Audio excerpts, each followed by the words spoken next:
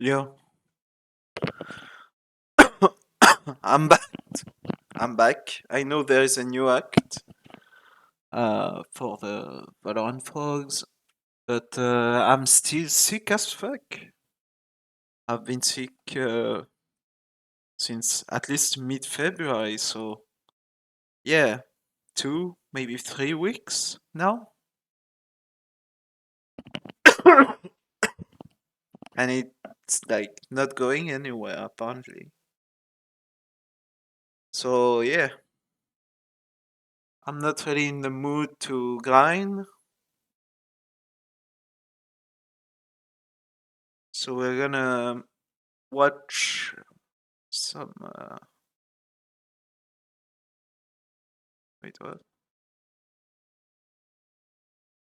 Yeah, we're gonna watch some Bloodshot stuff. I haven't watched it. It's gonna be about the the up and coming Master Madrid, which I'll cover. They start mid mid March. One sec, I'm looking for the Valorant esports stuff.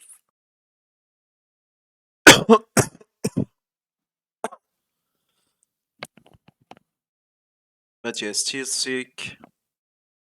Uh, yeah, they're gonna start mid March, and they're gonna last like 2 weeks, something like that. So we're gonna have some good games.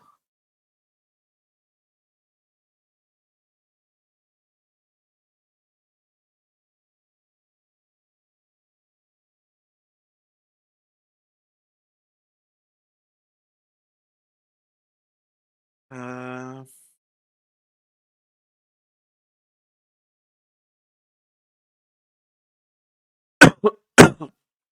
sorry.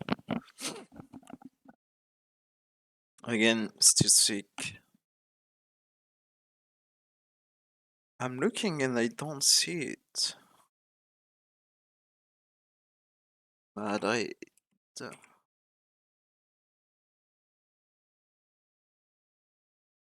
Okay, I have it.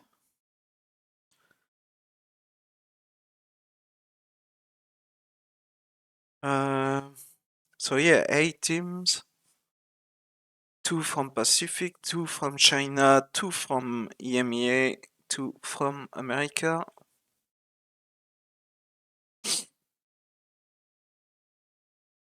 Sentinel Loud, Carmine Corp, Team Heretics, Genji Paper X, and Edward Gaming Fang plus Phoenix.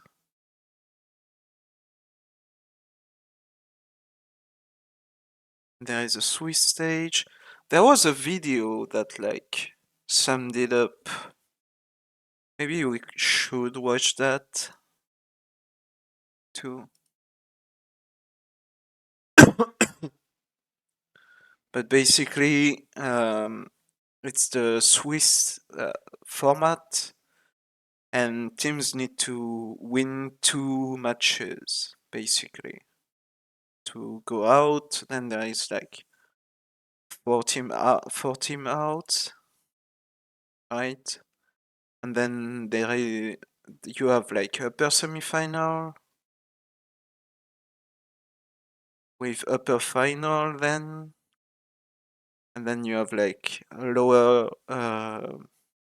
games, and then a lower final, and the winner of the upper final and the winner of the lower final meet in the grand final, and it's March 24th, 5 p.m. CET.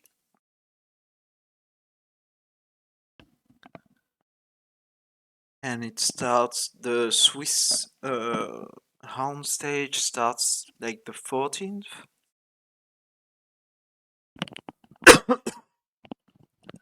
So basically in a week.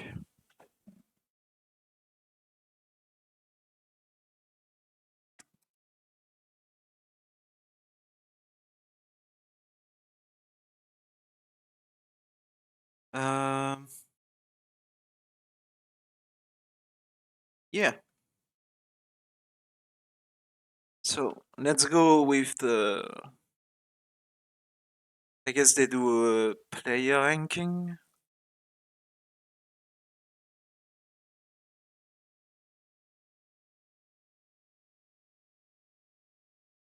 Yeah. They do a top 10 player for Madrid. And then they do a power ranking for teams. Hello, welcome to Plat Chat Valorant episode 169. Yeah, that's 69 with 100 on it. Yep. That's my intro. That's the whole thing. That's awesome. That's the whole thing. That's the whole thing right there. Oh my god. Dude, this episode is going to be bonkers banana ultra crazy. Masters Madrid, I don't think I've been more excited for a tournament in a while. This has restoked my passion for the game. He actually Genuinely. hated Valorant before this tournament. Fun fact. I was ready to give it all up. I had one bad day of ranked and I was this close to tossing the whole thing in and going back to OWCS.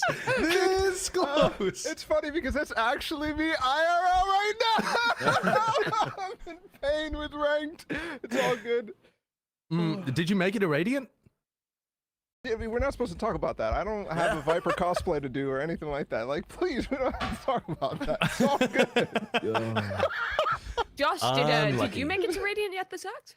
Yeah, like I'm trying to make it the Radiant, as if I would ever put my self-worth on the line, thinking that I could make it to a high rank. There's no way. The fact that I've ever been Immortal 2 is fraudulent to begin with. Absolutely fraudulent. I am not an Immortal 2 player. I'm glad you say it.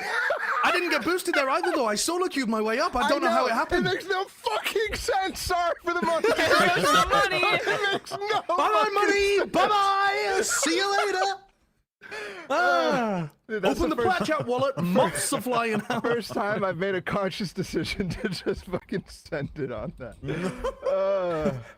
Beth has come into the room. As soon as I mentioned the word boosted, she's opened the door and she's like ready to go and needle me and tell me that I am boosted. I'm working, honey. I'm working. All right, let's get on with this episode then, shall we? Can I just get a temperature check? Am I the only person who is just like frothing at the mouth for Masters Madrid? I feel like this tournament's gonna be. Yeah, you're a foamer, Mimi. Famously, I'm so excited for this tournament, man. It's the first tournament in like, I don't know, literally since like 2021 where I've looked at it and I'm like, I have no clue who's gonna be in the finals. Who's gonna win this tournament? No fucking clue. I think like it might there's just so many genuinely be competitive the teams. only tournament that you ever cannot have it. Like, I don't know. It might be the Literally. only one. I feel like some people might listen to that and they might think, well, you guys get it wrong anyway, so why? So how is this so different? But in every other tournament, there's like a favorite. Even if that gets upset at some point throughout the tournament, there's always some kind of hierarchy going into it where you can have teams that you're expecting to do better. The odds-on favorites to win the tournament right now, if you just look at the bookies at the beginning, are Loud. Who are the second ranked team from Americas. Yeah, I think that's just because they've like gone deep before and done it before and stuff. Like I genuinely think They have this the is most confusing the experience. odds makers. It's that much of a tournament. Makes sense. I don't know how the odds makers make anything make sense in Valorant anyways, because they're almost always disagreeing with what I think. So I think they're just boomers or something. I don't know. You should go work for them. You should sell out. Yeah, me and my 100% prediction rate. Yeah. If I was a deeply unethical person, I would own so many properties right now. Just from gambling on Valorant. I would become a landlord. Just generally. Just from gambling on Valorant. Because, dude, I got fucking like 90% of my preds right for kickoff. Did you? Yeah, I predicted EG. Predicted the you're talking about the previous preds predicted for the fucking, end. Everything was correct. Guys, The you only- ever want the lottery numbers, you fucking come to me, okay? The only thing we didn't I predict don't know. correctly. I mean, Bren was pretty on the money, actually. Yeah, he went for Carmine Core beating Fnatic. No, sorry. You went for Heretics beating Na'Vi. Beating Na'Vi, yeah. You just didn't which have nobody Carmine did. Core beating Fnatic. I had EG winning in their match. Well, that wasn't Well, correct either. that's Then. wrong, Brian. No. EG winning the first match, the he qualifier means. match, the first match. Oh right. Okay. Which Well, no, nobody. what do you mean the qualifier match? They didn't beat Loud. That qualifier was the to qualifier. playoff. No, There was no fucking way to thing that got them predict- into playoffs. Right, the G2 game. GG2. Just stop Got thinking you, about got it and you. let Bren be right. His Yeah, predictions I were mean, I'm perfect, just my 100% predictions accuracy. were good. Great job. That was Bren. good. We're Apart getting from the too much. Fnatic one.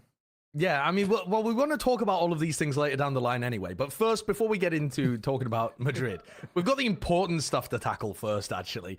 And that's another bloody skin review. Primordium released Whoa. the cop or the drop. It's fiery. It's a devilish theme. It's like the. Isn't it- like is it not Doom. It's good? like Doom. Wait, it's like the it's like Doom. people who bought the dragon skin at like the beginning of Valorant are just continuing to fucking sob and cry. Because tell me this isn't just the same skin for $10 cheaper. No, the dragon one untrue. is not. Untrue. False. Can I hold on to a False. dragon vandal and reload its cock? With this one, no, I can't. I mean, 100% That's I funny. can with the Yeah. old dragon skins. You are just exchanging it. That's very true. Yeah.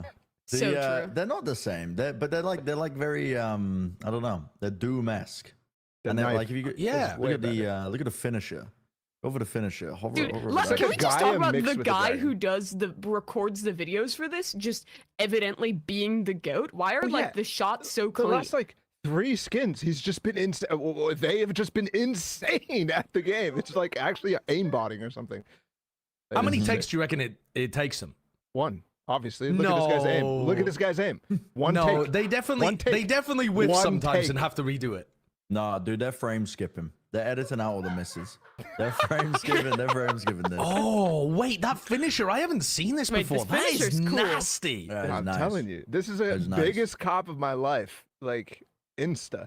It's a mix of the Gaia and the dragon, and maybe a little bit of the Reaver. It's an Insta cop. Can I see the Insta-cop. finisher again, please, Kurt? Because I'm so close. Kurt is just.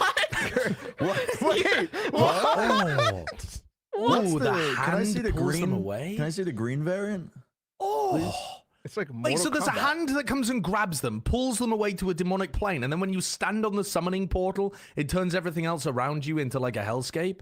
Holy Oh, fuck, wow. the green one is ugly Actually. as It's the fuck, biggest man. cop of my life. They never do green skins, and I love green skins. Oh my Oh, god, dude, so good! I mean, That looks so harsh. Yeah. How are they going to release this after my chat baited me into buying 2 Carmine Core bundles? Look at the knives, bro. Oh What my the- god. This Wait, is have you seen the incredible. one animation? Are you running faster? You can't convince me that you're not running faster. You Dude, we're not getting can't. paid for this, by the way. This is just. No, I know. No, of you would course we don't think get paid for this. You would Can think you the Wait. the Riot Mark. So if you knife someone, there's the animation, and then if you move in the circle, your fucking feed of you is gonna change into that demonic shit. It's actually trash, right? Because the only way you're close to that circle is if you kill someone close. But what if that fucking skin just transfers you into that fucking hellish realm, like, and then you miss something. I don't know, man. That looks like pay to lose for me. marketing team had like reached out to us and like, we'll give you 10K if Well, you just oh- slip in the skin Wait, review. I mean, that's know not we a bad don't. idea. Have you Yeah, seen the honestly. previous skin reviews though? We're constantly saying we wouldn't buy the skins for the game. that we But work now in. they trust us, right? They trust our Yeah, we've- opinion we've because they gained a bit of believe. Wait, show me us. that blue variant. Wait, that might be what sells me. Oh, Ew. This? yeah. Yeah, It's I mean, not it's even that. primordial anymore. It's kind Get of her cool. off the show. No, Get it's her like off the the blue- show. Wait, hold the up. blue Is it flames mountains? is kinda Is it cool. mountains? Wait, that's so sick. No, it's nowhere near as good as the other two. Oh is my like dude, fucking shut the Frozen fuck up. Throne. That is sick. Ice King. Yeah. Not about I'm- it. If I pick COP, am I legally obligated to buy it? Because I don't want to Yes. spend the money, but it is incredibly good. Yeah, I'm in the same boat. I don't want to spend the money, Buy but it it. is good, and I would get it. It's so only good, though. $87, guys. Like, relax. Oh, how Oh, reasonable! fuck. Drop. I'm not paying for it. Yeah, I don't want to pay for Too it, but expensive. I would like the skins. so Is Dude, that let me an tell you, option? chat. I'm sorry. You could either work for your money and buy the skin, or you could make your money work for you. We have all-time high yield savings account interest right now. You could invest your money back into yourself, and you could be a better man instead of making the skin work for you. You could have a finisher in real life when you retire early from your job because that $90 you put in. Let me tell you. No. That's what I'm gonna be doing. They You're a High, streamer. sell low. This is literally an investment right here. I'm not. All the little I'm Timmies not are gonna a come to the streamer. stream to watch this. Nope. Yeah, I heard that's the reason why nobody watches my stream is because I don't have any skins. That's True. I did a lot of market research, and that's the biggest reason. So yeah, I'm gonna cop this. That is dope though. That's one of the best skins that we've reviewed This in quite is a like while. the best one they've released in recent memory. Since I don't Yeah. remember any other recent skin they've released. Actually, Yeah. though, like Based. out of any skin that deserves $87, like this, they actually you- blew it out the fucking. Can you park. pull up Sabrosa's tweet? His reaction to this? This cracked me up. When I saw Sabrosa's tweet on this. I mean, I don't want to spoil it. I just I've need you never to seen pull- this screen with our green. Like, Yeah, it's a new one. Oh, yeah. It Whoa, shows you what we whoa. copped and what we dropped. Dude, this is crazy. So is it like a positive tweet, a negative tweet? It's just a funny tweet. Right. We're This is actually a a funny React tweet channel now. reaction. I Send can't us your find his clips. account. What's his Twitter? The Oh, I found Brosa? it. Dude, I spelled it like a doofus with an S. It's a brosa. the Prosa. You just type in Um, -8 on Twitter and it'll come up. Ooh. I don't know where. Oh, this. What does he say? The Oh, Shaitan Jesus. bundle. Hold on. What is he talking? Oh God, Oh, the game's open, so hold on. I'm terrified. Guys, is it just me or is Kurt so loud? Am I super loud? Sorry. Yeah. The Shaitan bundle pre-Ramadan. Haram. This shit sent me, man. This shit sent me. And then all the comments of people just like being like, "Oh, I didn't even think about that. I guess Valorant's around now. I can't play it." Just absolutely roasted. Was it, man. Valorant halal before? I guess so. I don't know. It was. I don't know. But I would say that was not tickled worth me. waiting for, Bren. Well, okay. Fuck you guys. I'm going. Fuck this show, man. All right. Fuck this. Let's- I'm going let's- back to bed. I had like 4 hours sleep. And go. No, Fucking. we go, appreciate you. No, we appreciate you. No, go take the fucking bike and go fucking run it around the block real quick, huh? And then fucking and then just fucking and just I don't know. Just I'm gonna go drink. Goodbye. He's You gonna guys go add swear some a vodka lot. to that orange juice. Yeah, he's gone off on a tirade, hasn't he? Not me. I'm PC. I'm family friendly.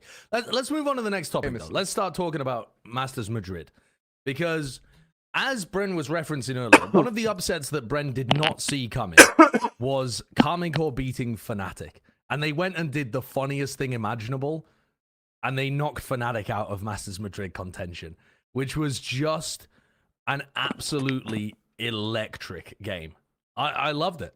I was there rooting for the blue wall. I was telling all the Karmine Corp fans at the beginning, you're not winning this game. Listen, I like your team, but you're not winning this game. And they absolutely, they kind of smoked Fnatic, to be honest. Yeah, Yeah. 2-0. it might be my favorite team now. This shit is I mean, insane. And if you've been watching the entire time, Karmine Corp, like they're real all the way through. It's not a fluke. It's not anything. Like Fnatic wasn't even like choking or anything. It wasn't like they looked all off or anything like that. Yeah, maybe overall, you could make those adjustments. You could make those claims, but they weren't. They weren't like the OG Fnatic that chokes, where it looks completely lost, where Boaster doesn't even know what he's doing. They were still running through all the protocols and stuff. It's just, I don't know. There's a lot to say about Fnatic, but Karmine Corp is the truth. Bala, I had people coming into my chat after this match saying, who do you think the problem is on Fnatic? I'm like, I'm just not engaging with that. They were like, Durka looked like he had a really bad game. I'm like, that's not the reason, It's guys. just That's the not fucking the reason. the like anti-Fnatic fans chomping at the bit to bring back the fraud-matic allegations any chance they can. It's just, we gotta drop Durka, guys. We gotta drop Durka. One bad game, we gotta drop him. They're fucking begging for it.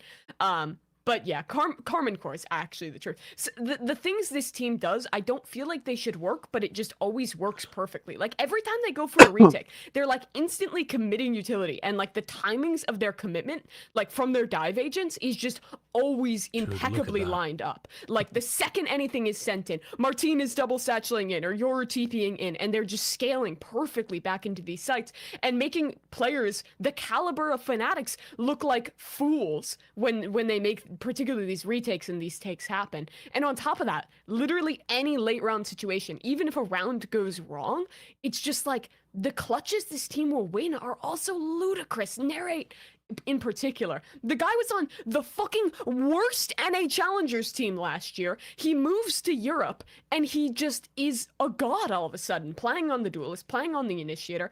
No matter what, this guy has been utterly absurd. Like, it feels unreal where these guys came from, that they're here now. So they put out a tweet. Eng put out a tweet saying that they've won 58 scrims in a row since February 6th. Was it Eng or And Zage? they And it also was released a behind the scenes 56, I documentary, think. which was fairly cool. It had a lot of filler in there, but it was pretty fun. It gave you a good insight as to like how they've built the team culture. They're all super hungry players, willing to work mega hard, and they've put in some of the most practice out of any team. I mean, they've been scrimming together since October, basically, which is the same level of practice that Sen have had. You just saw more of Sen because they were playing in off-season tournaments, or Loud. So similar amount of practice to all of the teams that are the most refined currently. And they've just been dunking on people in practice recently. So it's consistent, but also they're translating that into matches. You would think with a team that was full of rookies like this, yeah, they might smoke people in scrims, but once they turn up to the big stage and once they're actually playing for real stuff against big teams, they would show more restraint. They wouldn't have the same level of confidence. They would be a little bit afraid of people like Durka or, Alpha Year on the other side. They barreled them over. Martin tweeted afterwards saying, "Don't compare me to Durka," which is like, bro, what do you mean? What do you mean? That's a insane. compliment. In dunking on people in practice recently. So it's consistent, but also they're translating that into matches. You would think with a team that was full of rookies like this, yeah, they might smoke people in scrims, but once they turn up to the big stage and once they're actually playing for real stuff against big teams, they would show more restraint. They wouldn't have the same level of confidence. They would be a little bit afraid of people like Durka or, Alpha Year on the other side. They barreled them over. Martin tweeted afterwards saying, "Don't compare me to Durka," which is like, bro, what do you mean? What do you mean? That's a insane. compliment, bro. That's a compliment. And he beats Fnatic and he's like, "Don't ever fucking compare me to Durka again. I'm on a different level." What? That is insane. It's ridiculous. Oh, they win this team round, is by the way. insane. After it starts like that, like this team is just ridiculous. You also have to give credit to the coach in Eng. It's just absolutely criminal that the guy who brought like Gambit and then Mech to the heights they did just didn't have a team last year. Just wasn't on a team, and now he's back, has a new opportunity with some rookie talent, and has just formed them into this ridiculously good team. Beyond just the good players, the good synergy, they're also bringing unique ideas. Like I think that their comp on split is super sick. I love how they're like using like the Omen and Fade util to deafen to like combine with the Yoru. I love how they're using the double smokes to like give more options to take space when they're double diving in. It's like the ideas are really sound that they're running and creative. The synergy is on point, and then you just add in some players that are just having absolutely unbelievable tournaments, and this team just looks ridiculous. Yeah, on top of that, the antis in this, particularly this map versus On Lotus Fnatic, were unbelievable. Unreal. were They had super good. one map to work with against Fnatic, and they antied the shit out of them. I don't think But they also had realize all of how. last year. Well, okay, Yeah. sure, but Fnatic were throwing in new stuff. I mean, the Omen changes up the Some way stuff, they take yeah. this shit. Yeah, like we literally just saw an example of it of their tree takeover towards A, which Fnatic were rolling Vitality on consistently. They play around that. They had smoke specific lineups for the haunt that they were throwing to try and block the haunt so they could fight rubble easily. Dude, they were cooking with this, and if they're able to do that with just one map, yeah, it was like a huge. And you can make the argument, sure, they haven't changed too much of the playbook overall from previous years, but Dude, it's mad impressive. I mean, you got to give full credit to Eng, I think, and this whole fucking team. They have so many strengths, not just with the counter stratting, but like I'm assuming you've already mentioned just their retake protocols and the individuals stepping up as well. Like this team the looks retake like success the rate. real deal. The retake success rate must be the highest out of any of the teams, I think. Although Sentinels are also amazing on the retakes. Yeah. So I'm not super confident in that, but it feels. I mean, look, Kurt's dude, pulling look it at up. the amount Look of at the defusals. defense rounds. How many of these they're letting the opponent team get the plant down and either flooding or doing some kind of set retake. The utility is always immaculate. Shin saves his smokes for the perfect positions on the retake. The sunset, like one way that he's putting on the back box, and then he's also got stuff on Lotus as well when they were doing the mound retake that we just watched earlier. Shin teleports across to the other side, so he sets up a double face with Martine before the retake even begins. Smokes mound so they can't play the mound lineup. Like these guys are thinking so far in advance. It's every single player. Their agent is like getting the maximum amount of value out of it. So I huge credit. I mean, Eng is the goat. You guys already know I've been believing on that shit. But I have to give Eng credit is the to goat. Zaysh, Is there too. anything? Is there any other part of that statement you want to finish? Eng in my throat. There wasn't any need. The joke was no completed once need. Mimi said it.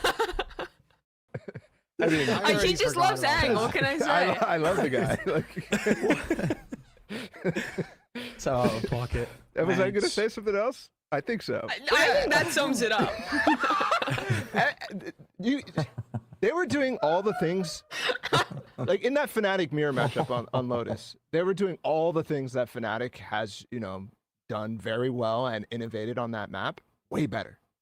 They were adding just little things, even the spam angles from the Odin, for example, the A main spam that constantly happens. You know how Chronicle always is spamming A main from just the regular spot. They were doing it for trees so that people are getting caught run out. They also had like the fucking perfect lineups for people who are jumping on top of Root, on top of Rubble, all the different things. Like they're finding so much value out of little tiny things too, which is insane. To add another piece of context to that, they hadn't been running the they hadn't been running the Odin prior to the game against Fnatic.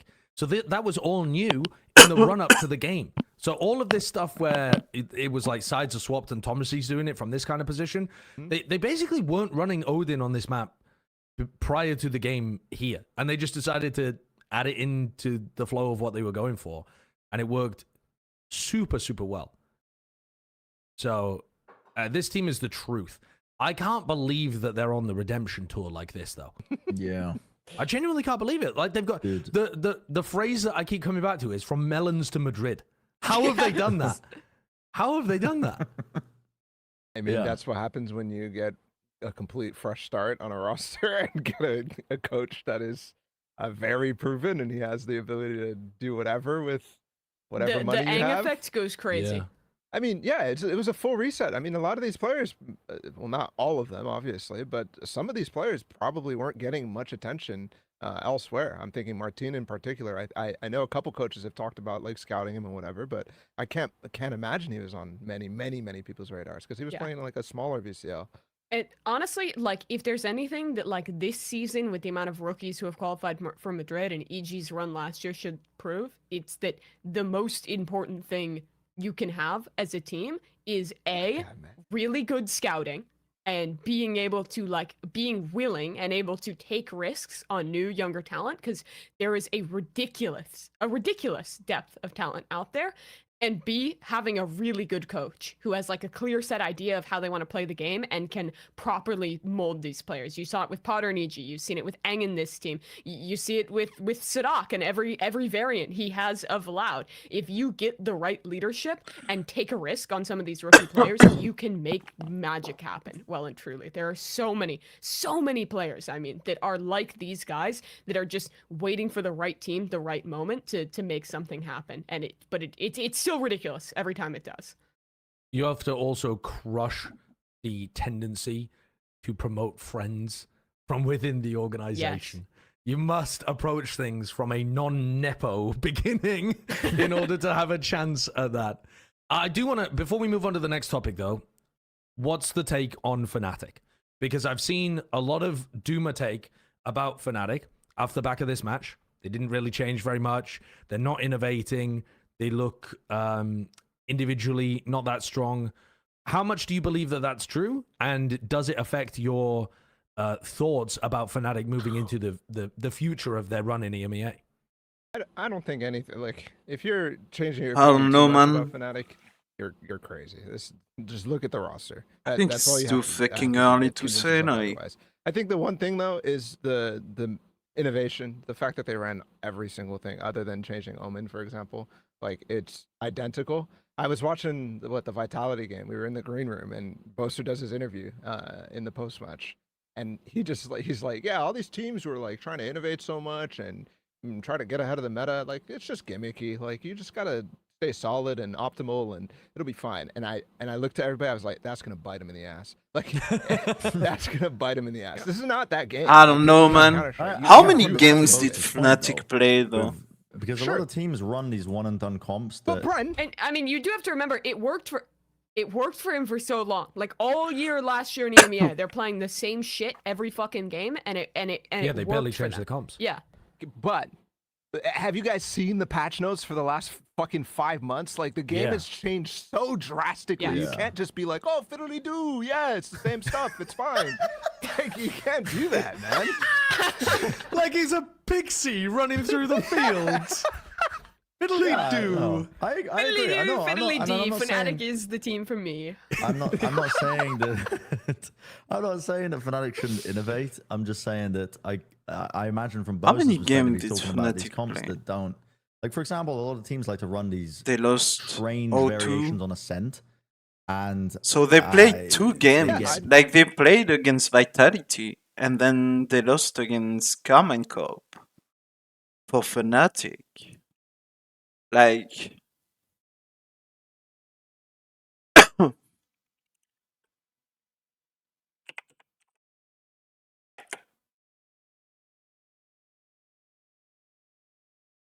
fuck me. Is that it? I think that's it. Like,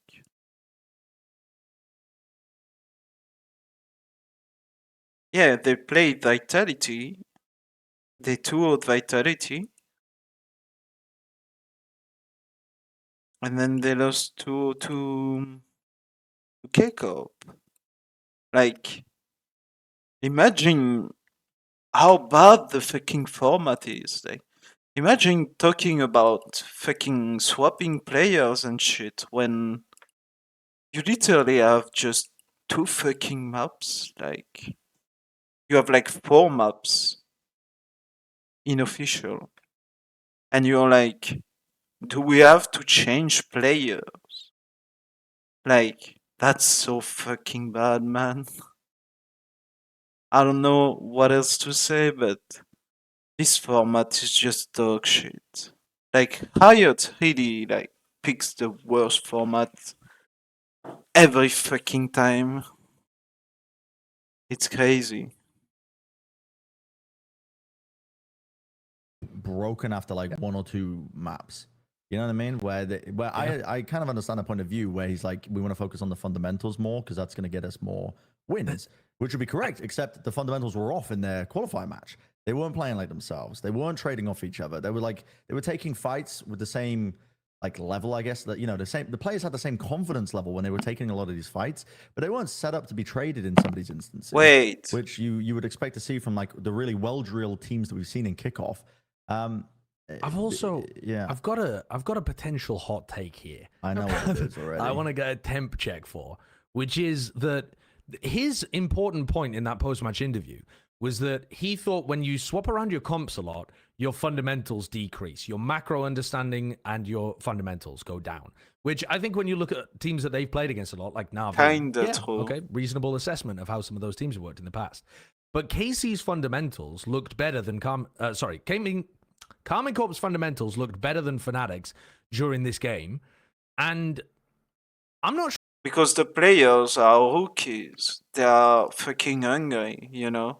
So they practice a lot, they train a lot, compared to people who've played the game so much. Like, it's obvious that they're gonna be more solid on their fundamentals. They don't have the experience to rely on like Fnatic. And so they're gonna come in the game sharper. That's expected. Sure, Fnatic have actually ever had the cleanest fundamentals that we've ever seen from teams. I think what they've had is excellent usage of ultimates, an extraordinarily stacked roster, and they have setups where they're really, really solid as long as their players win duels that they're expected to win, right? But I think the kind of thing that Yeah, we're they're seeing playing from chess. Common Core and As long as your fucking pawns take the other pawns when it moves to its fucking space. Sure, Fnatic is good. They're playing chess. That's it.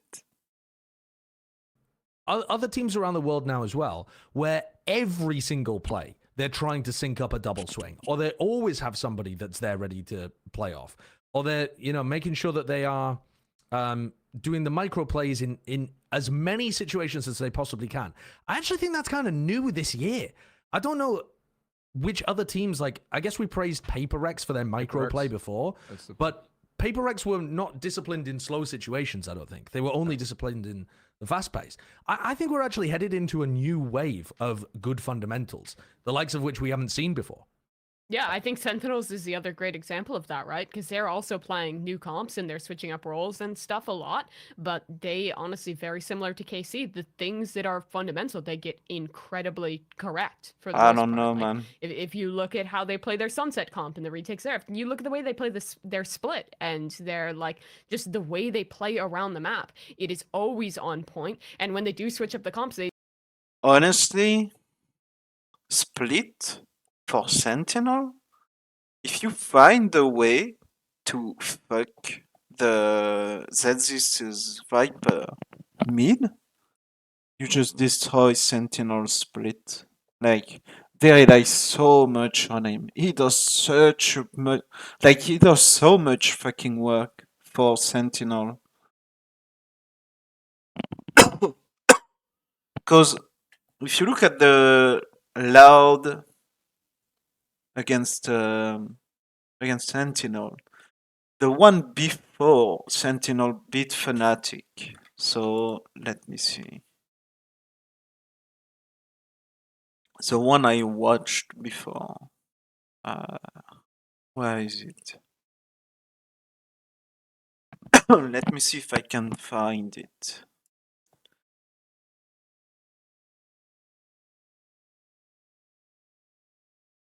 Please.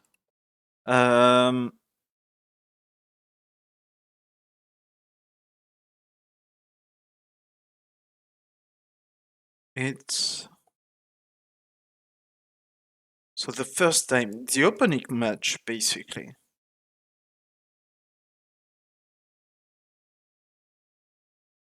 Yeah, they played split. Was it the opening match? Yes, it was, I think.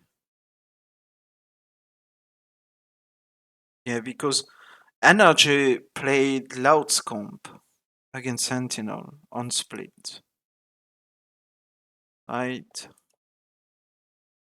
And Sentinel almost beat it the first time. They lost 13-11.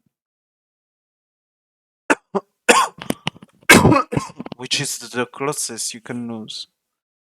So, and Loud was doing something very interesting. They were pushing away the Omen, Tenz's Omen, from ramp with the Viper wall trying to isolate a fight. But if you look at those games, like the opening matches, the Loud versus Sentinel split game, if you look at the Energy versus Sentinel, the semi-final, the playoff semi-final, and if you look at the grand final, I haven't watched it yet, but Sentinel won 13-3, so they probably are very dominant. Every single time they've played split, Zelzis has been insane at like holding mid and creating space in defense. I'm talking defense, right? Because on like T side, Chun QT is the lurk, which generally teams want to play. This is why we see Brazilian team play two controller like Omen or Astra and then the Viper. And then we see them play dual initiator. So Skybridge, I don't think we've seen some kill bridge. Let me see Leviathan. Leviathan. Oh, they played the Sova, yeah, that horrible fucking game.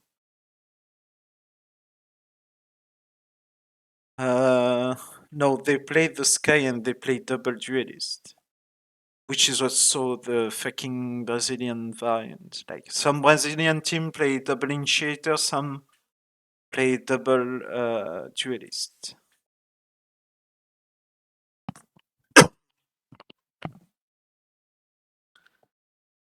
So yeah, you can, with the Viper wall, push away when you're on T side the people playing A ramp, basically. And get the control towards ramp, and maybe rotate through ropes to get like into mid and stuff like that, into top mid. But because you have a Viper and the Viper is playing with a wall, on T side you want the Viper as a lurk, but when you play with a Cypher, it's way more natural to have the Cypher play the lurk, and this is why in Sentinel, John Cutie is the one playing the lurk as the Cypher. And so you don't see that this have that much of an impact on T side, because he's in the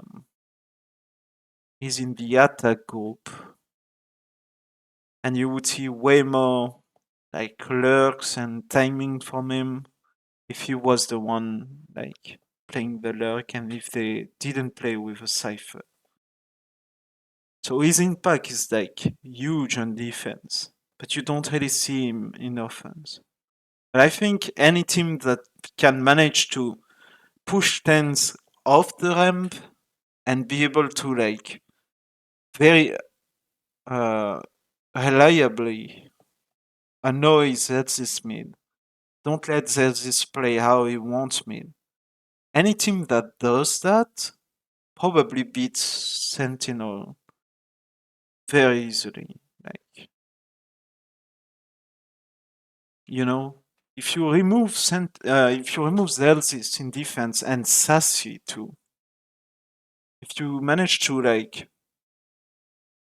kind of like neutralize these two, Sentinels doesn't have anything in defense on split. So yeah, even though they've shown like dominant stuff or stuff on split, I really think anybody who like looks at what they are doing, or if Zedis just starts to kind of like underperform, I think Sentinel is gonna have trouble on split for Master Madrid.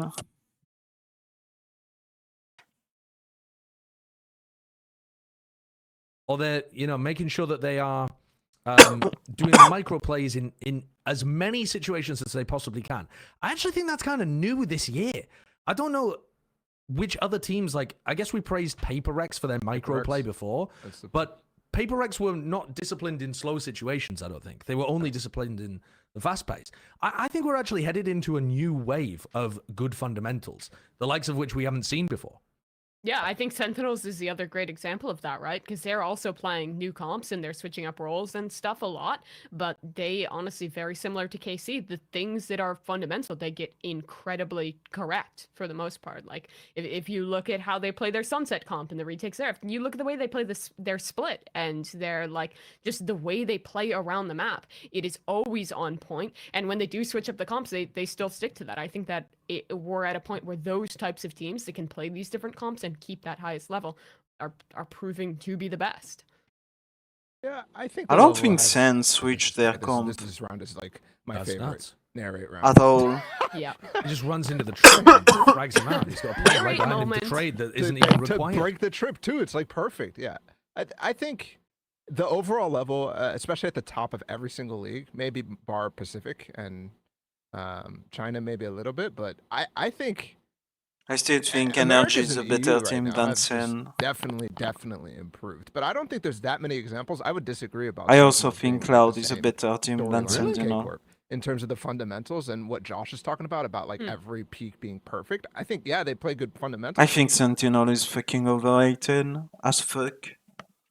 Like, they are third in NA, but they shouldn't be on Madrid. Like, I think if the fucking tournament and like group stage playing playoff is better, like if the format is better, I think Energy and Loud are clear like first and second by far. I also don't think Evil Geniuses is like fourth as a team. I think if you give more time to a team like Undead Thieves, or maybe more time to like Leviathan, I think you have a completely different rating in the American kind of like league. I think the format is so fucking fucked. But I would liken them to Fanatics fundamentals, which I agree with Josh on. Really? Yeah, I'm I don't so know. impressed with I- KC. I don't think Sen take that many individual fights where they're expected like Same with they're trying to just Fnatic. raw firepower out. They're taking a I fight. think They- if you give they them more usually have games, players in good positions to Fnatic trade. is I'm not is saying in that Madrid. I'm not saying that they're not doing that, but We're talking the what difference we're talking between about is great like and perfect. K-Corp is literally putting like dynamic high lows on Sure, every single sure. peak. You know what I mean? Like that's the sort of shit that's going on. Yeah. Where I think Sentinels is way more flowy than that level of. I structure. can agree with that, but I think they're way more flowy, but I still think in the moments that matter, they still get it right. But it's not like the 100% kind of like superhuman shit we see from KC sometimes. So And to be honest, I can agree to that. maybe KC trying to do that constantly will end up biting them in the ass sometimes because they won't Sure. find the like perfect timings that some of the other teams will. Like it isn't 100% that that's a better way of playing the game. I'm just saying that in terms of like the small fundamental stuff, KC seem to have drilled that better than I mean, you talk about I taking. don't know. Anyone? Yeah. And I mean, you talk about like taking those low risks. I feel like a great example with Sentinels is like, again, they're like Sunset game where they start choking, and then Tens just has rounds where he starts like teleporting on top of a box and taking kind of undue risks, but winning rounds because of it. They're more willing to do stuff like that, which you can kind of weigh that how you like, as whether that's a positive or a negative. I think it can swing either way.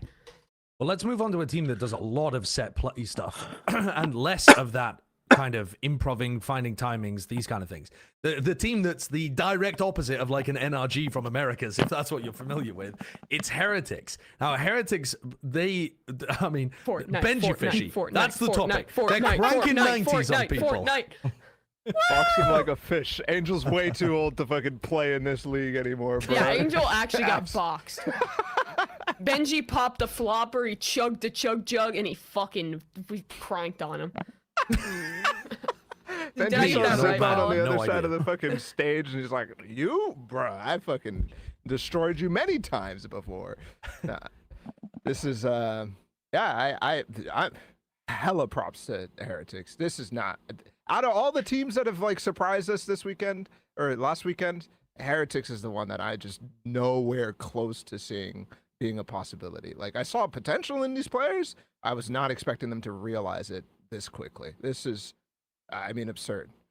Yeah. What's wild to me too is, sorry, go on, Brent, go on, because I want to give you your spotlight because you predicted this matchup as well. Yeah, because dude, Heretics, when I'm watching them as well, you said that they have a lot, they're very set play heavy and they go in the opposite direction, but I also don't think that's the case either. I think this team is also very good at communicating when they should play off of each other and making sure that they're taking fights that they're more favored to win. And they matched up so well against a team like Na'Vi because it was very evident to me watching Na'Vi that they hadn't put many time in fleshing out their map setups, that they were relying on certain maps, for example, like their Breeze, was all right for them, like against other teams. But when you actually had a team like Heretics that knew how to dismantle it, they were really just running over them. And this team is more than just these like the neon play flash executes at the start, which catch teams off guard. They have more to them than that, because I think that just really distills them down to almost Yeah, just of like course. kind of the level of play, you know, like Vision Strikers were trying to really innovate with, where they were going for those big orchestrated Oh my plays right at the fucking beginning God. of the round. But Heretics have that as like a weapon in their arsenal, but they've also got a lot more to them as well. I think the one thing that might slip them up at Madrid is their macro calling on attack side. That's the one thing that I thought was weaker than some of the other teams.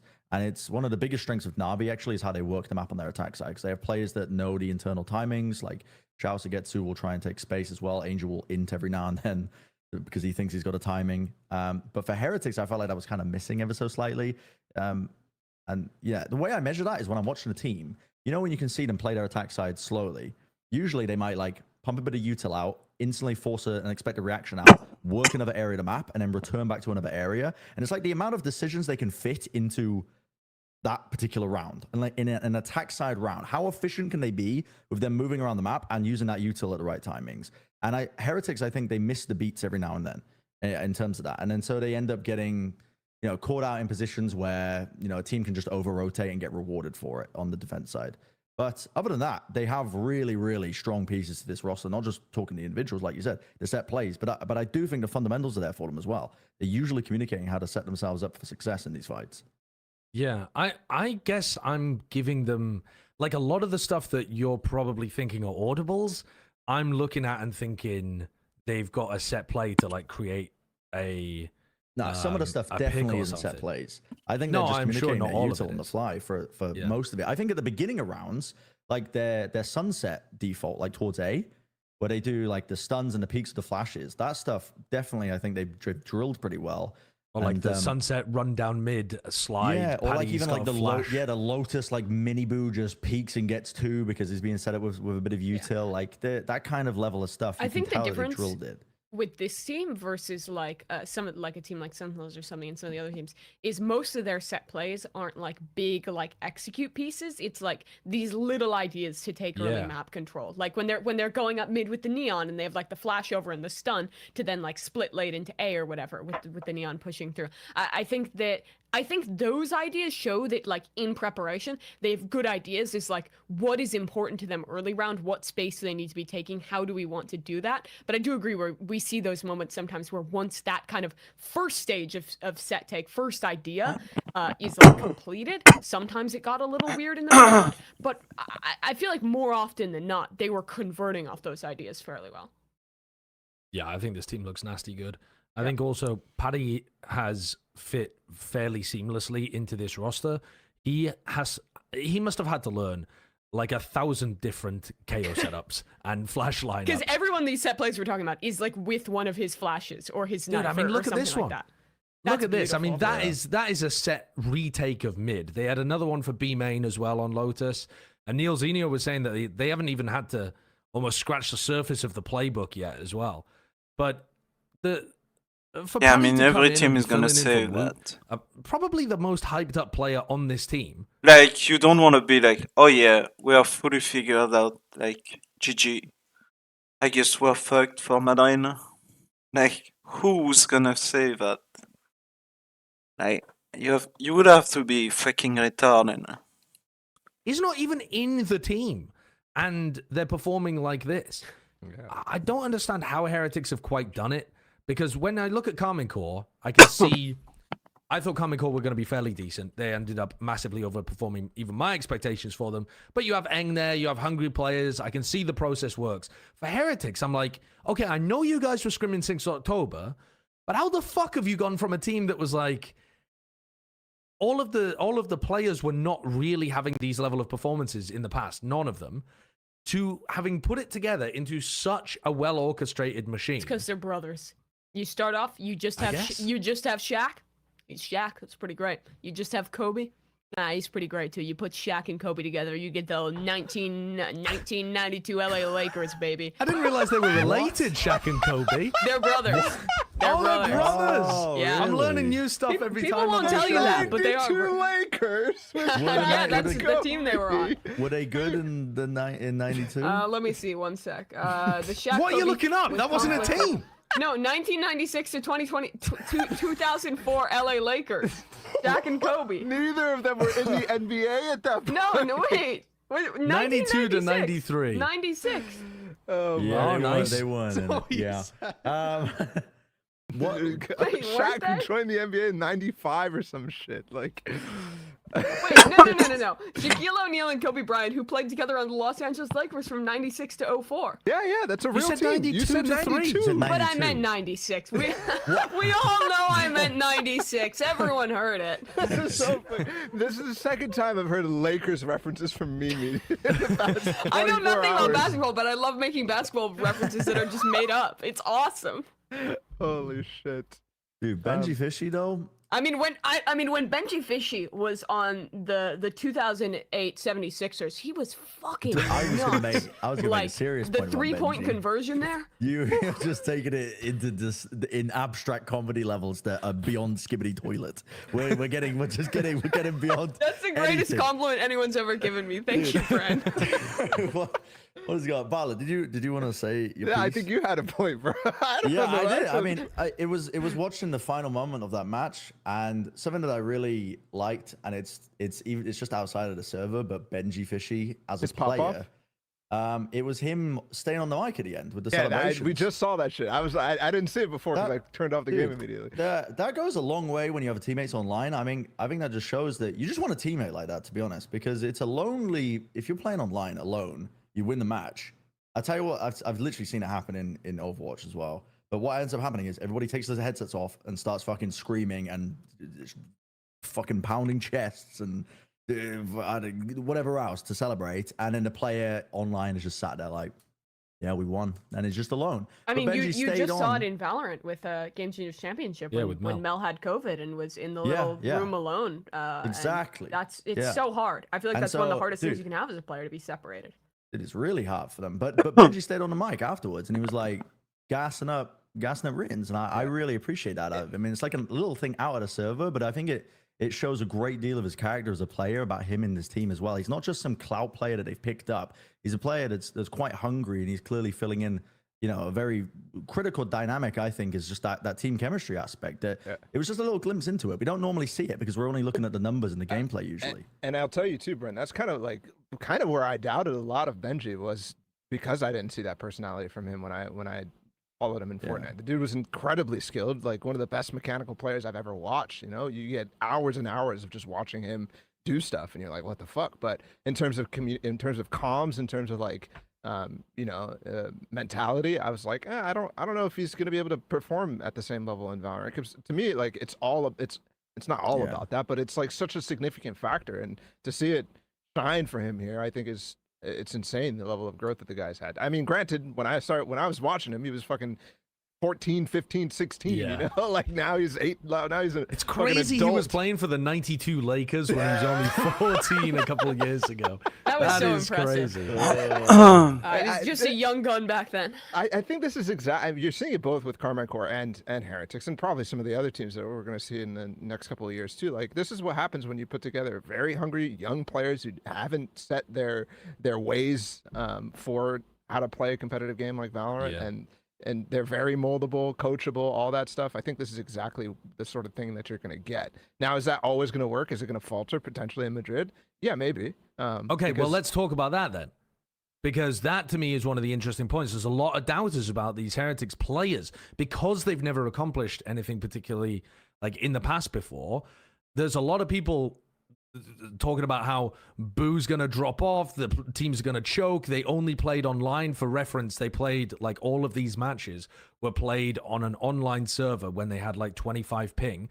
So I've had a goddamn enough of the rookies Okay. are going to choke on that land narrative. I've had a goddamn enough of it. The rookies are they just haven't choked online. If anything, Heretics is set up to succeed. They're already living in Europe. It's not like they're fucking flying across the world. They're going to Spain. It's like an hour flight. They're already gonna be set up to I mean, it's boot home camp, to turf for the practice, to org. be prepared. And exactly, that was gonna be my next point. This is the team that, well, they don't really have, like, they don't, it's not a Spanish team with the players, but it is a Spanish organization. The fans are going to be behind this roster. They're not gonna be out there in Are Brazil they? getting booed by 10,000 loud fans. They're going to be in an auditorium with support, and they're also starting in a Swiss stage where you get at least one kind of lower stakes match to get going. I think this is the format and the setup to make it far less likely, in my opinion, for any of that choking to happen. I also just rate these players highly enough that I don't believe in it. I really think they're going to succeed. For Rians, this is going to be his first time even playing on stage. So the others have all played on stage, Don't care. and they've absolutely popped off. You just don't give a shit about that at all. Yep. Okay, utterly based of you, I guess. Yeah. I and mean, the- have we seen examples of rookie players failing at LAN? We Yes, tend to the- see it like the their guard. second event. The guard turned up to Guards. their first event, and they Okay. shat the bed. Josh What was about prepared for DRX? this. Who was prepared for The this? RX, sure. I mean, Foxy Nine's never really popped off though, so I don't know whether you. God Dude, damn. holy that's- shit. Wilkinson. Jesus Dude. Christ. What's wrong? What are you Shit. talking about? You can't Savage. choke if That's you've never been fucked good. up. Oh. That is Dude, fucked. come That's on, fucked man. up. Holy That's just shit. a fact. First you go That's after fucked. tens, and then you go after Foxy Nine. Well, then that man. means Foxy Nine's about to swap to Smokes and become a greatest of all time fucking candidate. I mean, so he is on By the Take way, it. you're saying the guard choked, and remember they lost to Optic and then a close game to Paper Rex. Like, It was not close. It was not close. It was okay, not and close. also they were the number one Holy- team from Americas at the time, or from North America at the time, and they were expected to Optic win never at won a least one regional of those final. games. Optic never won a regional final. That's fake. So? Winning NA was so What? fake back then. No, they never Who have. cares? Yeah, but it wasn't fake. They were on fire, and I mean, just look at the VODs of how they won it in America versus how they played. Yeah, That's they true. choked. Okay. They choked. This choked what I'm saying is massively. kind They of choked. fraudulent, but that No, is but the only also, case. We've had, I feel like last year we had so many rookies that just Yes. popped the fuck And off also, on the guard stage. was a full team of Yes. rookies versus Heretics that actually has like experienced players there with them. Yeah, Who? yeah. I'm not saying that it Who is was a that? narrative. She? Rookies playing on stage Had is attack? not a narrative, but it Right. has happened like occasionally. It doesn't happen all the time. It doesn't even happen most of the time. It just occasionally happens. Yeah, 100%. It's not. It's but- not a fake narrative, but it is. There is a big difference though playing the game online versus on LAN. Sure. From everything that we've heard from the players, like holding angles on LAN, using Phantom on LAN, like those kind of things, offing on Phantom- LAN, The Phantom make was- a massive difference. You're like, what the fuck is this gun? I thought the shit was Yeah. like the fire rate is so fast, man. It's so fast. The Vandal too. Oh, everybody got back on the mic. Look at these. Look at them. Good teammate Yeah. alert. Holy. Yeah. Yeah. Anyway, if you guys don't think it's a narrative, it's not a narrative. Let's move on to the next topic, shall we? The next one that I want to talk about is Loud in their game against EG. Because Bren, you didn't have this one. Did you have this one, Predet? Did you go for Loud in this He's game, the or did you biggest just fan. pred upsets the whole way? Because we didn't pred the qualifier matches, did we? I don't know. I can't remember. Oh no, No. we did. Yeah, I had EG winning this, and then they won the first map, and then they went down for the last two. But That first yeah, map. the first map was was a nuts. fantastic example of actually just what was strengths for EG. I think just preparation wise, and them popping the fuck off in terms of just picking apart, dissecting a comp that a team had ran. And at that point, we had seen Loud play it twice. And I was like, holy shit, they are fucking cooking. Like, Jogmo was frying. The whole team had great ideas of how they wanted to respond to it. And then the other maps, it just started to fall to pieces. Because, yeah, EG, they had their deadlock comp, but it was pretty evident that Loud obviously had VODs on them too. And then Sunset. on top of it, like, Deadlock's- they'd already seen them play Sunset. Like, So you play fucking Icebox with Deadlock, Killjoy, and Viper. Like, that's just too much. Like, just fucking add a jet. Like, remove the Deadlock and put a jet, man. Like, it's just that simple. Like, the comp is too too readable. Like you don't have like anything to play off. You can't be aggressive anywhere. Like just use this because you want someone or you want to be able to be aggressive at some point. And if you're gonna go aggressive with a deadlock, like why not just have a jet? Because yeah, sure, you get aggressive with the deadlock, you win your 1v1 or whatever. And then you have the deadlock utility, but what about the time where you don't win that entry? You know? You you are sure to play that fucking 1v1 or like pick or whatever aggressive play. You're sure to play it. You're not sure about the outcome. So why not play an agent that's gonna give you better odds to win? Especially since Jet can still be a pretty good defensive option with her dash and like her picks and stuff. Like the comp, the Deadlock team comp is just too defensive. Like it's just too bad. Let me see if they show it. Popping the fuck off in terms of just Like their Icebox comp is just trash. picking apart, dissecting a comp that a team had ran. And at that point, we had seen Loud play it twice. And I was like, holy shit, they are fucking cooking. Like, Jogmo was frying. The whole team had great ideas of how they wanted to respond to it. And then the other maps, it just started to fall to pieces. Because, yeah, EG, It's this one. And you have a fucking... Oh yeah, I forgot they have Gecko, which is the more setupy, I guess, of like the fucking initiator, right? You need to use your util in a way that where you can pick it up, or in a way and like where you can pick it up and shit. So like you basically have 4 agents that have to set up shit or play in a way with stuff that they lay on the ground or that they have to pick up and shit like that. Like it's just too fucking clunky. That comp is just dog shit. They barely won against Under Thieves with it. And so it's like Loud's comp, like the split comp for Loud. They barely won the first game against like Sentinel. And then NRG played it and Sentinel beat them, and then Loud played it and Sentinel beat them again. Like the comp is just bad. You need to change something. Like you don't have enough stuff. You don't have the right util at the right point, or you're too figured out, you're too readable or some shit. And you need to change something with the comp. That's it. Like the comp is bad. You need to change the deadlock, at least. And maybe the gecko too. Gecko is okay. Like, you swap the gecko for a arbor or a sova, and you put a jet instead of the fucking deadlock, and you have a great comp. But these agents are like, it's too much. Too much of the same stuff, you know?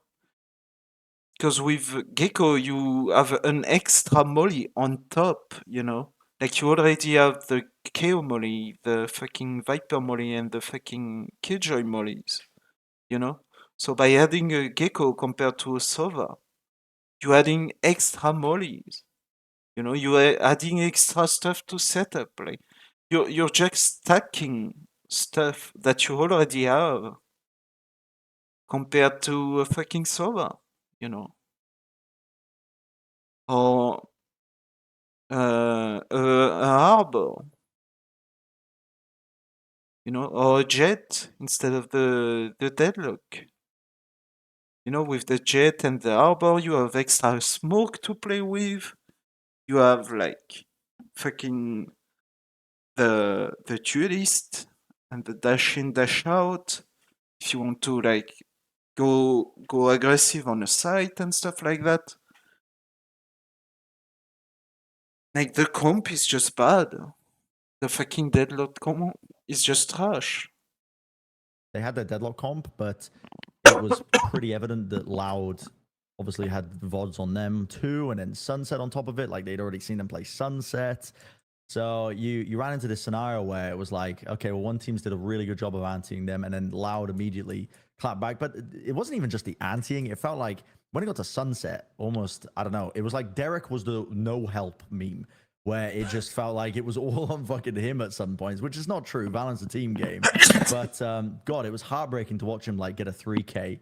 And then they lost the round. They would lose a round when they were advantaged, like consistently. Yeah, on they lost Sunset, the which 2v4 I and think is, shit. that's like normal. You're playing against Loud, which is a team that is one of the top 2 teams in Americas right now.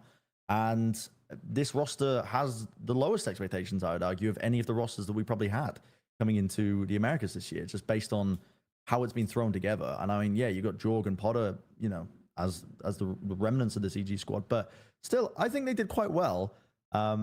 With all things considered, like with the players that they've got and how they did actually play in that first map, I think this EG squad has potential, for sure. They stole the script from Loud EG last year, They did. where it wasn't a 13-0 on Sunset, but what did it end up being? 13-5 or something? It was Yeah. just It's you. So- You anti-strat perfectly the first map. You lose a kind of close second map, and then you get rolled.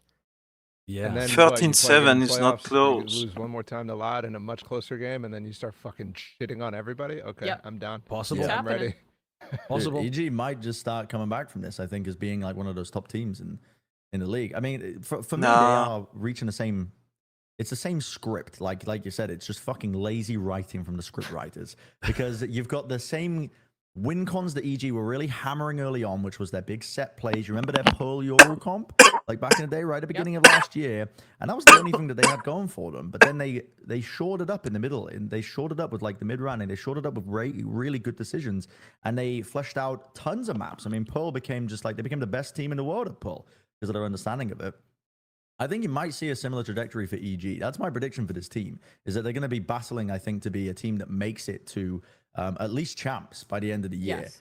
I If not think. even Shanghai. Which is Like, crazy to say, considering how stacked the talent are and like teams. Like you think about the top teams in America, and we're putting EG as a potential team that could potentially go. It's like only four teams per region, so they'd be contending with teams like Lev, like potentially G2 if they have an upswing. Lev like and NRG. Cloud9 make a resurgence, yeah, like NRG. But I do think they could do it. I mean, they've proven it from last year. Yeah, they don't have the same pieces, but yeah, it's a lazy fucking script. my hope is that I actually think it's very good for EG that they didn't make Masters Madrid. Because I think very comparable to last year. What this team needs is they have good ideas. The team is fully bought into it. That was the same last year, right? Like Potter was cooking. They had good anti-strats. They had some cool comps, and the team was bought into the idea, and everyone was committed to it. And that was good from the start. What they needed was time to build up the fundamentals and build up the synergy with the team, and kind of get their IGL confident with calling, get everyone just like gelling. I actually think having this basically month off before Split 1 to just work on those things, very similar to last year, will I don't actually know, be very man. good for EG. And I They have a lot almost of lost confidence to that when they G2. come back, this will be a team. They went to OT on Tencent, and then they almost lost Icebox. Like, they won 15-13 and 13-11 to G2. Like, and then Loud just, like, beat them. They managed to, like, beat the 7 fucking flashes of Loud on Ascent. But then it's the same thing, like, the same criticism to Loud's comp on Ascent is the same criticism I have towards the EG comp on Icebox. You're stacking the same shit too much, and your opportunity cost and the utility you can have, the other type of utility you just don't have anything else. So all you can do for like the loud comp on Ascent, the Breach Viper, Phoenix KO, Omen comp, the only thing you can do with that comp is flash. And that's it. Like you basically don't have anything else. And you have some okay exec for sites and shit and entry by proxy, but like that's all you can do. Like same with the EG comp on Icebox. All you can do is set up your shit and that's it. Like you barely have any smokes. You you don't have anything. You don't have any people who can entry for you and shit. Or can like play aggressive, or you don't have anything, any place to set up or anything. Like it's really bad. It's just bad.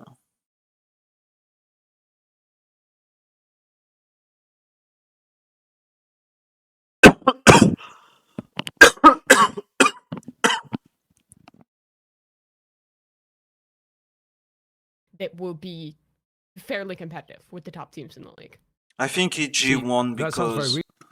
they are just the better player. Like they had fucking Demon One that like was above everybody else. Like giving the credit of like energy over like EG last year's EG, like EG winning last year. Like so much of the credit is given to people that are not Demon One. Like when you have such a dominant player, people are like, "Oh yeah, he's great. He's having great performance." Blah blah blah blah, and then they always try to like hype the other player around him and shit, you know. But the reality is, without fucking Demon One, and you're seeing it right now with the energy losing to Sentinel, is if you have Demon One that's under, like it's a lot of what you can do and it's a lot of your playbook that's like just gone. So when you give credit to Demon One for the win and for the like if you can blame Demon One for the loss, you have to give him like a lot of the credit for the win and a lot of the credit for EG's wins go towards people that don't really do anything. Like if you look at them, they don't deserve that fucking credit for some reason. But they're constantly mentioned, you know. And it's like stop the fucking bullshit. Like EG is not gonna recover. EG is like it's a worse team than G2 in my opinion. Like G2 can progress. I don't see EG progressing. Like if they keep playing like that, you know.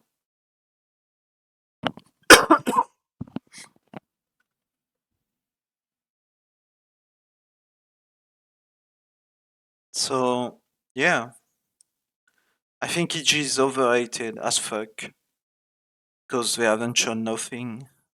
They lost to Loud pretty convincingly. They they almost lost to G2.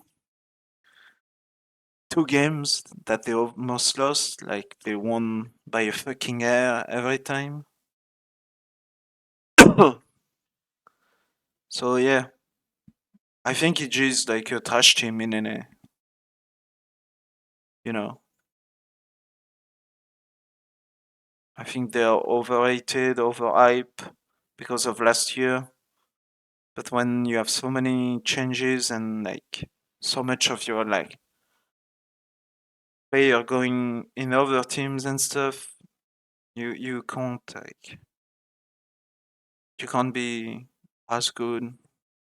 And it's a shame that they were in the Fnatic situation where they were out by winning just one best of five, one best of three.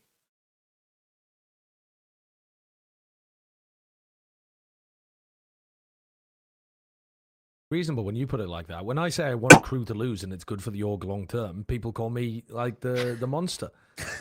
That's, yeah. Okay. I think well, that's a you- good- the I think the that's a difference, great point. the No, you difference put it in between the the two fucking- is Go ahead. you were saying that because you're saying they need to lose so they'll drop players. I was saying that they needed to lose so they could have more time to practice and become good buddy friends and work on their fundamentals. Okay, let's talk about Mimi's a Loud, nice though, because- person. You're fucking Dr. Robotnik, you evil fucking. Jesus. I will take the crystals. What is it? What are they called again? The Chaos Emeralds. The Chaos Emeralds. There we go. There we go. So Loud's comp got anti-stratted to hell on Ascent. The Phoenix Breach KO double smokes comp, in my opinion, got absolutely rinsed. I mean, the Cypher setups were extremely good for being able to deal with what they were doing, and the double Odin that EG was running was also eviscerating Less's take of B main. He just got completely shut out of the map, basically. And then what was the other thing that they were doing? Like a bait and switch setups in mid. So instead of fighting mid, where you could just drop the wall and give yourself an advantage, they were like tucking people in the close corner. And then when one person dashed away, they have no recon dart to be able to clear a player that's just tucked close, and they got whacked there. Do you think this is a playbook for taking down Loud's comp on Ascent? Should Loud come into Madrid and change the composition that's got them there? Yes. Yeah. Yeah, I would say so. But I don't think they will. I think Sadak is No. all in on this idea. It's like what 4 Like, maps that in comp Phoenix is too- Breach, like sort of stuff. Yeah. And he tried It's to too run it bad last now. year at Champs, not with the Phoenix, but like the same sort of ideas. I don't think it has legs personally. I think, especially when you watch that game, there's just there's not the same power with the level of entries you get with the rest of the more. Like, you have to change something for Loud on Ascent. I think you have to realize that the comp is figured out, and if a fucking trash team like EG was able to anti-strat to you, you have to change the comp for sure, 100%. If Louds run that comp on Madrid, I don't know what the fuck they're doing. Standard stuff. But I And expect think them EG to just displayed that, right? change. Like you said, the cipher trips that they were putting out. It's like there's no entry power. It's very gimmicky. Yeah. That's the thing though. Like Loud like you were saying, Loud when they have these ideas, The they Cypher like trip really were not tend to even stick that to the good. identity and try Like, to you make it could work. play Like the last same year, comp even with when they KJ were, instead when of they were running their Cypher, weird Ascent the comp and were trying classic, it like champions. They played that, which is the 2, classic maybe 3 matches before they decided to change it. Ascent comp Like right they now, tend to get very committed to trying to make these ideas and work. still beat them And because the I think comp this is comp way better. can work on some of the other maps. I like what they were. I actually like it a lot on Sunset. I really don't like it as much on Ascent. I think playing no dive on this map is so incredibly difficult. And now that they've shown VODs, I am hopeful they go back to default comp. But if they do, I think that does give them somewhat of an advantage because you can like wait. But here is the thing, on Sunset they play Sova instead of KO. So they only have 5 flashes. They have Breach, Phoenix and Omen. And so they also don't have the push. Like, honestly, if you're gonna play Phoenix, you might as well just play KO. Like, sure, you have your ultimate earlier and shit, but like, I don't know, man. The wall, Phoenix's wall, compared to, especially when you have Viper and Omen already, Phoenix's wall is useless. It's just useless utility. Like, it's gonna heal you, sure. It's gonna be like a little bit of a smoke, sure. But like, realistically, you put a raise in there. You put a fucking a jet. You put any other duelist, even a Yoru. Like, if you want the flashes, you put a Yoru. Even just a fucking Reina, and you have something better. Right? Like, there is so many other duelists that give you more utility. Like Raze, just on Sunset, you don't even have to play the Sova. You can play KO. instead of Sova. And you play KO Breach. And instead of the Phoenix, you play something else. You play the Jet or the Raze. Raze has a lot of stop power. You have the Boombot instead of the Phoenix Drone. You have the KO Knife instead of the Sova Recon and shit. I really like, or you can just play Fade and Fade and Raze, and that's actually a comp I really like Breach, Viper, Fade, Raze, and Omen, and you have a really solid sunset comp, kind of like a Lotus comp in a way.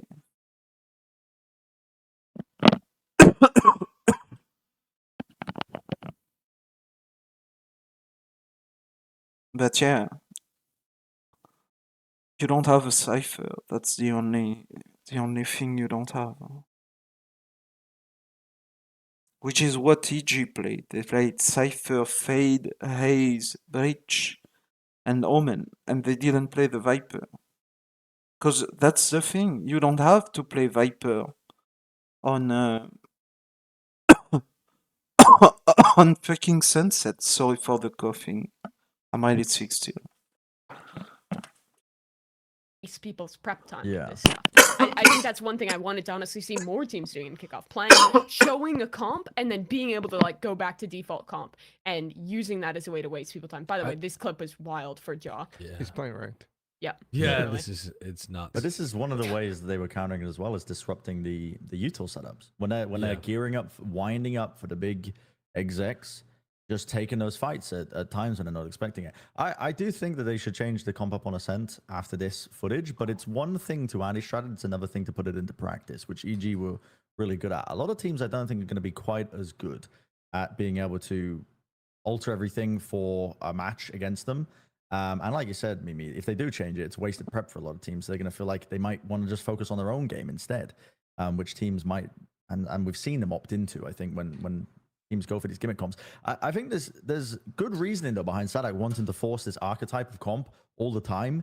And it's because the way that Loud play, this new era of Loud, where they're really quite tight together and they're playing to these strengths, they really make maximum usage of their one, the flashes that they've got, which they've got in abundance, but two, the comp has incredible ults that you can just snowball into round advantages that we saw them do all the bloody time. And they have a really good understanding of like playing to that comp strengths. Like if they lose the pistol round, they're most likely going to be trying to farm up the orbs around the map to try and generate the ults at least for the next one. If they're winning rounds, they're going to try and maximize the ults that they've got on the next player by sending them hunting some of the eco kills to really get that generated. And that's one of the bread and butters of Loud right now that makes them a really dangerous team, is that's all rock solid game plans. Like their macro understanding of how to play the game of Valorant is not affected by The them playing the gimmick comp. They will fundamentals. make that gimmick comp work, even if it can be counter-stratted, because they know the strengths of it and they play to it. Yeah. I think your point as to you have to execute the anti-strat well as well is so important, because when you think about the way that Masters Madrid is going to work, it's a Swiss-style group stage, which means you need to be prepped for every opponent, which means that everybody needs to be looking at Loud's composition, and they can't all spend. But we the know amount of time that already EG who did plays who. prepping for this game. And if they just Right. have a cursory glance, Loud at it are and think, playing well, if we Genji run on the Cypher Thursday. and we, It's the you know, second get game set of the up against it, Thursday. we'll probably be okay. But not every team has somebody like Jorg that can go and disrupt it. Not every team. I mean, I could definitely see some of the teams locking Cypher and then, you know, Louder just playing their default comp, and now you've just got a Cypher. Yep, Or they play exactly. Cypher and they play it on the same site instead of putting trips for the opposite site, and you just get hit by the KO knife, and then it's over. Yeah, it's Like risky. those kind of things. But I think most of the top, like, I'm already putting like teams in buckets, but I think the top bucket at Madrid are all teams that are insanely good at anti-stratting. Like, Yes. you put, for example, K-Corp. Like, Eng is a king on that sort of level. I can't think of many teams that are not good at the anti-strat aspect of things. Maybe not like to the level of let's switch our comp for it, but I think most of the time people aren't willing to do that in the first place. So Yeah. I think you're going to be seeing a more level-headed approach to it, where you don't have the time to really commit to something like EG did, for example. I want to ask you just about Loud's chances in general. I know I mentioned at the beginning that the bookies have Loud as like the favorites right now before any betting really begins. The bookies. Who the that's fuck You the is way love that that you talking can have- about the bookies, Josh. I think it's really interesting, man, because I mean the whole point is that they have a bunch of data analytics to make money, right? Like if they get stuff wrong, they literally lose money. We don't. We just lose a little bit of credibility, or we just talk about how it was a very unpredictable How much tournament or less do whatever. we have to lose? Yeah, exactly. We've got none left. So, would you expect Loud to be favorites? Like, are you buying into the idea that because this team has gone deep in tournaments before and has a ton of experience and really big time players like Les, Kao, and Zine, does that overpower in your mind the idea that they lost the finals to Sen, that the EMEA teams look really cool with their rookie players? Like, are you on the Loud hype train? I am. Yep. Not so much. Not. I for think those they're gonna do reasons. well. I don't know. I hope. I don't I even hope. know why I I'd be on the think, hype yeah, train for they're them, but gonna I do kind well. of am. It's just not about like them with It's not about them experience or anything. doing it before. It is, I guess, but like, it's not like weighing it against the fact that everybody else is rookies or anything like that. I just, yeah, a lot of They do have a lot of experience, though. Because that's what they always do. And you That's can what they see it always when do, they yeah. play. Like, Yeah. Based. I have no reason, and I don't believe the reasons you've given me, but it's happening. I think that I think they're one of the best teams at the event when it comes to their understanding of how to work the map on an attack side.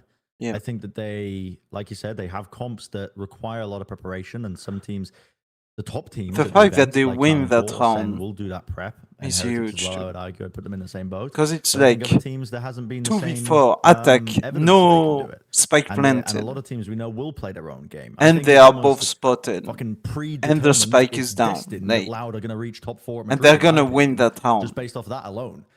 Because we know that they've got the firepower. I think the team players are there. I think they understand how their comp works critically enough that they will always play to the strengths of it.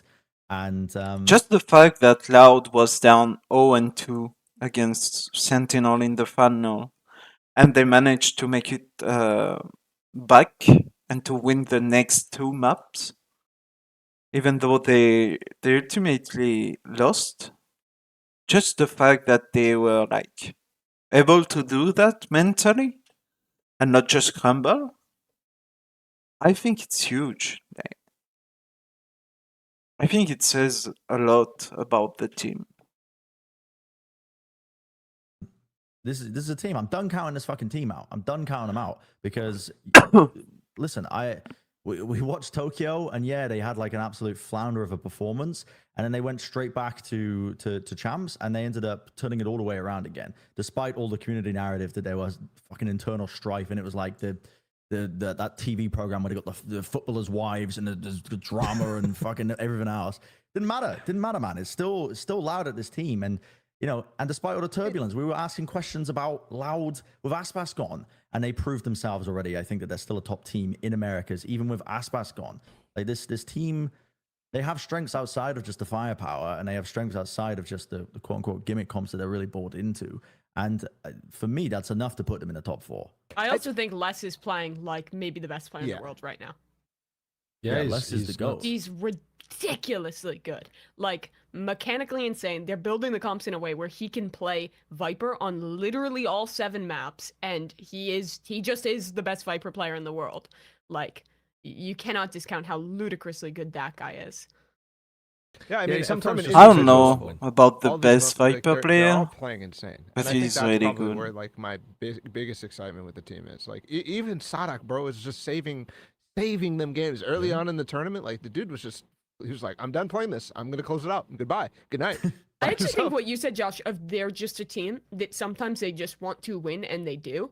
It's so fake, but it's also kind of apt because It's so weird. You watch them play, and you're like, "Oh, It's like Les just wishful decided thinking. he's Yeah. given up with the You know? game plan, and he's just gonna run around and win the game for them." yeah, and Like, same with it's- Sidak. Sidak had 2 fucking matches where he did that too. Yeah, and The it's first so game strange because they normally have against such Sentinel, a rigor to the like way that they play, the and then you just split game, watch the the one they minimap and won, Les is running off on his they own, were at hunting down 11-11. He's kills, just fucking and you're like, walking oh, forward. And then he yeah, he's just fucking holding wins the W, last running at 2 people, rounds knowing he's gonna alone. win the He game. turns Jules, from and that's- man to machine and just becomes the Terminator for like 5 rounds. I swear, Which every is- time it's so you watch bizarre. him find somebody around the corner, like he hears something, he just turns into a fucking shark. He's like, I just smell the blood. And he's just like around the corner. He will not stop until he kills that dude. It's Yeah. Well, let's talk about the opponents then that they played twice throughout this tournament, and they ended up losing to in the finals, which is Sentinels. They are so fucking. They're so fucking They're back, so man. back. They're so back. Sen City. Yeah, but I mean, if you look at the games, it's 2 for Loud and 3-2 for Sentinel, so it's technically 4-3 for Loud. If you look at the game, so Loud is ahead. Technically. Holy shit. Is it They're still possible so to buy back. stocks, the public investment of Sentinels? I think it is 10,000, please. actually. I'd like to 1v110s. Dude, that team is so fucking back. It's unbelievable. They're so good. There's an argument going around. I think it was TMV was saying that he thinks that Sentinel's map pool isn't that good.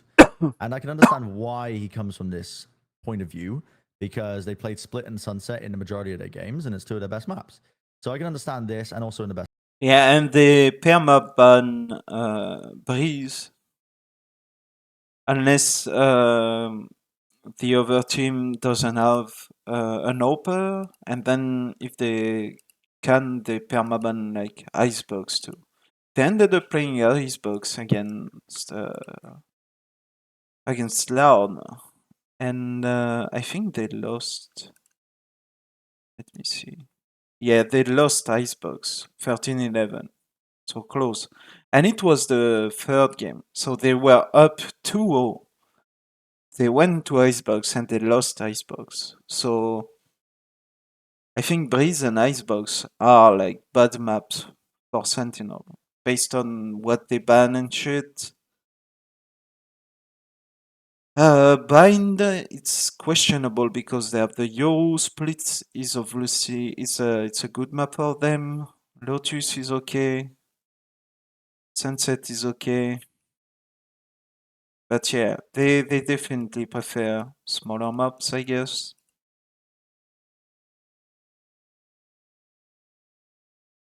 But like big open maps where you have to have an open and stuff. Like they definitely prefer haze maps to compared to jet maps, I guess. Their haze is better than than their jet. They're more confident on their haze. Which could be problematic, and I hope it's something, they work on and they come out in Madrid with a very, very good jet for Zeken. Because he has not really impressed me. Like, he is good mechanically and stuff, but when I look at Loud, when I look at Miniboo and I look at fucking Martin and K-Corp and stuff, I'm like, he's not that fucking good. Even against fucking NRJ, like, even one was above clearly, and he wasn't even. It felt like he wasn't even playing seriously. Like, I don't know. I feel like Sen could lack in firepower. If Sassy and Zezis don't do too hot, like Tense is too unreliable. I feel like people are like he's back because he has like a few flashy rounds, but I don't think he's like he obviously is good at aim, pure, but like I don't feel like it matches as well. And I think that's what we're when I was criticizing him on the fucking Omen TP for one. Like I feel like that's what it shows. He still has the mind of a duelist, even though he's stuck in in the body of an omen. And I think it's gonna bite them in the ass at the end. In the end, I think Sentinel doesn't do well in Madrid. I think Sentinel is gonna be a deception. Yeah, this deception, not deception.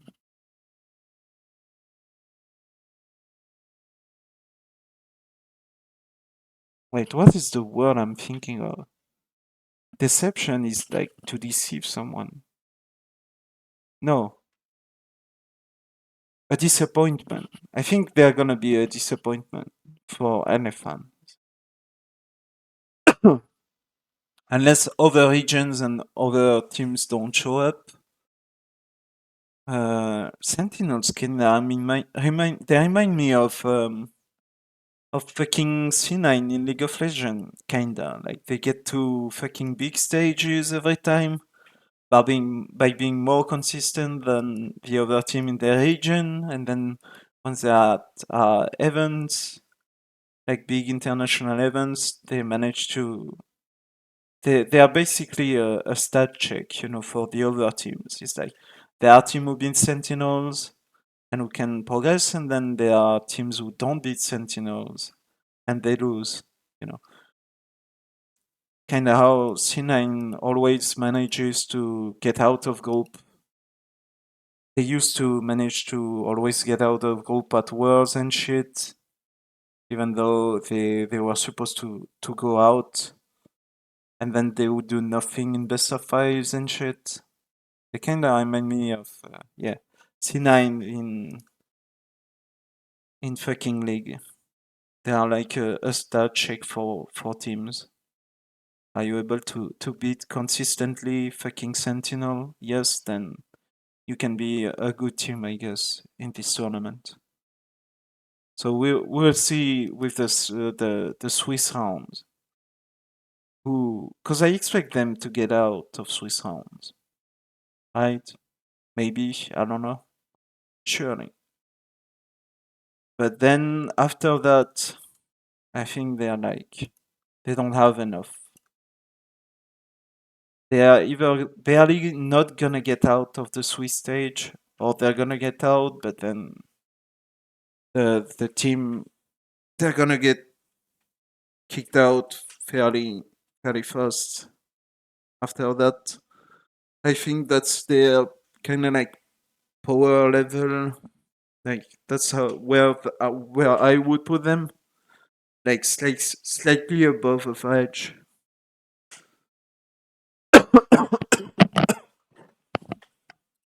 Best of 5, it went the distance, but I think you. I'm not impressed With at that all by argument, Sentinel. you don't consider the rest of the playing field, and that's that almost every team has been set back by the Sky nerfs, and almost every team doesn't have fleshed out maps right now. Everyone's map pool fucking sucks ass right Except now. for Carmen Core. And the fact that Sen, yeah, except for Carmen Core, a few exceptions, but Sen have managed to make their pre-existing comp on split work, which is really good.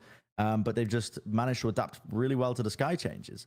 Like they're not getting caught out. Like you're seeing teams get outvalued over time, still playing Sky in the same way and expecting to I always have that also mid-round information. one thing I want to say is that I really like coming into kickoff tournaments. I really like the fucking cipher that Sentinel brings on split. I think it was a really great pick. I really like their comp. The fact that they still play the Sky and that it's enough and shit for split. But the more I look at it, the more I'm like, Viper can be the lurk. Viper can do the job of a cipher easily. And you should be playing something other than Sky because Sky is too annoying. It's the only map on which Sky is still good is split, in my opinion, as a solo initiator. But if you remove the cipher, now you have a slot for a second initiator. You still keep like Viper Omen Haze. So if you play the cipher, you have to play the Sky. But if you don't play the cipher, then you can play fucking Fade, which is really great. Foresight, Fade, and Breach is huge in my opinion. Like, because the Breach has the flashes, it has like a really strong stun on split. Like, it's very easy to set up the Breach stun. You have the reveal from the Fade, and you have the fucking Prowler to like entry by proxy, like the Sky Dog and shit. So I really think that my favorite comp going into Master Madrid for Split is a comp without a cipher, because then you have the problem that Sentinel has with what I was talking about with Zed's earlier, where you have a cipher, but then you have the Viper, and so you have to have the Viper in your main group of player for like pushes and shit, and you have to have your cipher your as your lurk, or you have to have your Viper as your lurk and your cipher inside your main pool of like people who push mid and shit, which is just weird as fuck. Like I would rather have a Sage, but then if you have a Sage, you can't really have a Sky because you already have the heal and shit. So I really like more and more what the Brazilian play, especially Loud, the double controller, double initiator, one duelist on split with the Viper acting as a pseudo sentinel. The more I think about it, the more I see it played out, the more it makes sense. Like, so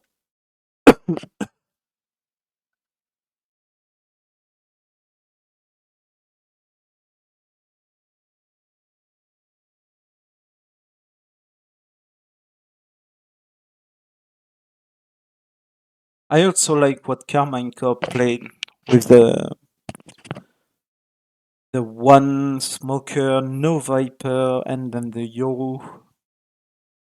And the two smoker and then two duelist with the Yoru. Yoru is like kind of an initiator in a sense, with how much like utility and info, and you have the clone for like entry by proxy, you have the flashes like an initiator, like a Sky, you have his ultimate to go in that you can help with Fade and Omen, and all that stuff. Like,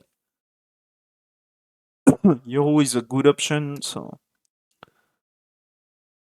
um, so yeah. I'm not a big fan of. I used to not like Viper on Split because the lineup and the map is so small, but that fucking wall on A that allows you to just walk ramp and isolate ramp from A heaven and stuff, and allows you to get up and just push that area of the map. Like, the more I think about it, and the way you can be super strong, super solid as a mid player, when you look at at how Zetis plays and shit. Like, the more I look at that, the more I'm like, yeah, Viper just makes sense on this map. If you are a good Viper, like you should, if you are a good Viper, you should play Viper on Split. A Viper Omen stuff. Like, even Brim, I think Brim is fucking underrated on Split, because his smokes are really good for execute. You can like really explode with his team pack. His molly is good for post plant. His ultimate, I think Split is a map where you can have a lot of value with Brimstone's ultimate. You have the backside B, you have the under Heaven B. Like you have like a lot of space you can clear with Rim's ultimate. You can even like push people away from screen and stuff like that. Like clear elbow on A. You can like, and it's so strong for the post plant. Honestly, like if a team plays Viper Brim, Haze, Breach, and Fade on split, that would be insane.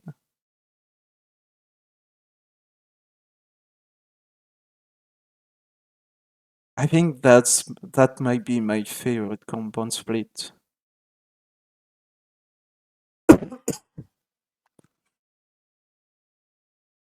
I think people like don't play Brim because like his smokes don't come back and stuff, and you can do a lot of tricky shit with Omen, and it's an extra flash to have an Omen and stuff. But I think Brim is very viable on split, and I hope we see Brim more. Arbor too. Arbor could be a good pick. The problem is that Arbor Viper, you can't really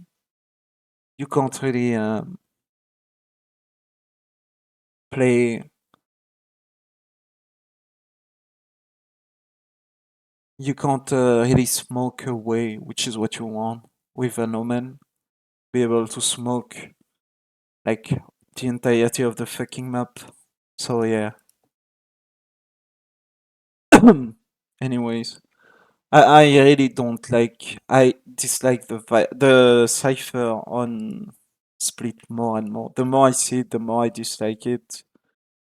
I think cipher is really strong right now, but I think on split you don't want him.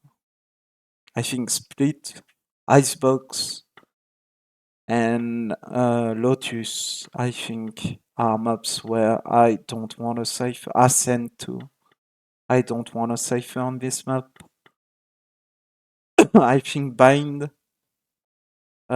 Sunset, and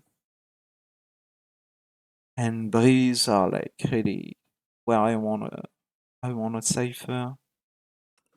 And they're being quite smart with the way that they play it, and their defense side is just sublime on split in particular as a map. But I genuinely think that they've got very good map pools. I think if you look at the latter two maps in the finals as well, the latter three maps, it ends up being really one-sided just based on the halves that ended up getting played.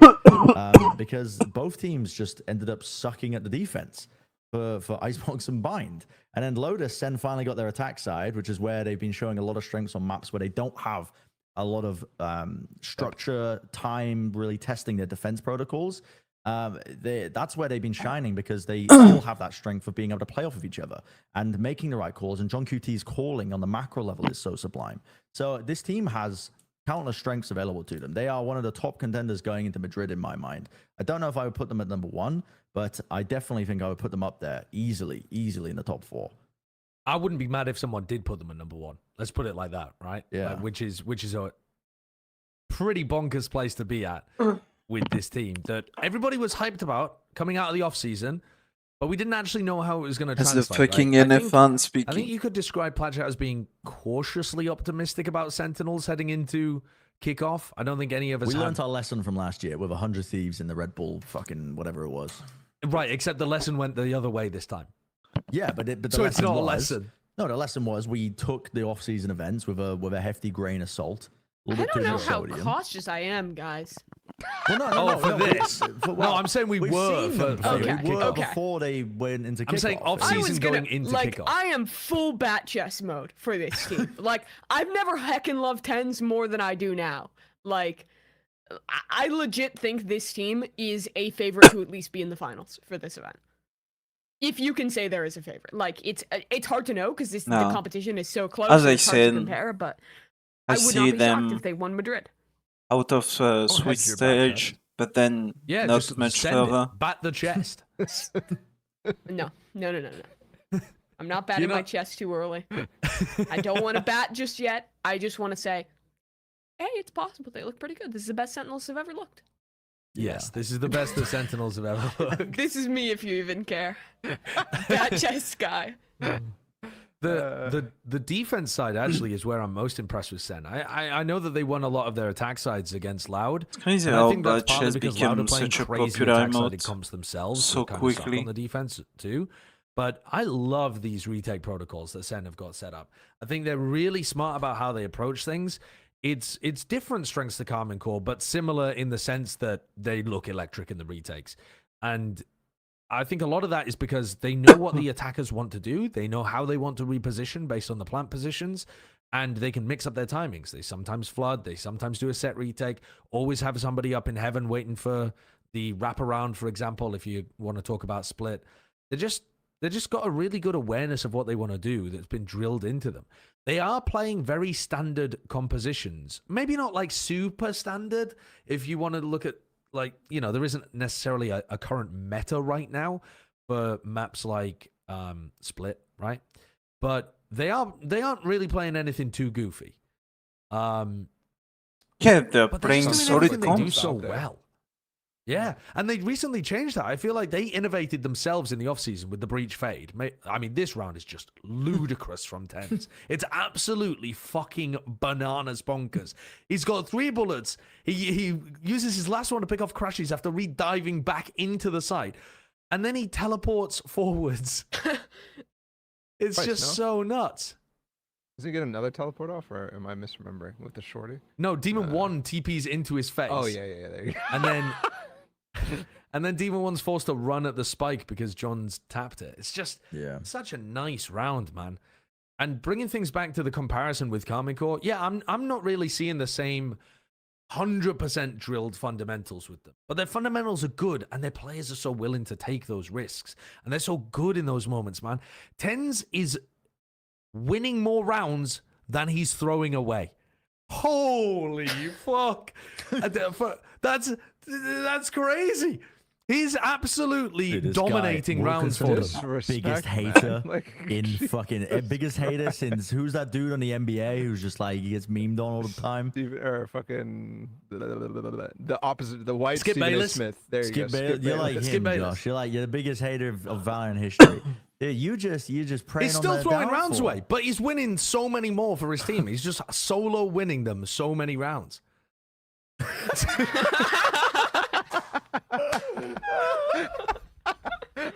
Nice. When there's clout involved, the That answer is fucking no. current topic. No. Dude, the talk about their fundamentals maybe not being as good as Karmine Core, though, I think one of the biggest tests that they had to test that aspect of their gameplay was against NRG, and they met the test head on. Because for NRG, that's the way they've been winning maps. Like this team, that's another team as well that I don't know if we're going to talk about because we're going to We're be not. waffling for ages. But that NRG are a team that are clearly lacking prep time. Like they put the roster together. They had over a month's scrim time, I think, before kickoff, which is much less than a lot of the other teams.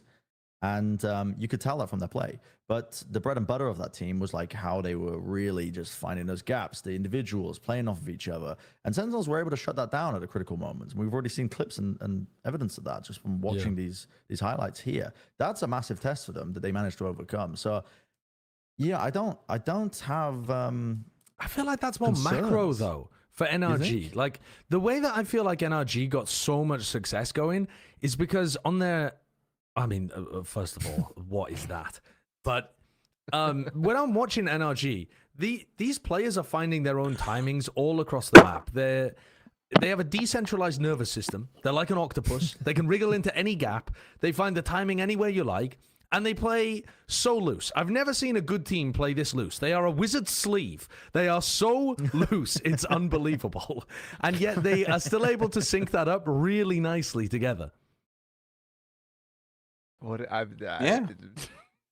I don't know how to recover from the fucking comparisons Josh just made. Oh, wizard sleeve! They're so Yes. loose. Oh my God, They're so Mimi, loose. They're like a wizard's sleeve. Don't push this because the reason I'm stun locked is I've thought about the quote of where that's from, and I'm like, should I say it? Don't know where that's from. No. No. Don't know where that's No. from. Mm. no. It hangs loose Nopers. around the wrist. The keep it. wrist. Nopers. Yeah, Okay. we keep it. So yeah, I mean, Sentinels is so good. Like John QT and Cap. Unbelievable. And yet they are still able to sync that. I'm It's gonna hard. image that. That's a massive That's a test funny for as them they fuck. managed to overcome. So It's a good yeah, quote though. I don't have It's actually a I feel good like that's more quote. macro though. Looser for than a NRG. wizard Like sleeve. the way that I feel like NRG got so much success going is because on their. I mean, first of all, what is that? But when I'm watching NRG, these players are finding their own timings all across the map. They have a decentralized nervous system. They're like an octopus. They can wriggle into any gap. They find the timing anywhere you like. And they play so loose. I've never seen a good team play this loose. They are a wizard sleeve. They are so loose. It's unbelievable. And yet they are still able to sync that up really nicely together. What I don't know how to recover from the fucking comparisons Josh just made. do Oh, you mean? wizard sleeve. They're so Yes. loose. Oh my God, They're so loose. They're like a wizard sleeve. Don't push this because the reason I'm stun locked is I've thought about the quote of where that's from, and I'm like, should I say it? Don't know where that's from. No. Don't know where that's No. from. no. It hangs Nopers. loose around the wrist. The wrist. Nopers. Yeah, Okay. keep it. So yeah, I mean, Sentinels is so good. Like John QT and Captain back together. Great idea. I love Yeah. Sentinels. All right, All the well, pieces are working. we can wait until we get to the power rankings for you to bat chest further. Then, Yeah, shall we? I don't know. The China representatives. Now, I of still the- think- of the teams going I from- still think Energy is top 1 NA, Loud is top 2, and Sentinels is top 3.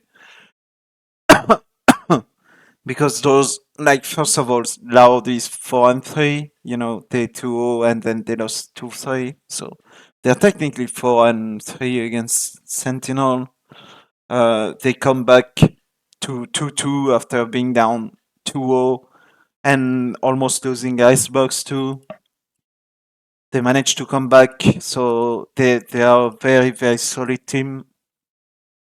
Even though they lose in the end and they've lost, I think a 13-4 and a 13-3 or something like that.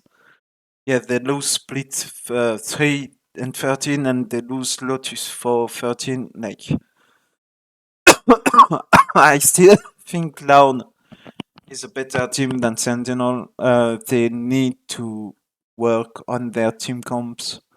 Some of these team comps, like the fucking 7 flashes, with like, I basically hate fucking Phoenix. I think it's not a thing. I think it shouldn't be a thing. I think the agent is just it's not good enough. Like when you have KO, especially, like why would you play fucking Phoenix?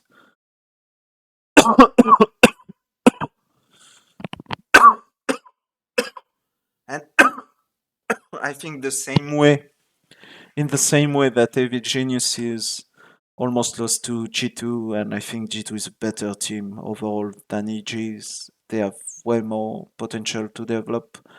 I think Energy should have won against Sentinel.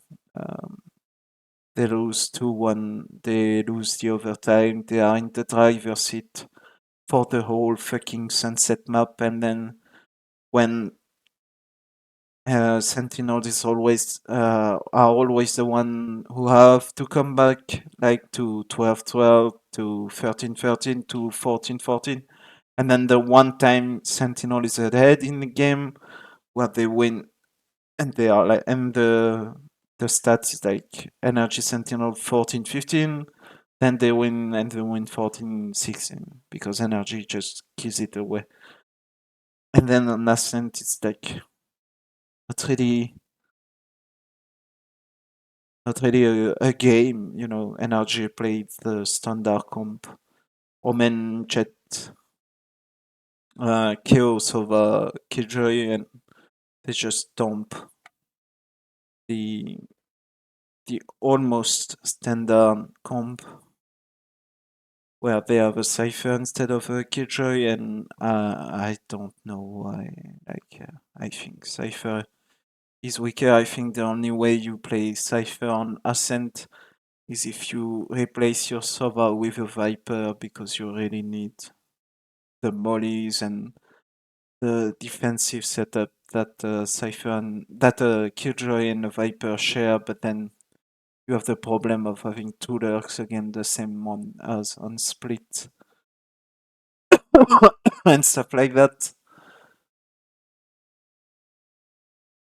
But I think, and then Energy plays the fucking loud comp on fucking Split, the fucking 5 flashes. They don't have the Phoenix though. Did Loud play Phoenix on Split? They didn't. They played the Raze. Thanks fucking God. Like they realized Raze has more utility than Phoenix on Split. But yeah, I think Energy should have won the games against Sentinels. I think they basically gave up, which is weird.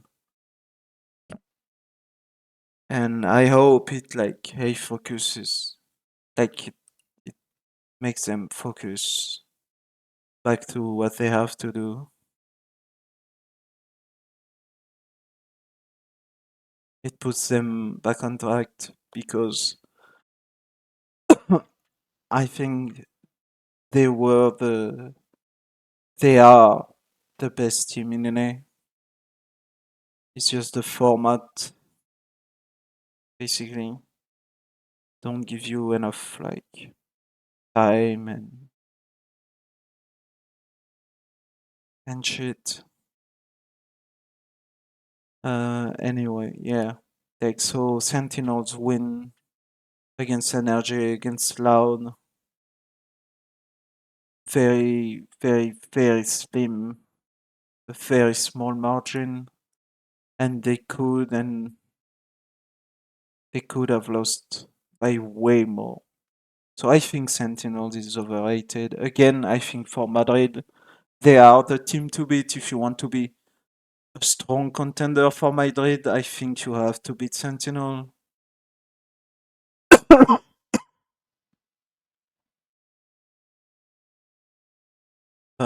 Who do they play? I think they play Genji. No, it's Loud.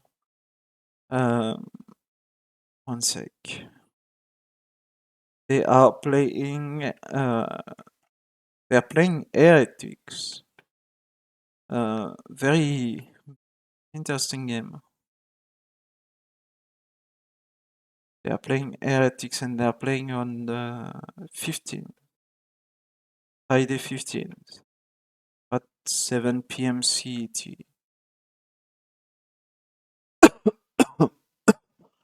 I have Sentinel winning.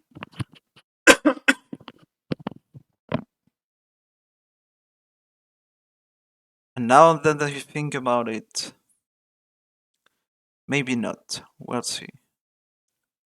We'll see if I change my pick. Yeah. I think Sentinels is overrated.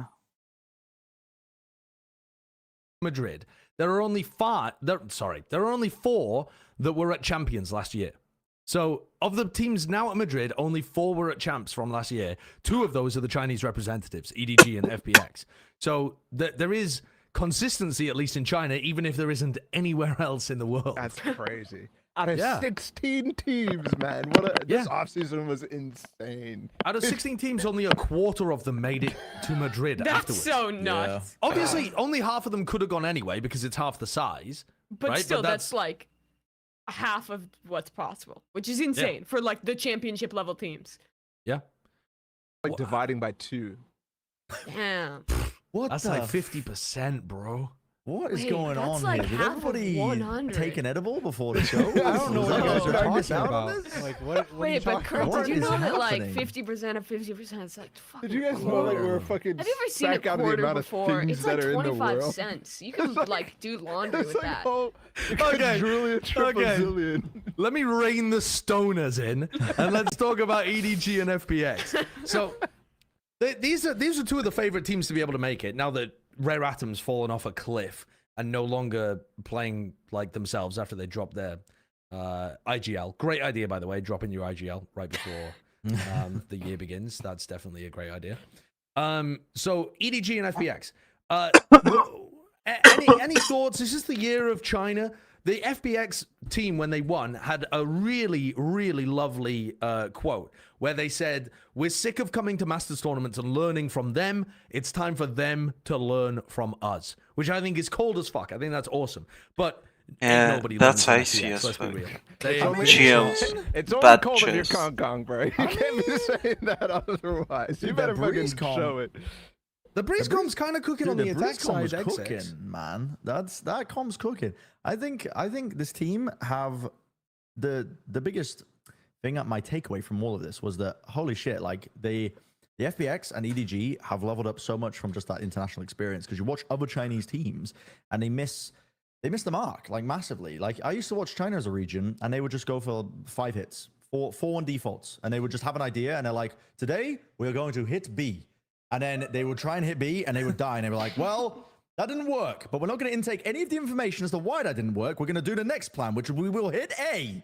And it would just only work off of their preset plans. They would never think about what the opponent was doing. The fucking And so that guy made them laughing in the unconditional to a background. degree, which is very weird because when you That's expect a funny as certain level of fuck. like, when you expect a certain reaction by doing a move against a team, sometimes when they do the complete opposite, it can be like the fucking 0 IQ to 200 IQ meme, where they're just like on the bell curve, you know? But FPX have leveled up a lot, I think, in terms of their overall calling and understanding. They're still a bit slow on the mark. Like when they're trying to play the map, I noticed that they were a little bit slow on the mark. Like they take their time with it, but they're making the right moves to try and force a rotation, try and take some space in an extremity, and then maybe go re-hit it a little bit later on. Stuff that I thought was missing from the general playbook of some of the teams in China.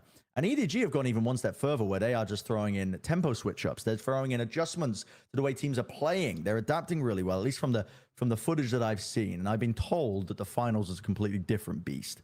Entirely for these two teams, so I'll leave that out there. But of the qualifier matches that I watched, I think that these aren't regions that are going to go mapless or winless.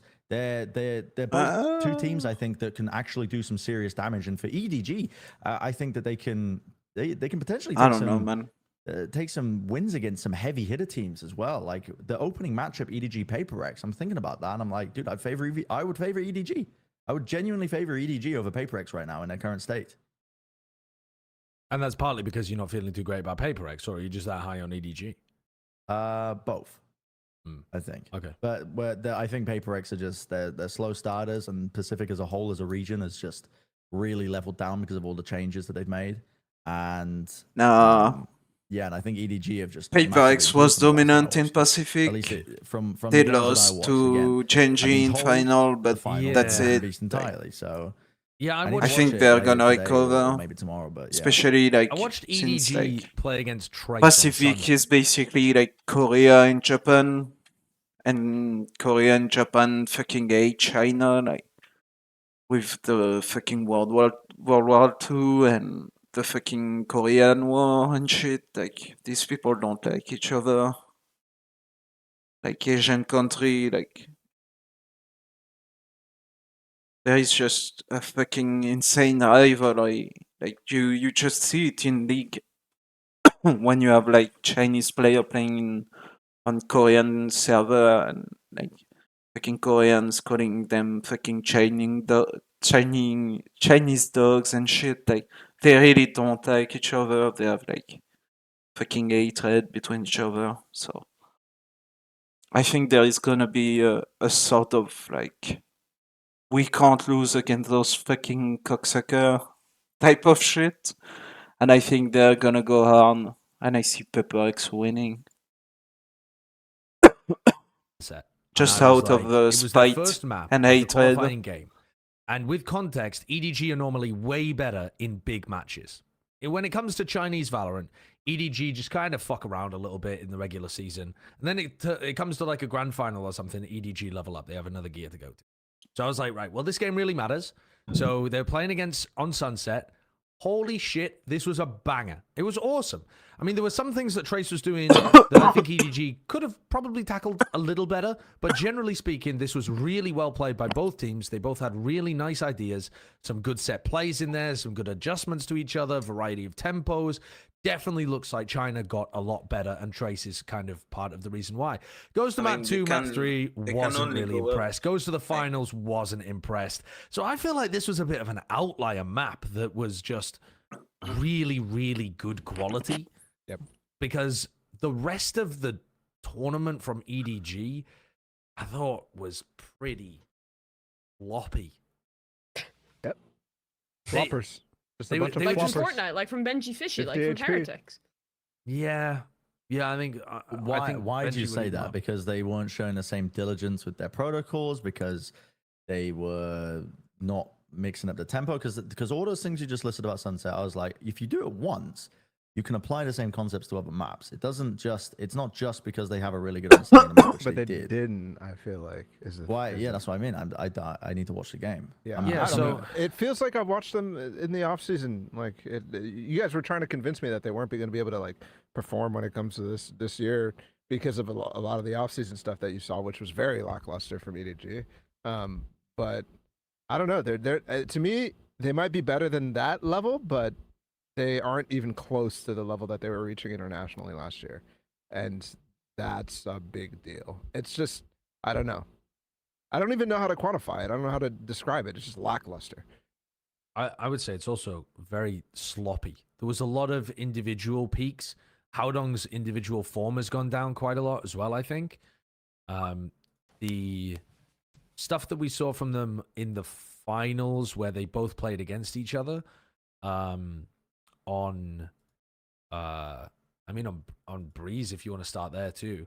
Both teams, I think, are lacking a lot of the really solid teamwork that we're seeing from a lot of the top teams right now, where they just end up peaking one at a time in a lot of spots, or they're in a post plant. And I mean, I'm thinking of a situation in Breeze specifically where EDG create an advantage because FPX do a slip up or EDG have a nice play at the start of the round. It gets into an advantage scenario and they just start kind of peaking to close out the round instead of allowing the round to come to them and using their teamwork to close it out better. So there's multiple spots where they were playing post plants on Breeze. They're all around the A site, around the pyramids, and there's a player just taking a fight from A main while the other two are tucked. They die, and now it's a 2v2.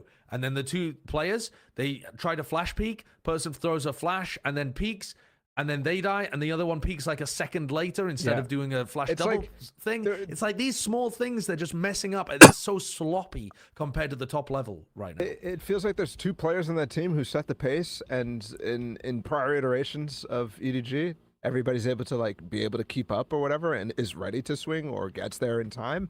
Here, it's like they can't keep up with Kong. They can't keep up with the decisions that nobody makes, and as a result, it looks sloppy. That's what I'm seeing with EDG, and with FPX too. Like I don't know, man. I watched that game and I was just not impressed at all with their opponents in their qualifying match. And, Yeah, China's really hard to quantify because of the opponents that they play against. right. Like if you're trying to judge them, I'm looking at them and you're really missing a piece of the puzzle because you're not seeing like potential holes in their setups get tested. Well, like FPX's Breeze when they played it the first time around in that qualifier match, dude, they're running no Sentinel and holes might as well have not existed on the map with how little the fucking who did they play? Dragon Ranger Gaming were playing it. Yeah. They were never playing it. Like they were like massive holes that should be there in theory. Teams aren't thinking about it, which is how I felt when I used to VOD review China. But FPX and EDG, I do think still have those strengths where they are. They've leveled up from the international experience, and I'm again. They're another situation where I don't want to doubt EDG when they look poorly because I remember when I did all the preparation ahead of Tokyo, and I was like, man, this team just looks worse because of the same stuff that you guys are saying right now. Which is dude, they're just taking weird peaks, individual fights, losing them. They look sloppy gamers, and then they ended up actually performing even better than they ever have before, I would argue, in Tokyo, because the level of play rose even at that event, even more so, and they reached the same kind of point at champs again. But dude, Tokyo was when they really broke through, I think, and found some of that marks. They can absolutely turn it on for bigger events. Like, but like the very first clip that Kurt's just opened up, you have Ayoung trying to counter ult, misses the counter ult completely, has no idea where it's going, and nobody just hits him with two ults towards the back of sight. So they just lose that right off the beginning there, FPX. I think also that FPX is generally their in this round their post plant ended up being good, but one of the big themes for them was that they had good ideas to get to the site, but they didn't afterwards. Kurt, can you pull up round 23 from that same map? Because I think there was a biblical event that happened during the China final that I want you all to witness. Because FPX could have won this game. FPX could have won and been the number 1 seed coming out of China and have these 3 points. I know the final was 3-1, but it is extremely plausible because the final map went to overtime on Ascent, and that was also a bit of a toss where FPX were in the lead. They were up 12-10, and they probably should have won on Ascent, right? And this was what they did at the very beginning. It's round 23. And the beginning of this round doesn't matter so much, but, you know, it's like a defense of EDG trying to recover the map. It's 12-10. They're trying to get in over towards the A site. They've got Chishu just absolutely hard lurking on the other side of the map, not really contributing. Things get snarled up. They're just hiding somebody in that small area. Haodong only bought glass cannon fucking rifle in this round as well. Didn't buy any armor. It's a 4v2 to close it out for FPX to win the map. One player right? has 3 HP. Lysor's positioning, he doesn't really know where anybody's coming from. He's just way out in the open. And Lysor's positioning lost them the final round of overtime doing a very similar thing as well. Chishu gets the pick, he ults, and Oh yeah, I've FPX seen realize that home. B is open. They anticipate Haodong rotating with the spike over towards They just right? like A go pretty B reasonable for read no at the reason. moment. They have the No gate way. crash in spawn. No way. FPX Dude, go. No way. Haodong sneaks into A and plants. And at this point, No FPX way. No. could have heard the beeping. They don't realize that it's planted on A. They keep going for Chishu. They're like, guys, it must be planted here. Recon into backside. They're starting the retake like it's NRG Koi a And they're gonna lock-in do- again. They're they're gonna hunting for die to the Chishu. At this Cypher. point, the timer's ticking. Timer's ticking over towards A. Chishu's delaying more and more time. Autumn now has to run his way through mid, and Haodong's repositioned. Here's all of the That's gonna footsteps kill coming the through as Yo, well. yeah. Remember, this is Nice 12-10. We're in a job, 4v2 to win the round. By the way, if you had audio at this point, the round is already over, guys. Ayang, even if he's stuck, the spike doesn't even have time because they didn't know what site it was even planted on. They just got lost in their heads. And this is also very similar to how they lost on Ascent. So rounds like this just have destroyed my faith in China. Because what's happening in these games is that EDG are getting away with that. Like they really should have lost that map. That should have been a lost round. Even after finding Lysor and getting the punish and using the ult and causing a bit of a rotate, there should have been a moment there where they realized, guys, it's not planted here. Let's actually turn around before we decide to retake a site that it's not planted on. And then again, round 23, Kurt, if you want to look it up, is a very similar thing over on Ascent, which was the final map, where they should have they had a Euro ult. They go in, they have a shorty. They should have been able to get the opening kill on Haodong, who was anchoring at the backside of A.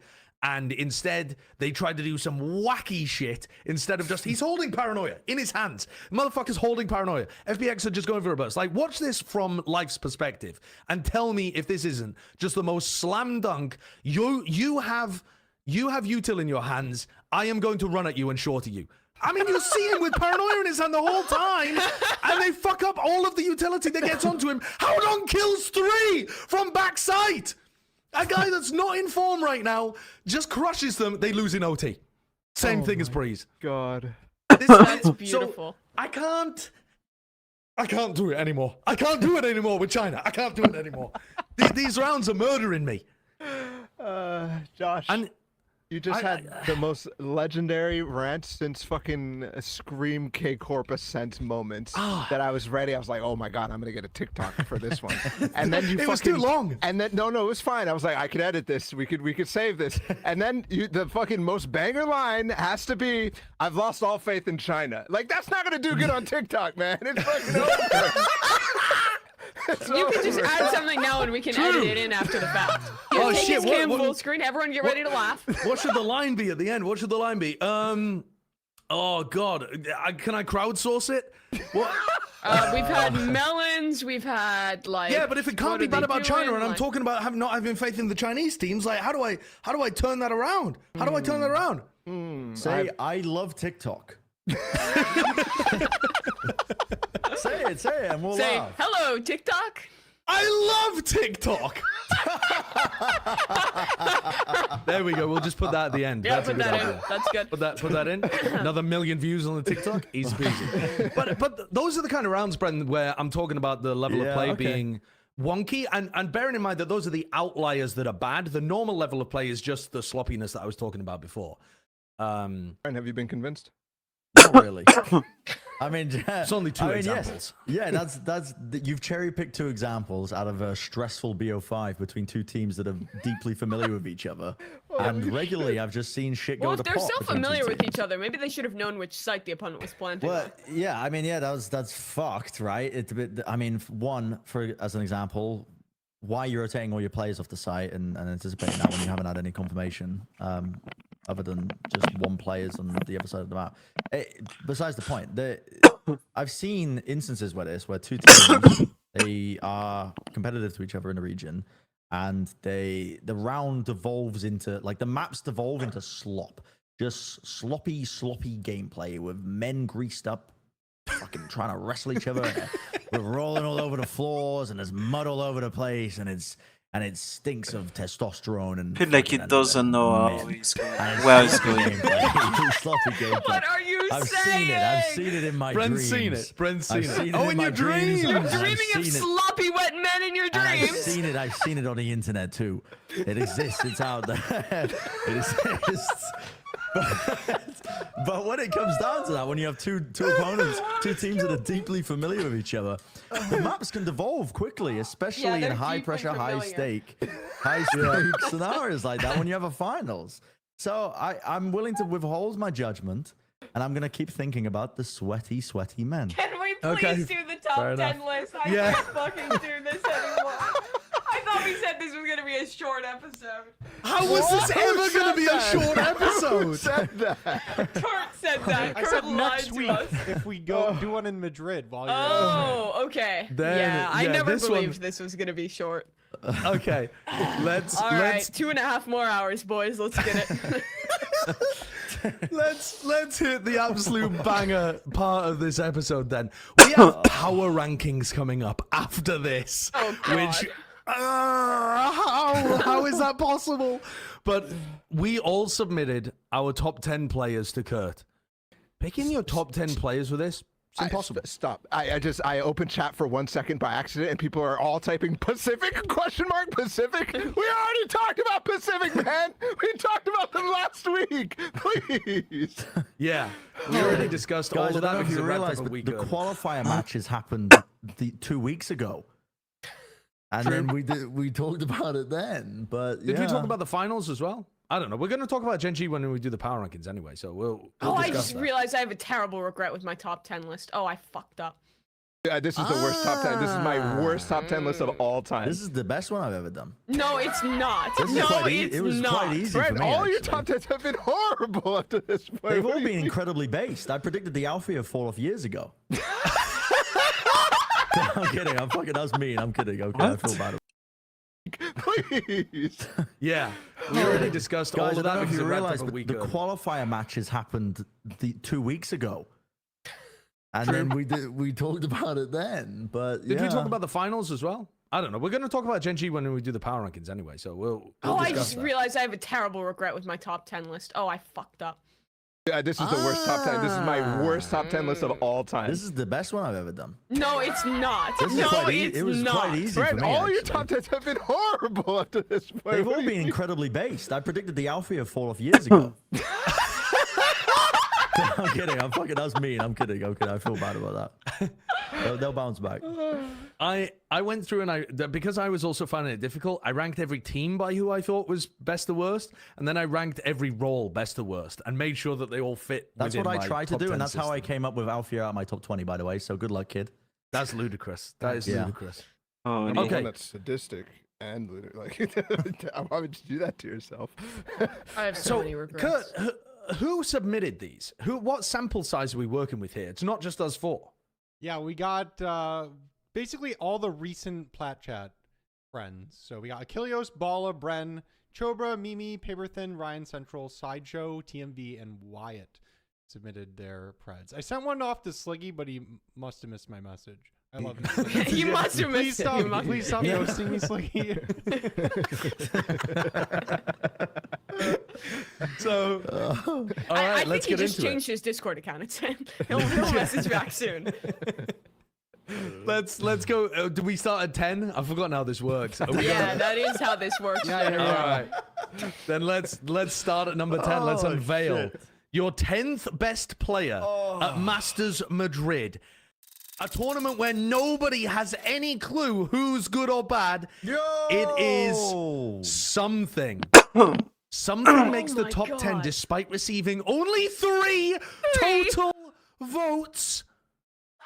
Whoa. Raise your hand if Wait a something was on your list. Raise your hand if Of something course was on he's your on my list. list. Come on now, guys. None of you. I For the audio listeners, can't Bola is the remember. only one to raise his hand. I can't remember who was on my list, How Kurt. could Did you I have forget something on my something? list? I didn't forget something. He No, was at I number don't know. 11. I chose on the not list. to Brian, put him. forget. No, I think that is reasonable. Don't get me wrong. I think it's very reasonable, but you can't just like forget about him. I had him in and replaced him with Forsaken. I think something's been the more impactful player in their recent run, personally. But I think Divine and Forsaken have also been playing fairly well. Put the skin that is- capsule in the it is background. awesome. Like, what the heck is going No, on? it's the It's very Masters cool. Madrid banner. Oh, it Oh, does it look was- like vibey. Paper It X. was trippy. Yeah, I'm I entranced. just added some flair to it, you know. So That's cool. if something made number 10, despite the fact that only 3 of us submitted votes, and one of them was Bala, he must be really, really high on some other people's My guess is list. Bala had him like 5, and then 2 Pacific people both had him 1-1, and that brought him up. Possibly. Yeah, that might be the case. I forget where I put him. It was like 4 or 5. Because Yeah. I just don't. I put Forsaken on my list, and I regret it. I don't have faith in Paper X's tournament. I think they're getting grouped, so I'm Well, Just let's to start- reiterate, 3 people ranked him rank 4. out of how many? ooh, I 3 don't people know. ranked him rank 4. There was like 10 out of total. Yeah, 7, 10, whatever. 10 total votes. So, Arden, can you give us the case for something? Like, what are the positive sa- factors for something? Same case as every other year with something. The dude is just mechanically insane, and that hasn't changed. Like it's not like his decision making has gotten better or anything like that. He was a top 10 player last year, and he's a top 10 player this year. If anything, it should be easier for him to be in the top 10 this year, despite Paper X may be lacking because they don't have Jing this year. Like, I don't know. To me, I'm not really looking at where these teams are going to place or anything like that. I just think he's a top 10 player. Yeah. Fair enough. Giga Chad. Yeah. He's an extremely talented player. Let's move on to our number 9. Number 9 on the list for Masters Madrid is Caron. Caron is one of the only controllers voted on in the entire rankings. Really? That's What? one of the only, not One of. the only. It's not got to be the him in only. 10s. I would say this is a bad meta for Sentinels and Initiators to stand out in terms of the teams that have made it. Now, I don't know how you guys feel about that, but I feel like there's a couple of Smokes players that I've got on there, one of whom is Karen because he's been absolutely nuts in the games for Gen G that he's played. And I feel like it's like Duelist and Flex players are going bonkers in this current meta. There's so many people playing double Duelist, I guess. Yeah. Does anyone want to gas lyrical about He's- Karen? Yes. He's insane. Right? Like Gen G Maybe- straight up would not be here if it were not for Karon's performances in their qualifying game. The clutches he had, Dude, particularly in their match against that DRX, bind. is the reason Gen G qualified. I'm not saying it's the reason they won the finals, but it is definitely the reason they qualified. Dude, the 1v2 that Karen was in and on bind that DRX threw. Where he's flashed? Holy Yep. shit. I was about to punch my monitor when I watched that Yeah. last night. That was unbelievable. Like, the man had goop all over his place. Every orifice covered in goop. And yet they still couldn't kill him. And he just ended up bringing it all the way back to win bind. I mean, it should have been a slam dunk finish. And it wasn't because of this guy. But it's not just the individual prowess and like him winning these clutches out. He works in tandem really well with him and Texture, right? I believe it's Texture most of the time. And the way they play off each other is just excellent because they're always either going to be trading each other out, or if one player is going to be taking a fight, it's like picking them apart when they're weaving in and out in a lot of their defensive setups, like always making sure that they play off each other. Dead impressed with this guy. I had him in my list roughly around this point as well. for good reasons, because he does look like one of the most impressive players that we've got on smokes that we've got coming into the event. Yeah, he does look fabulous. I was reviewing my list. I was reviewing some Gen G VODs earlier today because I'd only really been watching them while we're prepping for the Americas. I hadn't sat down and done like a proper deep dive into them. And I think I underrated Karen. I put Karen at the 10th spot on my list, and I think he deserves higher. I do. And I think the 9th is at least, higher than where I put him. So I can't be that mad about that. But Yeah. I think I've dragged him down a little bit here, if anything. I feel like I've been unreasonable because this guy has been flying. He's been so damn good. My guess the reason he isn't higher for the most part is people like waiting, either not having high expectations for Gen G, which I don't think is real. I have very high expectations for them, or the fact that he is a rookie and it's that whole narrative, which again doesn't exist, isn't real, fake news. He's gonna be insane. He came straight out of ranked and is performing on stage immediately. Yep. I mean, he's about as rookie as it possibly gets. We talk about other Yeah, rookies, that's the fucking and Pacific they've region. been playing Valorant for years, or they've Like- had a really successful career in a different game or something. And Karen is, as far as I'm aware, pretty much as rookie as rookies get, and he's lighting the world on fire. I don't remember if I think he might have been 10th or something like that on my list. Probably not even on. I considered him for a bit, but texture is just better for me. The reason I'm not there yet with Karen is I just think Pacific was ass. I think when I was watching him, I was like, TR's not shooting back sometimes, man. Like Yeah. it was really bad. So yeah, it's a region issue here for me with Karen. But maybe I'm hoping that he impresses me. I hope Okay, he's the next Pacific as a Marco. region was definitely not looking the hottest, but APAC ranked, definitely the hottest region for ranked out there. And if this guy was an APAC ranked legend, he's gonna dominate. Bren It's true. I knows. can attest for that shit. Genuinely. I come back, I'm smurfing in NA now, and I was like, Mortal Notice how Peak. many players are buying buckies in the international leagues these days. Where do you think that came from? True. Just think about that for a second. Karen. He The invented shorty it. wave that Yeah. came Yeah. from Pacific and China as well. Yeah. Keep a look on them. They're the inventors of the new shotgun metas every time. The judge is Yeah. next up. I never Let's queue on see- Singapore past When you 4 guys see the PM. double pump, it's gonna be Benji Fishy though. Okay, just letting you know. Okay. The 200 double pump. Let's see who is number 8 on our list. Above something and above Caron, it is Martin. Don't compare me to Durka, Martin. One of 2 Czech players at Masters Madrid alongside Magnum.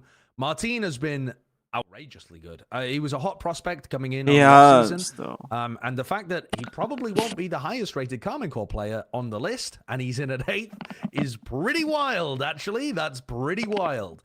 Primary duelist for the team. He's been on fire. He's been nuts. He's been playing a variety of stuff. Yeah, what more can you say? I mean, we It's already spent crazy. eons just glazing the shit out of Carmen Core, and I mean, this is the guy that all the excellent swings, the excellent team synergy, the excellent supportive util is setting up. I love watching him play Yoru in particular. I think their ideas when he's playing that agent are insane, and the things he can pull off as an individual are just ridiculous. Like, yeah. I expect at least one more KC player on this list because the guys on this team are just performing at an absurd level right now. Who, though? Also Fortnite player.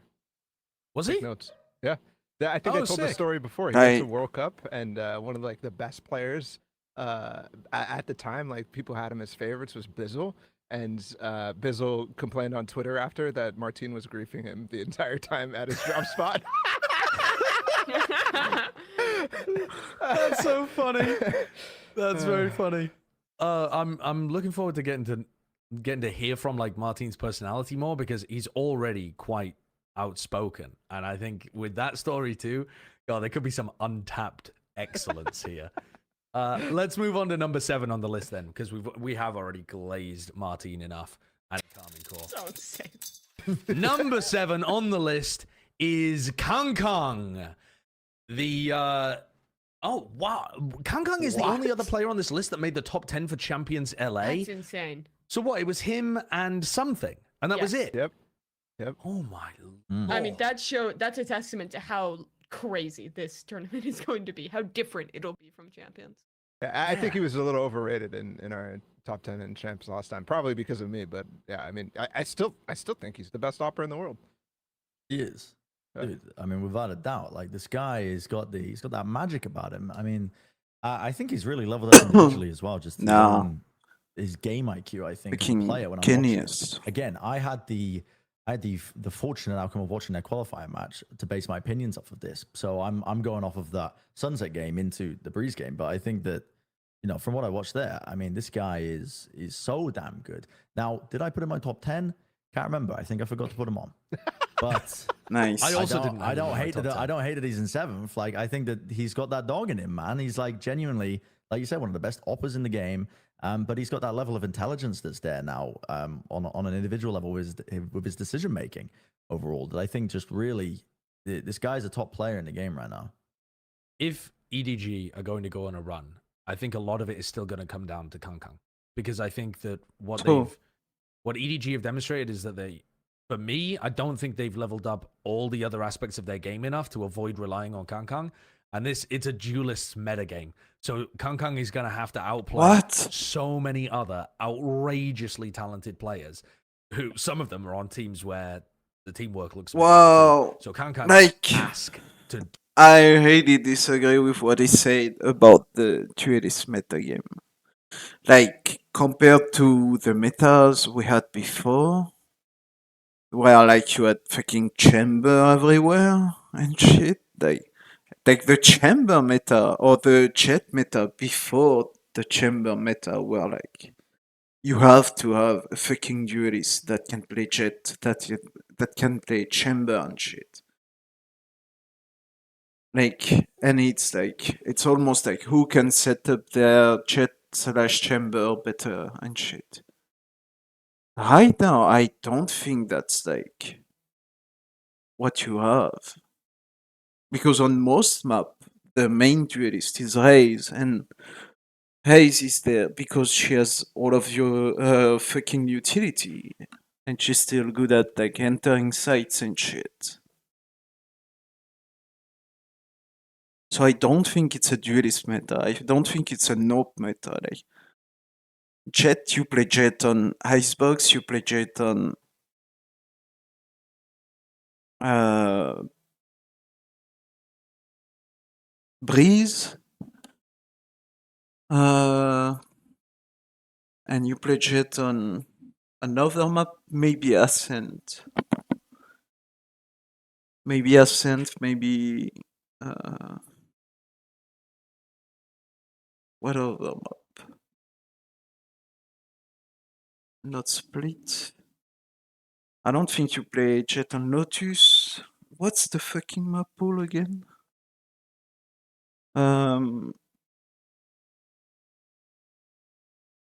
You play Jet on Icebox, you play Jet on Breeze, you maybe play Jet on Ascent. You don't play Jet on Sunset, you don't play Jet on Split, you don't play Jet on Lotus, you don't play Jet on Pine. Like, yeah, I think there is 2 out of 7 map where Jet is just clearly better than Haze. Other than that, like maybe an Ascent. And even on Ascent, you can play Haze for the stock power and shit.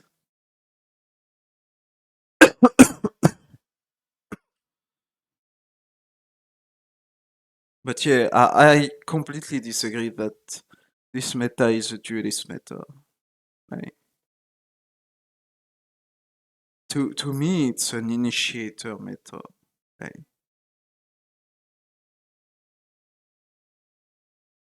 Like you need strong initiator at like every step of the game.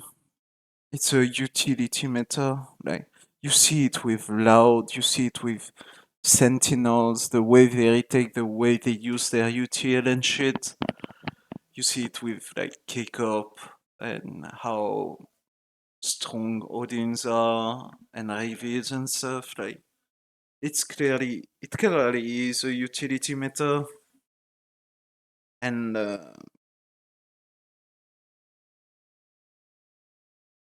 um, how how much can you squeeze from your utilities and shit? I completely disagree that it's a duelist meta, and it's was the better duelist. I definitely think it's like an initiator meta, like controller initiator meta, with how team comps are like being played. It's definitely not a sentinel meta because of how many maps you can like skip sentinels with just a viper, and like because you have a viper on so many maps, then you can also play a harbor, which is very initiator like, or an omen, which is more like duelist like in the way you can play with him. Like,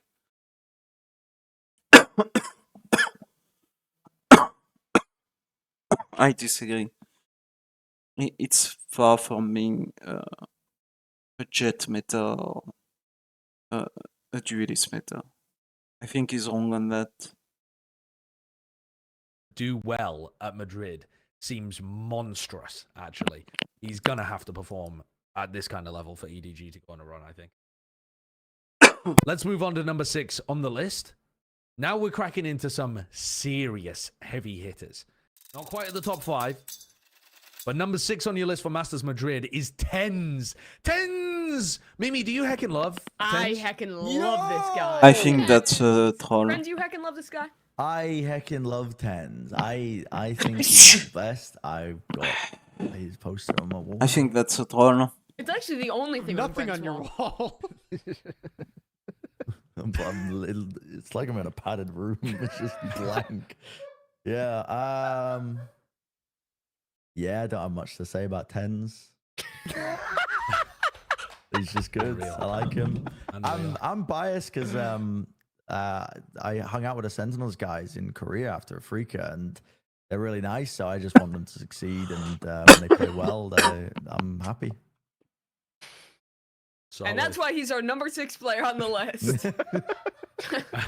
Yeah, I don't have much Okay. more to say. I know Wilkinson's going to give a backhanded compliment, so no, I'm instead going to just give a compliment of Tens has looked worlds better. He's looked streets ahead on Omen compared to what he was playing last year and even somewhat compared to the What? off That season. sounds When quite he's on... backhanded of you.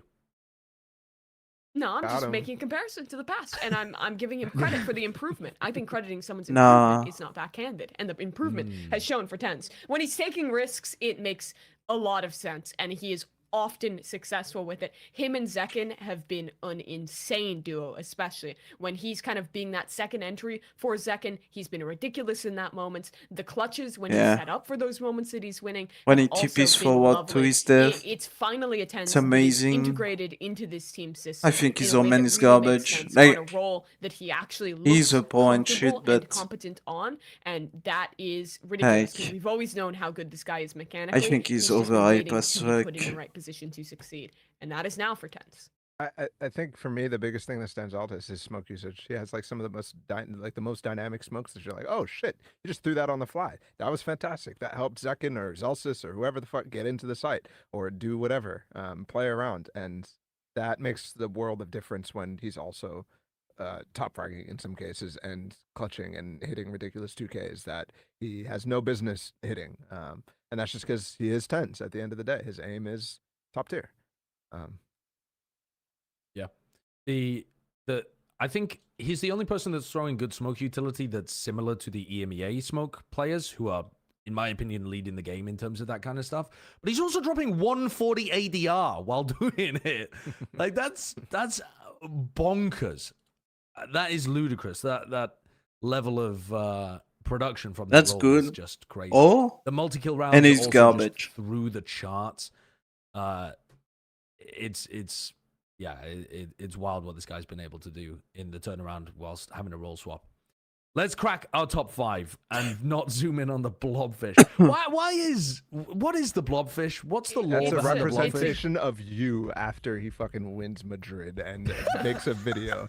The real lore title. is I'm pretty sure it was a gift from Kaide, I think. Right. That he carries on right. a stage as like his little thing. Like my girlfriend gave I me this. see. It's really cool.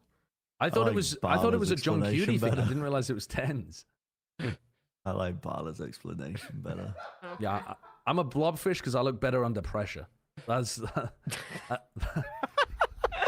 Bars. exactly. Holy shit. That's the end let's of crack the the top five TikTok. then. So these are the truly elite players in the game for Masters Madrid. Some of them will have, in fact, all of them you will never have seen on our list before. Number 5 is motherfucking Mini Boo. I mean, how many of you saw that coming like a couple of weeks ago? That is just Yeah. absurd, but it's so justified. He's insane right now. I've been telling you. I told you in the offseason that this You guy's did. potential is really really high. And did. honestly, I think Heretics like built around him phenomenally. You talked about how he played really well in Yeah. set executes in the games you watched in the offseason. They and play that is around true. him It very just well, is. but He's one of the best what happens players in those situations. when they like up there don't? with something, up there with Kong and being Is able he to deal still with the good? very chaotic situations that you get thrown into I when don't you're know. put in that space.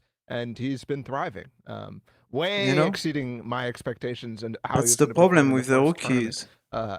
You don't ever have that enough, this guy like, plays on a tier 1 level. It's scope. insane. You can't go I back think it's enough nuts. to I think see that my shit. fears about him being overly aggressive and maybe having a lot of the first death kind of stuff crop up, they're just all neutralized by the way that his team sets him up.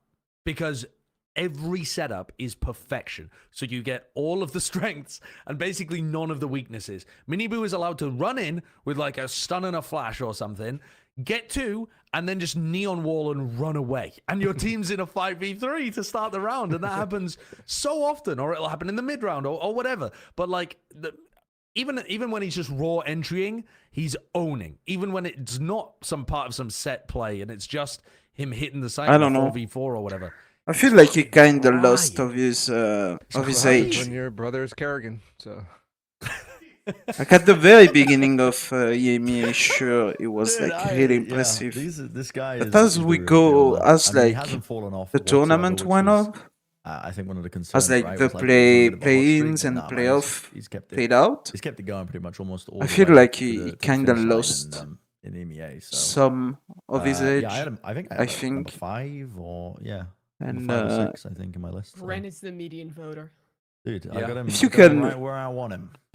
I'm pretty sure I know who the top 4 players are at this point. I mean, I'll be surprised if one of the top picks has been left off the list, but good lord, we've got some crazy players coming up, including, I mean, other duelists that are tearing the game up. If Let's you say, can, like, what is number 4? play If on Miniboo is number 5, like Miniboo the world on and fire in EMEA, the Heretics who setup, have the Plat Chat I think collective Heretics is got very, at the number 4 spot for Masters Madrid? It's Yeah. less. very. The highest ranking It's not controls really a player at problem. Masters Madrid by a substantial margin. And to be honest, I mean, yeah. Oh, so was Les? Surely Les was also on the list for champions.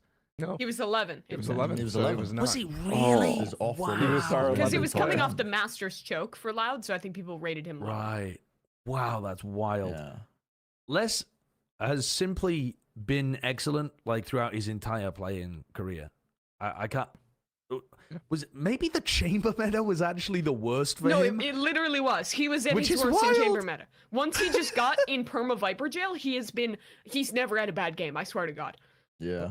I Yeah. mean, but they also swapped him off of Chamber in Champions when they ended up winning, except on like Fracture or something like Yeah. that, where Ospas was taking control of it.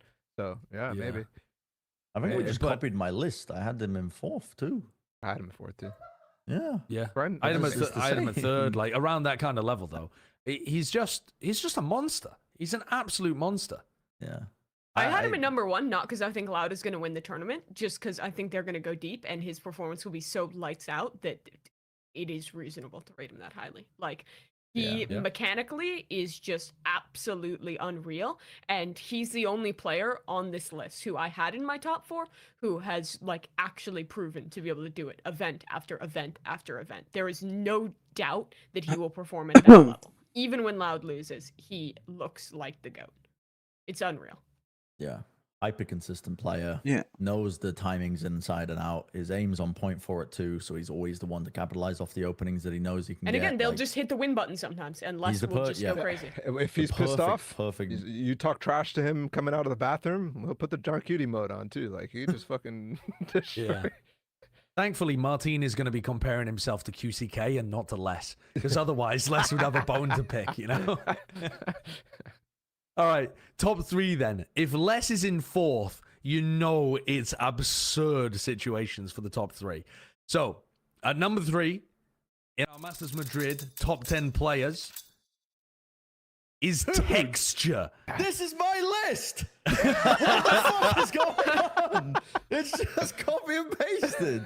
I got to be honest, I underrated Texture. I did After too. watching the Gen G games this morning, I wanted to move Charon and Texture up. Holy shit, this guy is insane! It's ridiculous. He's It's not even ridiculous. fucking playing duelists anymore, and he still looks like it's just whatever, anything he plays, he can just switch around and just be on just the goat. Just the What goat. maps is he not playing Duelist on? He's on Duelist for like almost all the maps, Wait, isn't I'm he? trolling. Every map. Yeah, no, Yeah, you're right. there you go. Yeah, no, you're right. I'm sorry. I just had You think I this just is had the a G I just had fighting a days. silly funny moment. All good. Well, trust me, He's- if he wasn't, he'd still be good. That's how good he is. New narrative gee, just dropped, wow. guys. Well, yeah, I mean, you could tell he was good on GE, but dude, he was. Man, what a fumble from GE, man! Holy shit! Like they were putting what SK Rossi on Duelist over this guy, and now watching him just tear it the fuck up. He gets double faced. He'll kill 2 of you. Ice cold. He doesn't give a fuck. Phantom in hand, resets the aim. The movement is sublime. This guy has just the mechanical prowess that's off the fucking charts right now. He's a danger. The man's a weapon in the server. He's a fucking danger. I'm telling you. He looks so fucking good. He looks so damn good. There's a strong chance that he ends up being the like MVP, even if Gen G don't go insanely deep. The thing is, saying stuff like that though. That's a wild take, yeah. What, you think that's a wild take? I mean, Yeah, because typically people just have recency bias and they remember the last games of the tournament. If Well, Gen G don't sure. go deep, people are going to forget all about them. well, I suppose they'd have to go some level of deep, otherwise he wouldn't even play any games. But my point kind of being that I feel like I thought that was a silly take from me, because you could say that about so many of the players on the list. Right. Because we don't have any expectation of how Masters Madrid is going to go. Any of the players, I think, could just turn up and And take you also over. But rate Texture's had a- Karen incredibly high, so like that also doesn't make any sense in that regard too. If he's the most valuable player, then you would expect everybody else on the team to be ass. You don't. That is What? not what MVP means. You don't need everybody to be asked. Shut Yeah, up. yeah, yeah. You know that is a you know that Get that's a off bullshit. the stage! Boo! MVP is the most hard carry player. That apparently that's how you're framing it. Yeah, that's Oh how my God. Simple got all the HLTV top 1s and fucking like come on. God, Holy I fuck. just realized I don't know how my brain got him confused with Meteor at the start of this segment. Oh, I that's see, what I see. happened. My brain switched, and I was like, "Oh, that's Meteor." Other Meteor has been insanely really good. Yeah, he's also the thing is like honestly, all of these guys have looked sick. Even like Lakia's having like nowhere near the level of Texture, but like Well, this Gen G Lakia's- team, man, they are legit. Lucky is a clutch demon. He Yes. was in the 3rd most clutches in Pacific, and he's number 1 in terms of the amount that he's winning. He won 35%. And he's on the same of team as them. Karen and Texture. Yeah, like- he won 35% of them. And Munchkin's been like just winning his duels as well, getting first kills all over the place. I don't know if that'll be consistent. That'll be good to look at. But everyone on Point that of team order. has just been hitting. Yeah. Point of order. Pacific is dog shit. Two. I Bro, Base. extremely loud, incorrect buzzer. Shut I up. mean, Gen G is good. just- Don't yeah, care. yeah, Lakia dude, did what- play against a lot of poo teams. I mean, he also played against Zeta when they just completely given up because they were eliminated from play-ins already, which was a fraudulent game. That's true. But yeah, Lakia also got a lot of those clutches, I think, towards the end of the tournament because he was playing on fire towards the end compared to how he had been outputting earlier on, I think. But anyway, the point being, Texture's an absolute monster. Let's move on to look at our number 2 and number 1 top players from Masters Madrid. Number 2 at Masters Madrid is Narrate. Oh, come on, guys. We It's were my so list! close. We were so close. I had the rating No. 2. Yeah. Well, that makes one of us. this This guy, I mean, he's good. Don't get me wrong. Like, he's good, but he's not going to be the best player at the event. We all know who that's going to be. But, dude, I'm telling you, narrate. What? Okay, well, if you guys are the biggest fucking fanboys- Go ahead. Gas up, narrate. No, EMEA heads, go. Fucking say your piece. You wanted him at number one, go. Okay, the one thing I have to say about this guy that we haven't already hyped the shit out of in the Carmen Core segment is that in his post-match interview, after fucking dunking on every other team in EMEA, asked how he's gonna play at Madrid, he just says, "I'm gonna fucking swing him," and that's just it. Mic drop. The guy is just so incredibly good. All the good stuff we said about Carmen Core, how they set up the team, how they play together, the ideas they have. It's all relying on this guy because he's playing duelist sometimes. He's also playing initiator sometimes. He looks incredible in both roles. His For fade a is player really who good. could just be a ridiculous aim demon and do stupid shit. He's so consistently not overheating too much. He's so consistently actually playing with the team and actually setting his teammates up for success and really being a part of this K-Core system that has been working so well, on top of just being as gifted as he is. He is going to be lights out in Madrid. Narrate is this year's Demon 1. True. That's it. Yeah. It Nah. certainly looks like it, doesn't it? And I mean, Narrate was also a pretty hotly anticipated prospect coming up this year, and somehow none of the American teams picked him up.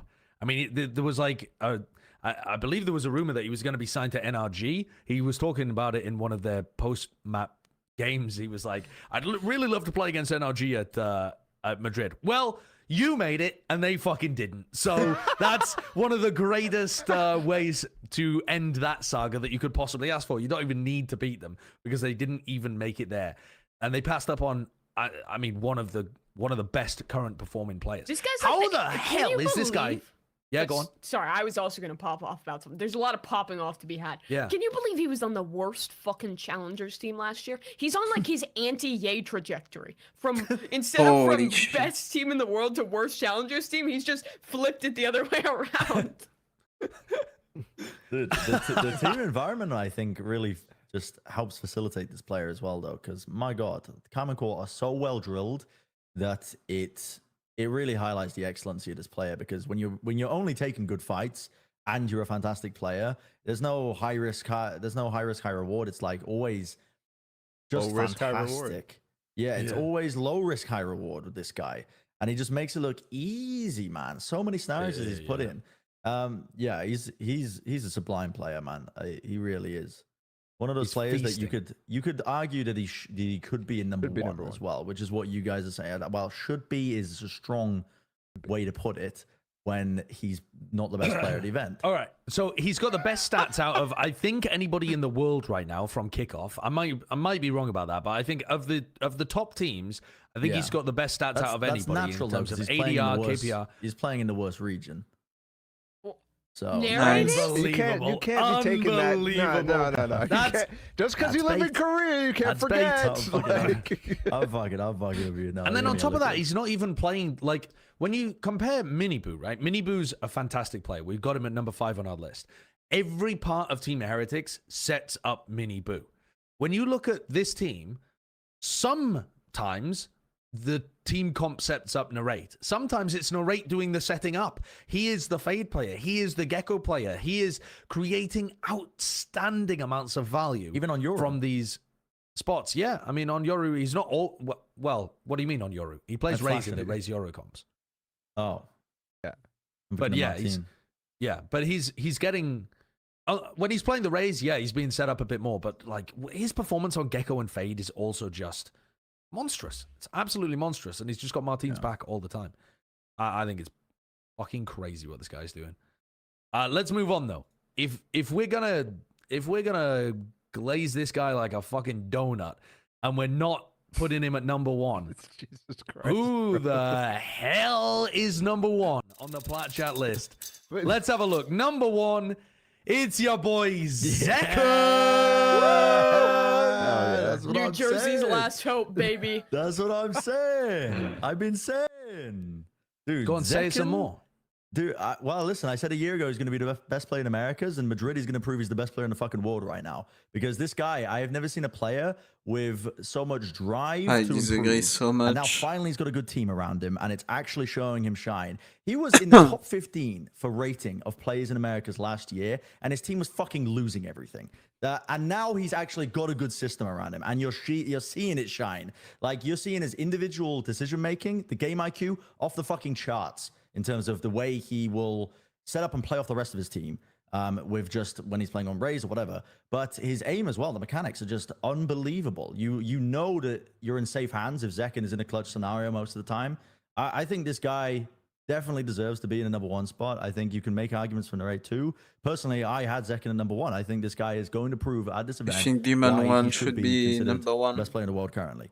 The thing is, Zekin, well, so many of the other people we have on this list are coming out of nowhere, are like flashes in a pan of players who have come out and went insane at kickoff and impressed. And you can make the Wow. excuse that it's like overreacting to one tournament for any of them. I don't think that's necessarily real, but you absolutely cannot make that with Zekin. Because like you're saying, he played great last year when Sentinels was dog shit. He played great with Xset when Xset was fine, even up against global competition. He's been to international lands before. He's been there, he's done that. He has proved himself as a top level player, and I'm exactly with you that this is the tournament where he can prove that he is the best player in the world. He is with a team who I think is playing the Nah. right comps in the meta. The KO Gecko shit they're playing, I think, is fantastic, and I think it sets Zekin up to be even better than he already is. I think he's already great. He's also like legitimately like a mature player who adds value to the team, who adds ideas for us how he wants to be set up. He's not just a duelist player who sits there and is just like,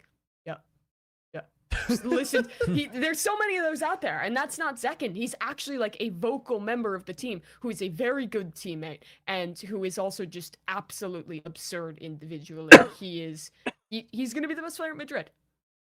No. I think he's easily the smartest duelist player in the world in terms of game Holy sense. fuck, man. Yeah, he has obviously best of the best tier mechanics in the game as well. He's insane and deserved for sure. I mean, out of all the players, he's one of the few people who actually has gone to an international tournament on this list, right? And he's proven himself on that stage. Probably with a weaker team too. So like this is definitely the stage to show off and to have that battle actually play out on stage between who is going to be the best player in the world after this. And Zekin has a very, very, very good shot. I think everything you said is correct, both you and Bren. Like the guy is the real deal, the truth. And we've already been known that. So yeah, deserved. Yeah. Do we have? I don't know. So Mimi, you If you said take earlier the that you two team that they accurately describe as like the two teams that set up their fucking duelists, which are like Erratic and fucking Sentinel. I think Erratic sets up Miniboo better, and I think Miniboo is finding more value than Second would. I think Miniboo is better. I really don't like that fucking tier list. If you're just comparing like two very comparable player, like I think Miniboo is better right now, at least. Coming into Madrid. So I don't know. Which is, it's gonna be answered really quickly because the first Swiss stage has Sentinel and Heretics playing each other, so we're gonna know very quickly if that like ranking is accurate. Because we have like Keiko versus Funk plus Phoenix, then we have Chenji Loud, and then we have EDG Pepper X and Sentinel's Heretics for the first Swiss round. I have my pick'em on VLR.gg. I have Sentinels winning. I'm probably gonna look more into into the team and the matchups and maybe rewatch some games and stuff and think about it. But right now I have Kickup winning against Funk plus Phoenix. I have Loud winning against Genji. I think it could go for Genji though. I have PaperX winning against Edward Gaming. I think that's pretty safe. I think the Kickup and PaperX one are pretty safe. And then I have Sentinels winning against Heretics. Because the last performances of like Heretics were kinda like meh, in my opinion, so I feel like Sentinels could be ahead, at least at the beginning of the tournament. But yeah, we'll see. Also, don't like some of the thematics comps, especially the one with the one on Split and stuff.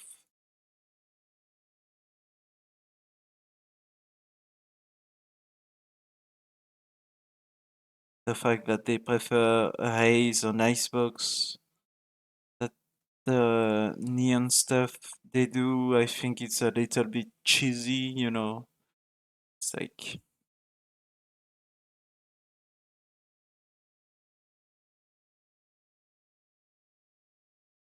I don't know.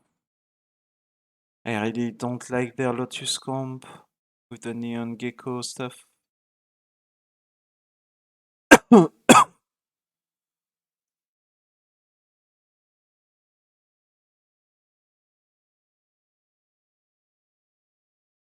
But yeah.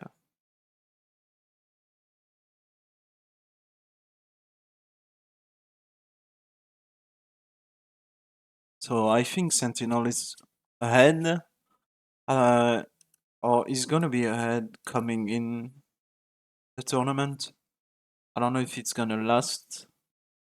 I hope Heretics finds like adaptations very fast. They seem like a team that could do it. So yeah. Rolled your rankings a little bit, but I put before Forsaken on there. If I were to do it again, is I that would the put only thing? no Paper X players on there. Right. So this is our full top 10 of the players that we had on the list. The aggregate top 10 from the roughly 10 people that were consulted for all of this, which is, I think it's a fairly decent list. What I wanted to do is I wanted to open the floor to any notable nominees that didn't make the top 10 that you think deserve a shout out for being extraordinarily good at the moment, but didn't make the aggregate list for whatever reason. Brent, yeah? Shout out to the IGLs. I think John QT, Sadak, This guy. and who does the IGL in for Common Core? Magnum. Magnum. Yeah, I mean Magnum. I think I wouldn't. I wouldn't. That's Nothing fucked up, against man. you. That's Now, fucked Magnum, up. nothing against you as an individual. Crazy, actually. Crazy. I wouldn't put you in the top 10. But Shin, I would put potentially. I think you could make an argument for Shin potentially being up there.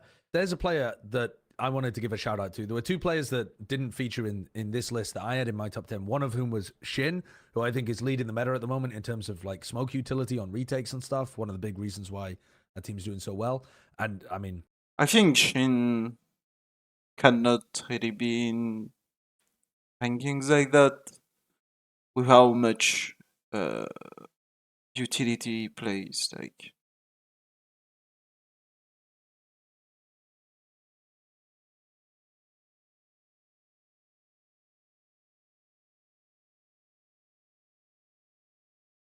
Like when you play too much utility, like Sassy for Sentinel. Is it Sassy? Or am I mistaking? Yeah. Yeah, Sassy for Sentinels. He has like insane performance. Like, I think if I had one Sentinel player, that is for his split map but just for Split. Like if there was only Split in the game, there's this for sure. But like, if I had one Sentinel player to put in a top 10, it wouldn't be Tense, it wouldn't be Zekken, it would be fucking Sassy. I think the way he's able to hold sites, the job he does on fucking Sova on Ascents and shit like that. Like, his utility, I think he deserves more recognition. But because he's like Shin, you know, he setups people a lot and shit, people don't really think about him. The only like player that I see that is like that and who's also in that list is Les. Like Les on his Viper does the job of a Viper and he's insane. You know, but like Sassy, Shin, all the player like that are like so huge in terms of utility and stuff.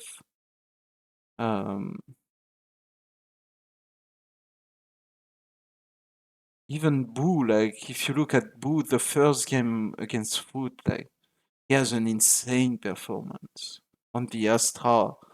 I think it's on Bind. I don't know if it's the first game, but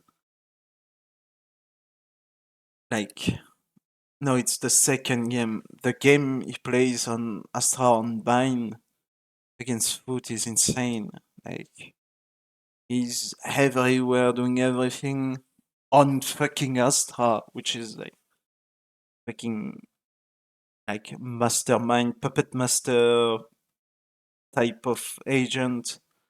And yet he's winning on all the 1v1s and shit. Like, I think these players deserve way more recognition and shit. Spoken for the anti-strats and stuff. And the other was Cowan who I think had a phenomenal performance for Loud and has just always, like, if we're going to talk about players who have that consistency that always turn up in big moments and big events, I think Cowan's got to be there too. He's the second best performer on this version of Loud, in my opinion. I mean, Sadak And too. He's been pretty damn good. I don't think he deserves to be in the top 10, maybe not even the top 20, but I do want to give a shout out to Autumn because, well, FPX does a lot of silliness. I think the guy's pretty sick. He's a really good player. I like the way he plays the Yoru. And it's also cool to have an Australian player at a global event. I'm pretty sure outside of Locken, this is the first time that Who gives a any fuck? player from OCE is going to be on a global stage. So that's pretty sick. Was it Ronsky? Did he play at Locken? Yeah. I don't think Was he not at really Locken? played. It wasn't there. So have we never had an OCE We may player have at- never had one. I think he is the first. He's at very least the first to ever qualify to an international event. I remember watching him play like on some like random ass like OCE teams way back when. And was really impressed then. It's cool to see him have this opportunity in China and be playing really well. Shout out Life too if you're gonna put an FPX Yeah. player on there. Yeah. That I mean, I guy think is- they're gonna get first rounded, but that guy's insane. I think their players are pretty cool. I mean, Jesus. Right, so we're doing a top 10 backhanded list at the compliment, moment. by the So way. yeah, exactly. I just want Always- to say it's cool that an Australian player's there. He's gonna get Yes. shit on, but it's pretty cool. Damn, man. And now Kurt. Just to read Oh. off like 11th through 15th, Chichu was 11th, Forsaken was 12th, Sadhak was 13th, Kawanzine was 14th, and John QT was 15th. Wow. And the only other notable thing is that Texture had one more point than Les. Zekken was pretty Oh. far ahead of everybody. Wow. Were Okay. there any Huh. outliers that people put on their list? Any Yeah, silly- for some so reason, Kurt told us- Paperthin put QCK at number 3 on his list. That's the only ranking that I thought was a little strange out of any. That is. Oh, I mean, that QCK is was really not good high. this tournament. Well, He was no, he was fine. all He was right. fine. He was Okay, good. sorry. He wasn't great, I should say. He wasn't great. He wasn't to the level of anyone else on these top I 10s. think, Putting him I number 3 think is what great. they asked him to do, he was great.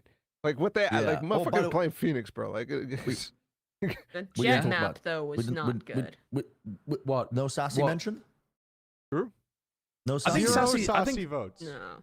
I think Sassy's gotten a lot better this year. This is definitely the best that we've seen Sassy play with Sentinels. His clutch win rate as well has been extremely good. But I mean, when I just don't think initiator players at the moment are particularly shining so much because a lot of the meta is setting up the rest of your team for success or struggling playing solo Sky. Like if I was ranking the initiators, like I mean, Narrate, if you consider him an initiator when he's playing full initiator, and then like Cowanzine, Devi, then probably someone like Sassy or Rienz. Yeah. I mean, kind of points to Sassy. Yeah, Rienz is And good. Celsius was pretty sick in some moments. I know he kind of flexes roles and is playing controller sometimes, but he had a couple maps where he was like incredibly impactful for Sentinel. Yeah. Yeah. I just think Sassy has adapted really well to the Sky meta, for one. Like the Sky nerfs. In terms of it, because a lot of Sky players, they ended up just blowing their. Oh yeah, their they hold away flashes their very early on. flashes. What are you giggling? He's The only playing reason I very laugh at this is conservative. because when I used to watch like a lot of Saucy to try to learn Sky in the Sky meta Yeah. before he was nerfed, I was like, man, this guy doesn't use his utils. So I was Yeah. like, no wonder he's good Holy at fuck. Sky. And on Gecko, dude, there's not too much. I feel like skill. What's the word? Like when you can really. Yeah, skill expression with Gecko as an agent, because it's like very much like you Throw either your dizzy, preset run in. flashes. Yeah, you're very much like just a throw fucking shit at the wall and find out. So much of it kinda has to be character. preset too, because you're throwing it away Yeah. where you need to be collecting it. So there's less room for like creative But on the fly the- stuff like you get with KO or Sky. His thrash movement is nice. Is like the best I think out of the Gecko. Yeah, he's players. actually been hitting which- the gritty in that. Dude, I'm not kidding. Bro has been hitting the fucking KZ servers on his thrash because this sounds so stupid. But dude, so many thrash players, they pop their own and it's like, yep, here's another one for you, little guy. Whatever the fuck Gecko says. He's like, hey, heal, fella. Let me chuck the ball out. And then he fucking, and then We he still send that need to do little the voice shark. line thing. And the shark just goes in a straight line, and then they can hear it coming, and they just spam the smoke, and then the thrash gets killed. Whereas the Sassy's like fucking. What? Dude, the thrash, nobody can fucking hit it. Nobody can hit it. This motherfucker's doing tricks on it. He's doing tricks on it. Yeah, it's like bunny hopping sideways and They shit. can't hit that Like, shit. Sassy's thrash movement actually mad underrated. I know. It's I wanted to give a special shout out. To Okay. Sassy. Someone get that clip of Bren and a clip of Sassy using the ult, and let's Right. see how similar it is. Let's see. This is an Let's orbital see. strike moment. Yeah. Bro, Okay. This is Yeah, go our on. list actually ends up being pretty good, but bro, I never want to do this. This list was so hard for me, and I just missed the days where we could just put 5 Fnatic players and call it a day. Like, Yeah, that was really nice. Honestly. One thing of note for the Nice. viewers is that usually I have them put a top 15, so it's a little bit easier to, get extra points. yeah, this But is I kinda fucked of forgot, you, so it's Kurt. only That was- top 10 for everybody. So that's actually why there's some really players that evil. got 0 points because there was no top 15 points. Yeah. considered. But anyway, we gave some shout outs towards the end to some other people. So They you get know, shout yeah, outs. yeah, you get shout outs. You don't get points, but you get Honorable shout outs. That's mentions. fine. I Yeah. mean, Any dishonorable mentions? No, let's not go down that route. I think who's let's. we used to do it all the time. Who's the top 21 player on like all the time? We used Yeah. to do it. That was dishonorable. Well, that's not a dishonorable mention. That's saying who's been the most left out. Like, who's the most underrated player? The top 21. Who's the isn't it? saddest, loneliest player at Masters Madrid? Okay. Don't think there's any need to answer that. Let's go on to the power ranking, shall we? Let's get this episode over and done with. We've still got a meaty topic. It's gonna be another coming up. 3-hour Dude, episode. it's- No, 50 no, minutes. No. I have to go pick up my daughter after that. 5-0? Yes. 5-0. I'm gonna squeeze every minute out of that. No. No. We should be able to do this. There's only 8 teams, for God's sake. It can't be that Famous difficult. last can it? Oh words. yeah, it can't be that hard. Yeah. Let's start here. Is Holy this the most fuck. difficult top power rankings list we've ever done? Yeah. Yes. Before we I even feel like do it, so. I don't know. Yeah, before I we've don't- even done it. Like, I feel like Let's it's refer- really Nah. difficult. After. All right. Yeah, Okay. I think this is This quite power difficult. ranking shit easy. Can we do Dude, number I one don't think first? that. No, Sure, let's do number I'm 8 down. first. Heat is way easier than number 1. FPX 8. Well, number one, I think there's an argument for 2 teams. Really? Okay. Really? Well, Just first of two? all, Wait, but because Brent, Kurt's already if- put number 8 in, can we all agree? Do we Oh. all have FPX at number 8? I think we gotta go bottom up so the viewers are forced to stay for 50 Okay. minutes. Okay, No, we can so, jump to number 1. No, We're not No, gonna no, we're we'll do- not gonna agree on number 1, guys. I guarantee. No, there's it. no way. Yeah. So Okay. what's your hypothesis Why don't we here, split in Brent? the middle and we start with number 5? My hypothesis up, for number one, is that there's two teams that are contending, I think, for that, and it's Carmen Core and Sentinels. From what I've seen, I think those Nah. teams have shown the most preparation in terms of like I think it's putting no, either work into their own maps no, or they counter stratting. And I think they've also shown that Maybe they are putting a KC. heavy emphasis on making sure that they fight over the right areas, making sure they're all on the right page at the same time. It's real optimal play from both of these teams. Where like if you're measuring like a category where you're ranking these teams like in everything that they do well, I think these two teams would be closely matched in terms of what they do. And I've already made the argument earlier in the episode that I think the claims about Sentinel's map pool being weaker, I think are a bit over exaggerated just because everyone is starting from a lesser point. Out of all the teams, this is just about the map pool. Out of all the teams, Carmine Core and Sentinels were the ones who were taking advantage of other people's map pools the most throughout the entire tournament. Yeah, and and taking Sentinels risk have a for that. permaban. Yeah, Common Core actually even have a permaban. They permaban Breeze. Sentinels are mixing it up between Ascent and Breeze. And Sentinels was maybe they'll even What? target ban from now on. The only people like target picking, like, oh, you just played like ass on that last Sentinels, map. Okay, we're gonna pick mix And it I think between that is a huge Icebox reason for and their Breeze. success in their group of death. Because Like, they don't have a good so how about jet. if we're on the same page that Sen, Carmine Core are between 1 and 2, how about we just put a pin in that and go and try and settle number 3, and we'll go Okay. back to think the it's 1-2 down. discussion later on. Because My I agree pitch with is- Brent. Those would be my 1 and 2. Sure. I think I'm also with that. My pitch for number 3 is Gen G. Pacific, I agree.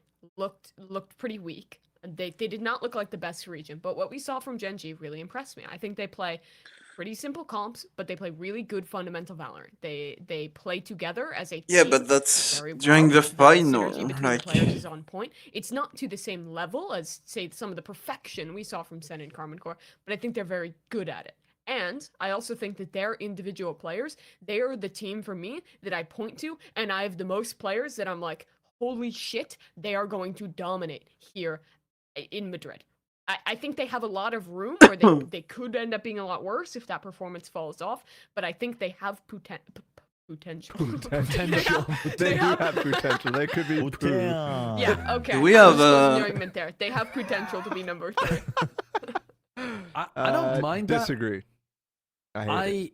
I would have them at 4, I think. I was coming up with my power ranks beforehand, and I had them at number 4. I moved them up significantly. I think I had them at number 6 before I deep dove in, but I was pretty impressed with their level of coordination. The I don't know. attack side calling, I think, was very good on Lotus. Their map pool's not quite as deep as, I mean, I'm going to use Sentinels as the example. Their map pool's worse than Sen's, in my opinion, but I don't think it's still in a terrible place. Like, do you Fall for think this they're just trap, going to guys. fall over when they play against the other teams? Yes. Yes, 100%. Yes. I don't think they're going to fall over, but I don't think you're going to get the same out of their players. I don't think you're going to get the same out of Munchkin, like you was saying. I don't think you're going to get the same out of Lakia with his Sure. clutches. I don't think I you're But I going to agree get with think the both if of you those. get like But the 3 other out three- of 5, if you get 3 out of 5, I still You're- think they're like easy top 4. I think Texture and Easy? Charon, Yes. I don't think it's easy, but I think, I'm well, not saying actually, it's easy for them. I'm saying it's easy for me to pick them top 4. top 4 just means you got out of the Swiss stage as well, Yes, doesn't because it? it's an 8-team tournament. Like that. Can somebody top explain 4 the is not Swiss a stage crazy real high quick? placement. in Not this that it event. matters at all because it's a power ranking, but is it 3 games? Like 3 No, games it's you 2. win? You win 2, you're 2 top 4. games! Oh, God. Yeah. So you win 2, you're through. You lose 2, you're out. But But and you then there'll can be play some up teams to in the middle. 4. If you Yeah, because you could go 2 No, and 1. 3. no, up to Or 3. 1 and You're right. 1 You're and right. 1 Yeah. and 1. Yeah. So some teams will play. So it's basically GSL style groups, except you don't know Randoms. who your opponents are going to be. Yeah. So That's good. you have to prep for every team. So I actually like it. I think that it's a cool thing to add in that has just a very slight difference compared to how we normally do it. And it's that you don't just have to prep for the teams in your group, you have to prep for everybody. And I think that in a world where a lot of these teams have been anti-stratting the shit out of each other, I think that's actually quite cool. Yeah. Just the 1-0, 1-0 games are not going to be as cool as like the 3-0, 3-0 games Sure. that you might get otherwise. In most systems. Anyways, it's relevant. It's power rankings. Doesn't matter. It actually doesn't matter this time, though, because we also don't know who they're going to play against. So we can't predict who's going to make it apart from by doing a system like this. So it actually takes out all of the like metagaming that we would normally do based on the group difficulty. Yeah, and that's stuff. true. I like your arguments with Gen G, but like I said, I don't think they'll be able to keep that going with some of the pieces. So let me hit you with the teams that we're talking about that might be in that same tier for me are Heretics and Loud. Those are the teams that I have in the same kind of tier. Now maybe you have EDG in there as well, Brent, because you were talking about. Can we address Paper X later, because I think they're a separate topic of like, do you think they're going to perform historically versus how they did right now? Sure. But let's table that discussion too. Let's table top 1, 2. Let's table 3 and 4. Let's just fucking table put a pin in everything. that. Let's address it offline. I gotta speak to my consultant. Do you think Heretics and Loud are going to be able to dominate Gen G just by virtue of being like better fundamental teams or something, or just because Pacific is bad? Bala, you think that Heretics and Loud are just by virtue of being in a better region and placing top 2 going to be better? Yes. I'm being a fucking hater right now, and I hate it. I hate myself for it, but I just I was watching Gen G. It's like, damn, they killed people, and I was like, you guys can make arguments about structure and strats or whatever. I wasn't seeing it. To me, this is like a wise man once said, the same argument as like a fucking crew game changers. You die. And I listened to that, man. No, I don't. I really don't think that's what Gen G are, though. They're not, but that's what they can be. Yeah, kind of. I don't think they can muscle their way through all of these. If they need to resort to it, they will rip your fucking heads off. Yes. If they need to. I fear a world where they're gonna rip close Loud's game head against off. I think they're gonna rip Heretics. I could see the argument, maybe because of the fucking inexperienced thing. Like if they get shook a little bit, then maybe. But even then, like they were tested. The Heretics. I think it's far less likely against Loud. I rate Loud above Heretics for sure, but I think I rate Gen G above Heretics because I see. I would do the opposite. I would rate Heretics the strongest of the 3. And then Gen G, and then Loud. The finals where Sen played against Loud, even though it ended up being fairly close, actually shook my confidence in Loud a little bit. Because I felt that they were getting through just by virtue of muscling their way through the matches. And the coordination, at the beginning of the kickoff, I was really liking the way that Loud seemed to be very tight with each other. And Loud's horrible scaling into A site on split on their attack side, where they just kind of like into the site one by one, miles away from each other. It looked poo compared to some of these top teams. It did not look anywhere near as tight and disciplined as even Gen G, actually. Gen G are playing much more coordinated than that, which it worries me a little bit if that's where your win condition is. Like, Loud look good on Icebox. They look like they have good ideas. Their attack side calling on Bind looked really good in the game against Karmine Core too, but in the game against Sentinels. But I think that's because they had a good understanding of how Sentinels wanted to play. But and then for Loud as well, I kind of worry about like, do they go back to that Ascenta comp, and then like, because I feel like a lot of their stuff is counter stratable. Are they gonna try and change up and like go back to default comps? Are they gonna stick with this idea? Can it work under the scrutiny of like competition who now have actually a lot of footage of it out there? And I'm not confident it will. I think Heretics would beat Loud when it comes down to that prep-based stuff. But the question is, would Gen G beat Loud in a muscle-off? In an oiled-up muscle-off? There's no way. There's zero chance. They might. I think Texture would be the most impactful player in the server. I'm not sure that Texture would be the best player in the server, but Texture would be in position to have more impact than Less more often. So I think Texture would end up being the most impactful because player. I feel like Less would find so many opportunities to take fights against people I just rate him way higher than. And that's he's just forcing fights against like Lakia, Munchkin. Constantly. Yeah, and honestly, Munchkin seeks out the fights with the way he plays. Munchkin does actually. Munchkin has like a bit of an angel vibe about him. Munchkin wanders around by himself, lost in a supermarket kind of vibe. Like he's just like he's a child that's about to be called on the tannoy. Like he's and he wasn't getting punished for it at all. Yeah, he wasn't getting punished in the DRX game. He was 6-2 in first kills in the DRX match, and I was like, dude. One VOD review, you just know this motherfucker's pushing sand on Bind like most times. Dude, it's been like this for Munchkin since fucking Crazy Raccoon Reykjavik type beat. Like, But they also, I think, played really well in the like against Paper X too. Like I know Paper X was on maximum silly, and we'll get into them later. But I think they dealt with the weird comps well. Paper X at a lot of times was just taking fights and muscling, and Gen G had better fundamentals, and they were trading each other really well and dealing with that stuff, and also having players step up to win in a game that was kind of descending into chaos in that BO5. Yeah. Which is one of the reasons why I have faith in them to win in a similar match. Yeah, the way that they dealt with Paper X as well I mean, they seemed very prepped for the util that they're gonna throw out. I Dude, think turn the this is logo upside down. Let's get fucking Brazil against us. dude, It doesn't I do think anything this to is- their logo. Like it's just the same. It's the same No. logo. I think this is an impossibility trying to rank these teams. I think we're It's just going to end hard, up going man. round and round and round in Yeah, circles. it's like the fucking snake eater. It's the Ouroboros. We're entering the Ouroboros. It's just So- there's no. All right, so just Can do we- it based off of fucking historics, like historics. well, then you'd have loud. Yeah, 100% okay, well, of the loud, top. loud, Yeah, the loud, experience. loud Oh three. yeah, but I mean, how suitable that your way of solving it plays It's exactly perfect. into your Yes. your Yeah. thoughts about Stop, Loud being guys. the best Stop. team. You're doing it again. You're doing the fucking loud thing again where you guys all. I need Wyatt next to me right now Dude, so I I'm can not back him down up against you loud. guys. This shit is I'm not down loud. unbelievable. I can Stanek I think is Loud, so right. Heretics, and Gen G are the same tier. And I think it really comes down to the day and differences. I think these teams are so close in my mind. I'm leaning That's- Heretics Nah. because I think they have more of the strat book left to show, and I think they've been more willing than the other two teams to counter strat.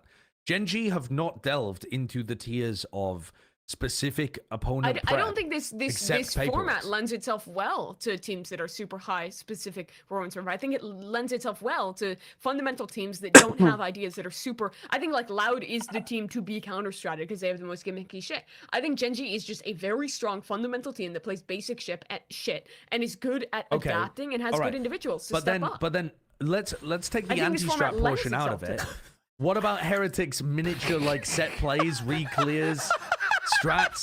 How are they gonna avoid that? What? that are super high specific performance server. I think it lends itself well to fundamental teams that don't have ideas that are super. I think like Loud is the team to be counter stratted because they have the most gimmicky shit. I think Gen G is just a very strong fundamental team that plays basic shit and is good at Okay, adapting and has all good right. individuals to But step then, up. but then let's take I the think this format anti-strat lends portion out of itself it. to What about Heretics miniature like set plays, re-clears, strats? How are they gonna avoid that? What are you fucking pissing yourself about? Come on. No, it's an inside joke now. Some chatter saw it. Some chatter saw it. Me and Brett saw it. I don't know what happened there. What happened? Just- Basic shit and is good at Okay, adapting and has all good right. individuals to but step then, up. but then let's take I the think this format anti-strat lends portion out of itself it. to What about Heretics miniature like set plays, re-clears, strats? How are they gonna avoid that? What are you fucking pissing yourself about? Come on. No, it's an inside joke now. Some chatter saw it. Some chatter saw it. Me and Brett saw it. I don't know what happened there. Just some kind of inside joke. I don't know. in shambles. Don't worry about I'm audio listeners. Oh what my happened? God. Something popped up. That's a little Easter egg. You'll have to go back in the video and find it. Wow. What? I missed it. I missed it. That's one for our Japanese fans out there. Yep. Yep. Yeah, I feel like I'm when willing to concede 100k of investment and Heretics in third, but Loud at fourth. that's Yes. Oh, Gen G Yep. last. If you're giving me 100k, 100%, I'm down. No, you Right. invest 100k into my business. I'm kind of okay, let's- vibing with the historics thing now. Loud Yeah. 3, Gen G 4, Heretics 5. Mm, Loud Wait, 3, what? Sorry, what? Heretics. Sorry, but how did you just wiggle your historics to have Gen G in fourth over Heretics Yeah. for no reason? There's no history for Heretics. okay, wait, Historically, let's- Heretics sucks ass, and Gen let's G try is attacking fine, this. So... Let's try attacking this in a different way. Okay. EDG and Paper X. Would they automatically give me the case, Bren, for EDG being above 7th? Well, for one, they've learnt how to adapt to opponents' tempo, and PaperX are right now currently incredibly one-dimensional with how they're playing. They are entirely reliant on firepower. They have interesting comps, but when they were countered in some aspects Interesting of it, is in you look at that and you're like, what the fuck is that? And then you well, watch as in, them like, play yeah, and you like, still like don't they, know. like they played the triple duelist split because Sky was nerfed, and then they just slotted the Euro in. They have the classic case of Na'Vi of last year, I think, where Na'Vi were playing dumb shit comps because the player quality was so good. And I think that they got the wrong read from scrim data, and that the conclusion they drew was that, oh, the comp is one of part of the reasons why we're winning potentially, and that's why we're going to keep running it. When in reality, it's because the team has, I think individually, a lot of really smart players that know how to take the timings. I think you can make the same argument for PaperX, but instead of like smart timings and slow defaults on attack side, it's just fucking firepower. You have hitters, man. You have hitters on this team. I couldn't believe what I was watching on Split. It was like I didn't have to analyze, because on the attack side, they were just grouping up as 5 on A and hitting ramp and site every round. 4 or 5 players, with the occasional Forsaken lurks onto the other side of the map and then dies because fucking side players holding it with an op or something. Like there was no nuance to it. Like, what happened to the team I love? I think what happened to them is that they're playing catch up with Jing not in the roster, trying to fit Monnier into that role when he can't fulfill the same role that Jing was providing for them. And there's been a meta shift, which is causing them to have even more catch up with their map pools. So they're only having to lean on firepower. Whereas EDG at least have shown me glimpses that they are a really intelligent team. They can slow down tempo, they can adjust to their opponents, and they can adapt on the fly. And despite that fucking finals, which, listen, I haven't watched it yet, but I still have more faith in them, I think, to beat a team like PaperX. Okay, so basically your argument for EDG going up was entirely based on PaperX going down. Do you have any faith that they would crack the middle have leveled up as well. So only I see it too. The middle tier. But I think like EDG Loud, and Heretics, because like to the me, Chinese they're not in the teams same tier. There are is a 7 tier and right 8. after those in my Yeah. 7th and 8th. I think there's a world where EDG beat Genji. What? right.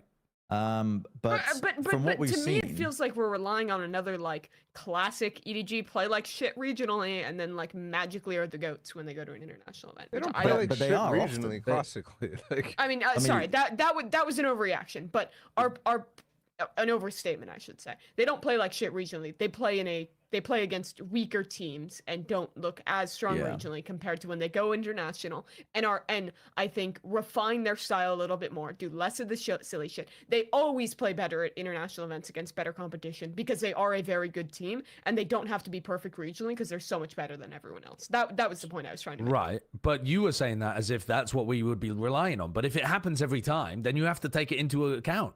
Sure.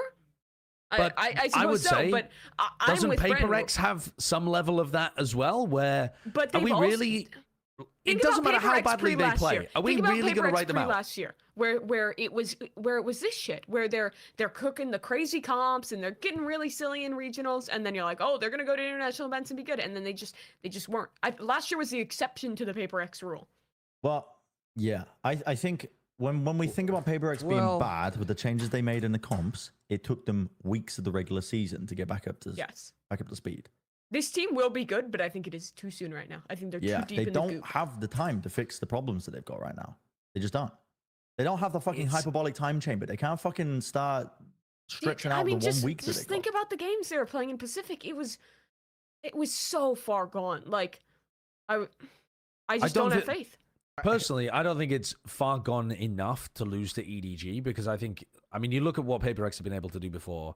They are 3-0 against them all time, even when they had a And bad in performance. all of those very close games, when PaperX was playing at their peak.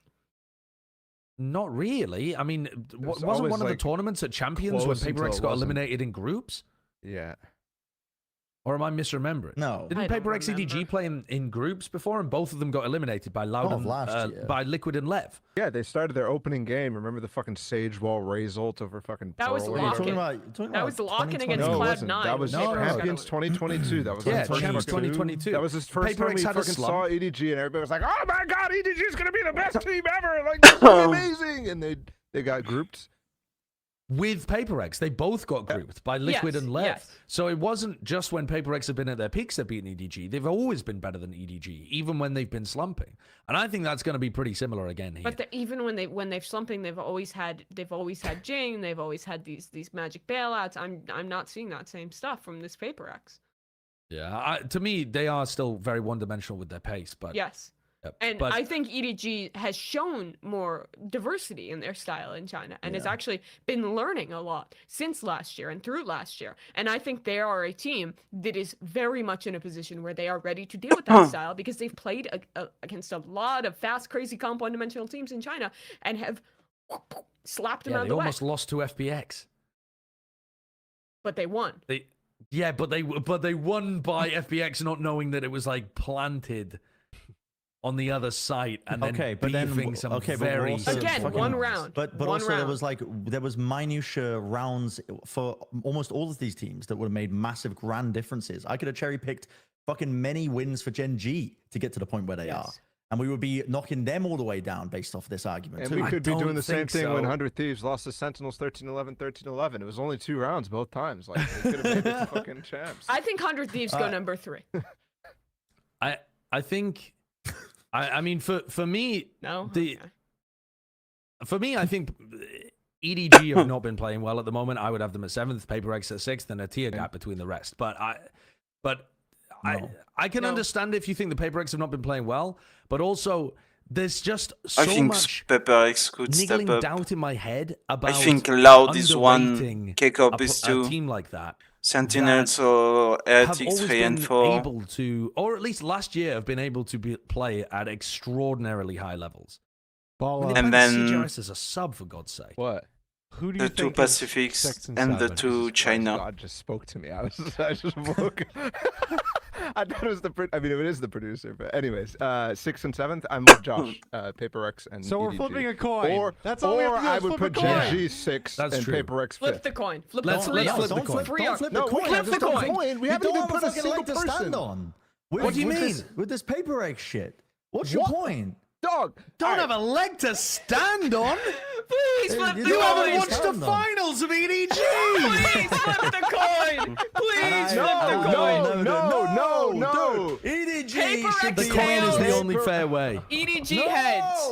No! Flip it. Can I make my case first for PaperX? No. Because Yes, go on. Make your case while the coin flips. y'all keep saying PaperX is one-dimensional, blah, blah, blah.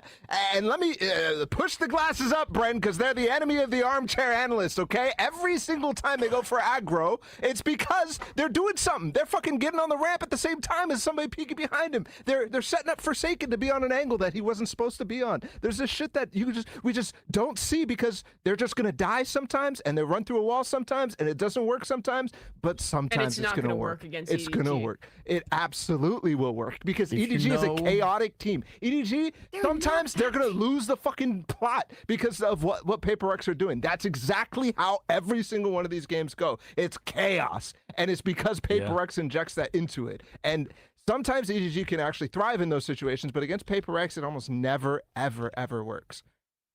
So flip the coin. There's good arguments both ways. Heads, EDG are on top. Isn't this the first game? You too? motherfucker! Let's fucking go. There's I no love way. the coin. There's- I love the the coin is coin. biased. Let's go. The coin is biased. China Yes. is number 1, baby, and by that I mean number 6. We're on top of the world. Dude, let's freaking go. Is that the first lock in that we're gonna have on the power ranking right here? Besides Along with FPX. Yeah. So we've done 8, 7, and 6 against our wills. So now, Yeah. how the hell do we solve the three-way Team conundrum? Heretics is not number 3. You really aren't impressed with Heretics. I feel I'm like very they've been impressed with trying. them. I think they are very, very close to Loud and Gen G, and I think if there's to be a tiebreaker, I think the best tiebreaker is the Loud history of being better at international events and stepping up. I think that's the easiest way to do it. I was on my Gen G cope. I still think Gen G is sick, but I agree with the arguments for Heretics. I agree with the arguments for Loud. I think it is a very equal three-way tie in these positions, and I think Loud's experience and their ability to do this event after event should be the tiebreaker to put them at 3. Oh. Unless we have what's a better tiebreaker? Do we at least I don't- agree Genji is number 5? No, Yeah. but Really? it's fine. No. We don't. The problem is each of the three of us has a different order for these three teams. Right, And Mimi, Bren, where say would your you put order, them? and then we'll go to Sideshow. This is what I would Bala, and have. then Bren. This is Oh, what I wait, would have right listen, now. I think it would be this. I want to put Genji higher, but the more I think about it, the more I can't justify it. I think this is the proper order, but I think Genji can upset and be a top 4 team. That's Like, fine. I really That's think fine. that. That's But good. if That's we're- exact. That's I where we was should get- end up. That's good. I think my brain was getting too into prediction mode. I think if we are doing power rankings, I agree with Loud, Heretics, Genji. I think that is the power ranked. Josh, put your fucking scanner on, bro. That's No, like, no. Listen, if you two both agree, then you've outvoted me anyway. So Unless that- Bren agrees with you, and then it goes to Yeah, the I mean, Bren, you tell me how you would do it, but I think. I've got it. Loud, Heretics, and Gen G. Oh, that's how It's you would do done. it as well. It's Yeah, done. well, it's done. It's out of my I've been hands. saying that from the beginning. Yeah, me too, Were you? Bren. All But right, you, well, guys, we- you guys convinced me. You we guys weren't convinced listening. me. You was listening. You were listening. all right. Well, then let's get on to probably Carmack the thing that people are going to argue about the most. I think is where we put these two teams. Yeah. I would say Probably. because they're the two most clouted fan bases in terms of like the English-speaking audience that are gonna tune into They Plat speak Chat. French, bro. It's not even. Dude, a lot of Carmen Court. That I don't think we have all the Loud fans watching Plat Chat, but I'm sure we quite do a few after of the Carmen Court Spock fans. fucking makes his reaction to this. Oh thing, yeah, he's gonna be- probably. Yeah. We have them in the comments. We don't But have them louder watching. as high as you could justify them being, aren't they? I mean, you can't possibly justify them being higher than third, can you? Loud fans putting your face on the dartboard. No, you could not. Not unless, All right, not so- unless you haven't been watching the EMEA games. Yeah. So Sen Carmen Corp. We've made the case for Carmen Corp earlier in the video, I think. So is someone willing to give the case for Sentinels being number 1? If not, I am happy to give. I the, don't know what the I case. believe. Okay, let me give the devil's advocate argument because I'm still going back and forth. You on think this. Sentinels is the devil advocate? For me, it is because I've Okay. gone back and forth on this a bunch, and I've settled my. I haven't settled actually. His heart I'm is still fucking going back blue. and forth on it. That's all. But I think I'm down for Carmen Core at number 1. But here's my argument for Sentinels that I'm almost convinced by. Right, is that they have extremely good. They have extremely good fundamentals. Their retakes look excellent. Their meta comps that they're running on different maps also look really good. The maps that they ended up losing to Loud are actually not weaknesses particularly either, especially their Icebox is still looking very good in the game that we saw it played. It's not going to be a permaban for them. Bind is also a map where we've seen them have a lot of success against other teams, and I think it specifically didn't work because Loud had a very good understanding of what they wanted to do with it, and Loud themselves were willing to be flexible with their composition. If you compare them head to head, these two teams, I think like 4 of the maps out of 7, you'd probably have to give to Sentinels based on what we've seen so far. And that, to me, is one of the more compelling arguments. And the reason for that is, I feel like Sentinels they both play a very similar meta on Bind. Sentinels have kind of wrote the book on how that's played, and I think Ten's performance on that map, the way that they have synced up these like shower scrunches and stuff, is all really, really good. And I think that the Raze Yoru that Carmichael play probably isn't going to be able to hard anti them or even soft anti them in the same kind of way because it needs to play to its win cons. It's not a super flexible comp that can play in all sorts of different styles. It's also, I mean, Sentinel Split might be untouchable right now, even with as good as Carmichael is. With the Raze Yoru, I feel like Sentinel Split is so well done to deal with that whilst both teams still look immaculate on that map. Where Carmichael's probably sorry. most favored on Lotus, and Sen can just ban it because Carmichael have a permaban. I'm fucking half listening here, tuning in and out. Is your argument a fucking map pool argument for a power ranking right now? Is that what I'm listening to? Well, in terms of the head-to-head, if there was a match Who gives happening, a shit about the head-to-head, bro?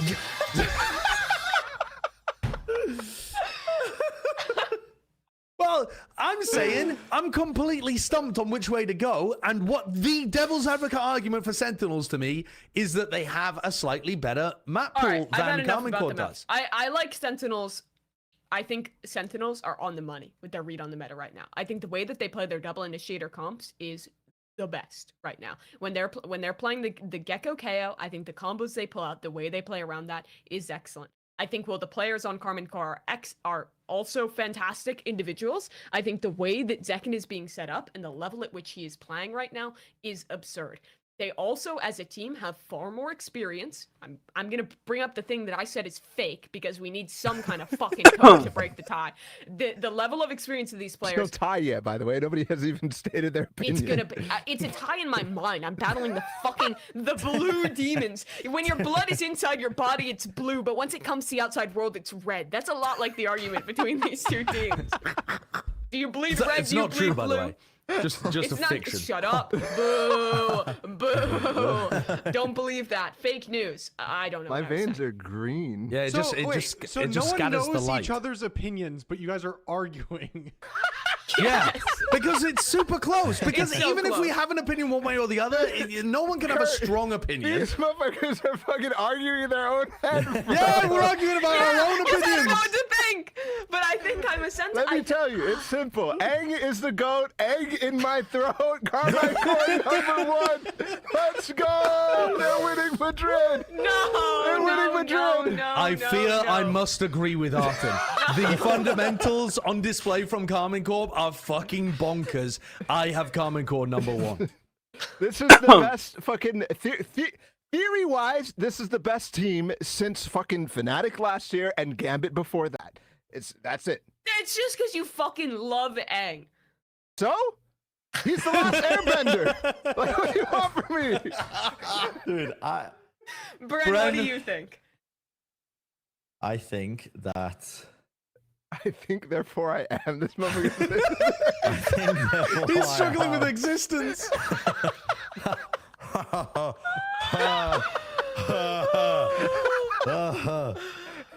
I think that Sentinels have a better map pool, but I think Carmen Core have shown that they can counter strat and put it into effect with a tight turnaround, which I think is going to be a very, very good skill to have throughout this tournament.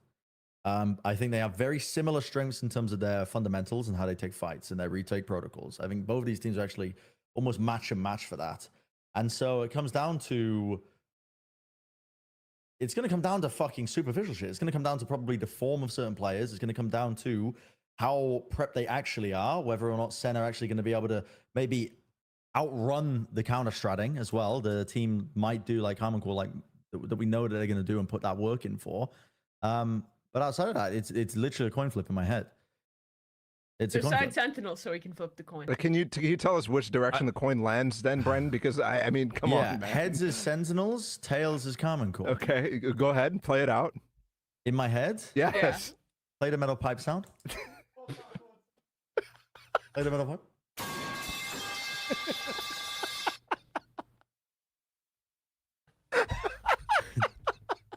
Play it again.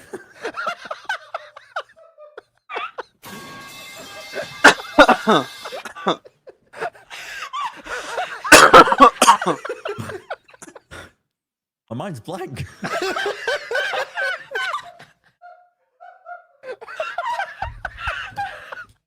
It's over. It's We're over. so fucked. So I think We're that's an never leaving this abstain. podcast. I think that's an Here's what we abstain. do. No, no, We do- I want we to flip do- a coin. We flip the coin for what? Bren's Who's- thoughts. We Heads flip for the Sen. It's Mimi Oh, said. no. Kurt's we got flip the Kurt's got coin it. for Bren's thoughts. If it's Sen, we flip the coin for the tiebreaker.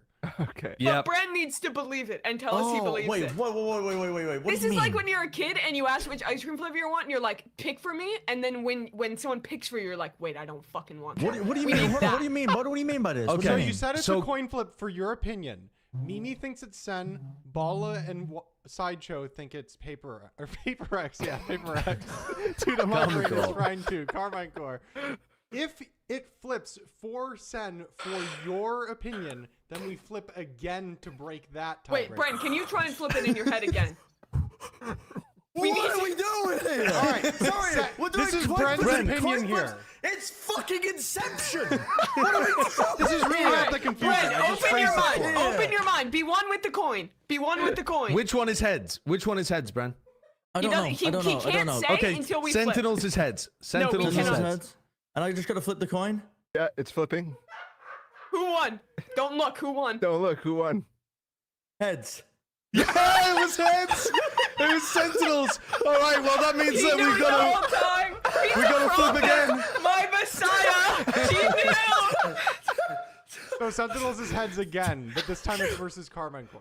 Oh, come Okay. on, baby. Okay. Come on, baby. Oh God. Oh, Let's go. I never win the coin Sin flip City, zone. baby. My blood is red, and I bleed it for my team. It's a beautiful world. A new day is dawned. What the fuck? What the We fuck? finally have actually seen Sentinels fans are I've just a seen the light. religious zealot. I've seen the light. Rob Moore, is that you? how likely is this to be extraordinarily wrong? Incredibly. All, like, Okay, good. 100%. Very. 100%. But I also stand by this. I think this is the best power rankings we've ever You done. stand by with your own opinion originally. Good job, Mimi. Yeah, wait, I literally, I won. This is my perfect power rankings, though. No, I would have had Carmen Core one. What are you talking about? It was you putting center one that even led to us flipping the fucking coin. The coin is spoken. The coin is spoken. Do not desecrate his holy name. But initially I would have had that. But now No. that I thought about it, I would have had Sen at The ice cream. The Very ice close. cream. Mimi, it's the Mimi, ice it's the cream ice shit cream. coming It back to is. bite you. It is. No. He got the Sentinel's ice cream flavor. He took a lick and he was like, "No, you know what? This wasn't the ice cream No, that I it's wanted the after fucking, all." the coin is sacred. Does the fucking coin mean nothing to you? All right, here's what I do. You can't just steal the election like let's this. end this shit. I gotta go pick up my daughter. Put them both vertical next to each other on the 1 and 2 bars. Let's get the fuck out of here.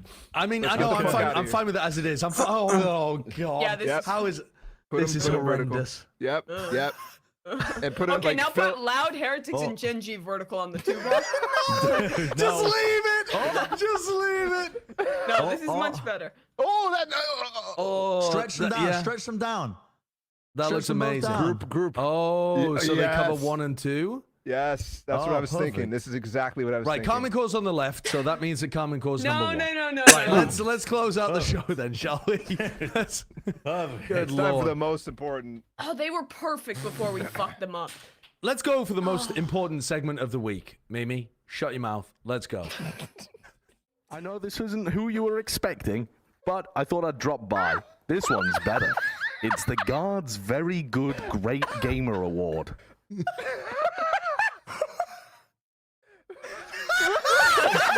Where have you pulled that from? They don't exist anymore.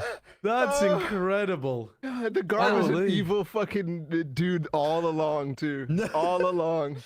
Don't know who he was, really. We'll never know who it was behind the mask. All right, Wyatt's weekly award this week. Oh my god, who the hell do I give it to? I should have thought about this beforehand. I Give it to Paper Thin. He just got a new cat. no, I'm not going to give it to Paperthin for getting All a right. new cat. We Give just it had the to, kickoff finals finish. TMV. I'm not giving it He to- just got married. Did he? Yeah, you didn't see? I think you're trolling me. They're both I'm trolling. yeah, just incredible amounts of trolling. Give it to Cookie. He went on No, He it's just vacation. got gotta go to- divorced. It's got to go to a player. It's got to go to a player. I don't know what I'm saying. I'm gonna. Who the fuck do I give this to, man? Give it to your top 21 player. Oh, yes, Brennan. Yes. I'm gonna give it to my top 21 player. A player who has been through the misery. They've known the worst of times, and now they're in the blurst of times. And they're about to blurst all over everybody at Madrid. I'm going to give this Wyatt's Weekly Award to Shin for making it through the darkest of Deserved. tunnels. Yeah, The that's darkest yep. of tunnels.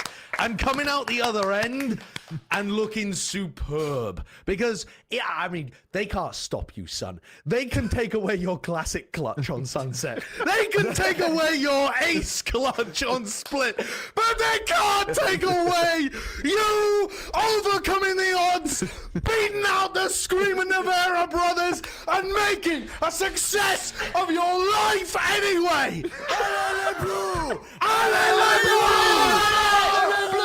Allez les Bleus! Your colour is it!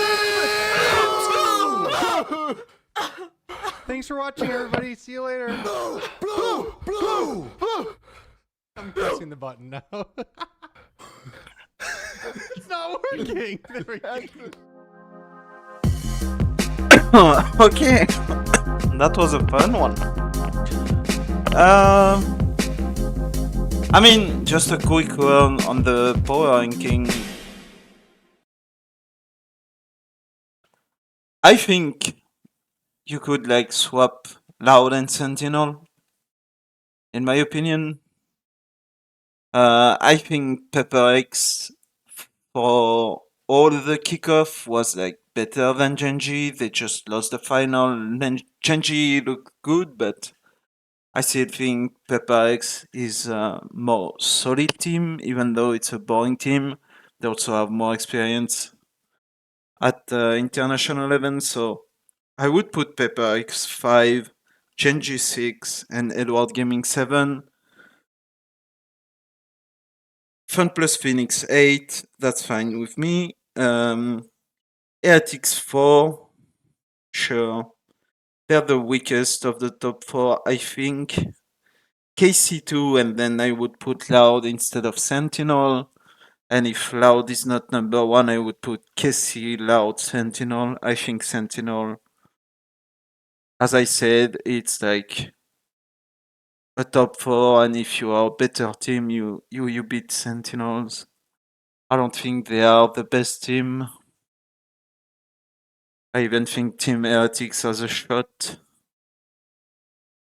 I have Sentinels winning the first best of 3.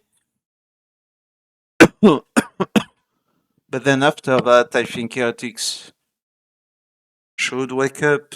They seem like a very young, promising, and like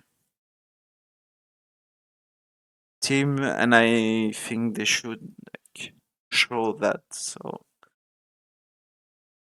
Sentinel, Heretics 3 and 4, K-Corp, Loud 1 and 2. And then, yeah, Pepper X, Genji 5, 6, and then Edward Gaming, Fun Plus Phoenix 7, 8. You could swap them around, but I feel like it's very like regional based. I feel like U is slightly better than NA, but they're still very close.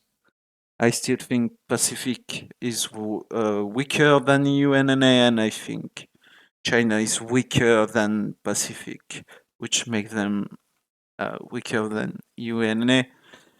We should, and we could totally see some upsets, but I still think that overall, in the end, we're gonna have the 2 EU and NA team going out. We should.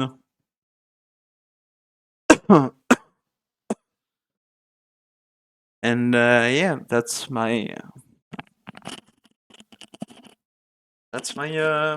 expectation. Anyways, it was really fun. Still sick. I don't know if I'm gonna stream tomorrow or what I'm gonna do if I stream tomorrow. There is the new PoE stuff that should drop. We should start to see some teasers, so maybe I'll look at that during one stream. There is also the new season. I wanna grind, really grind this time, because last season I didn't really grind a lot.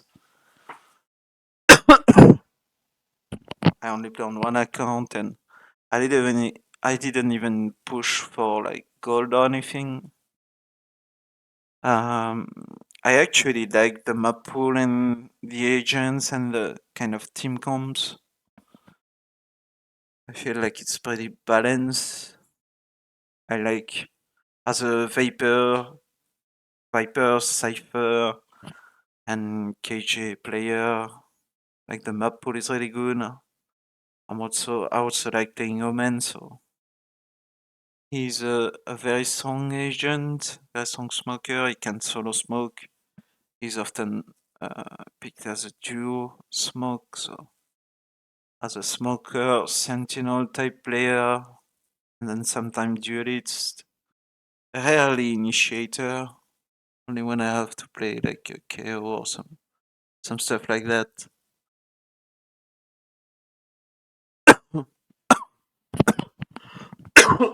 I think it's a good like map pool and season for me. So I really should grind. But yeah. See you tomorrow, stay safe, and it was fun. I'll try to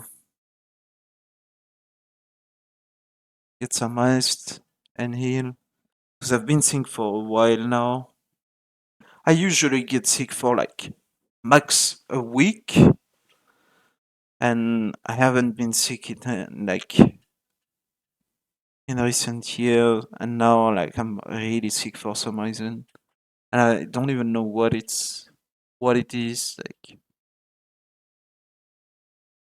just a lot of fucking dry coughing and shit. But yeah. Anyways, see you tomorrow, maybe. And yeah, for some Valo PoE stuff. And maybe other games. If I'm in the mood. Bye bye.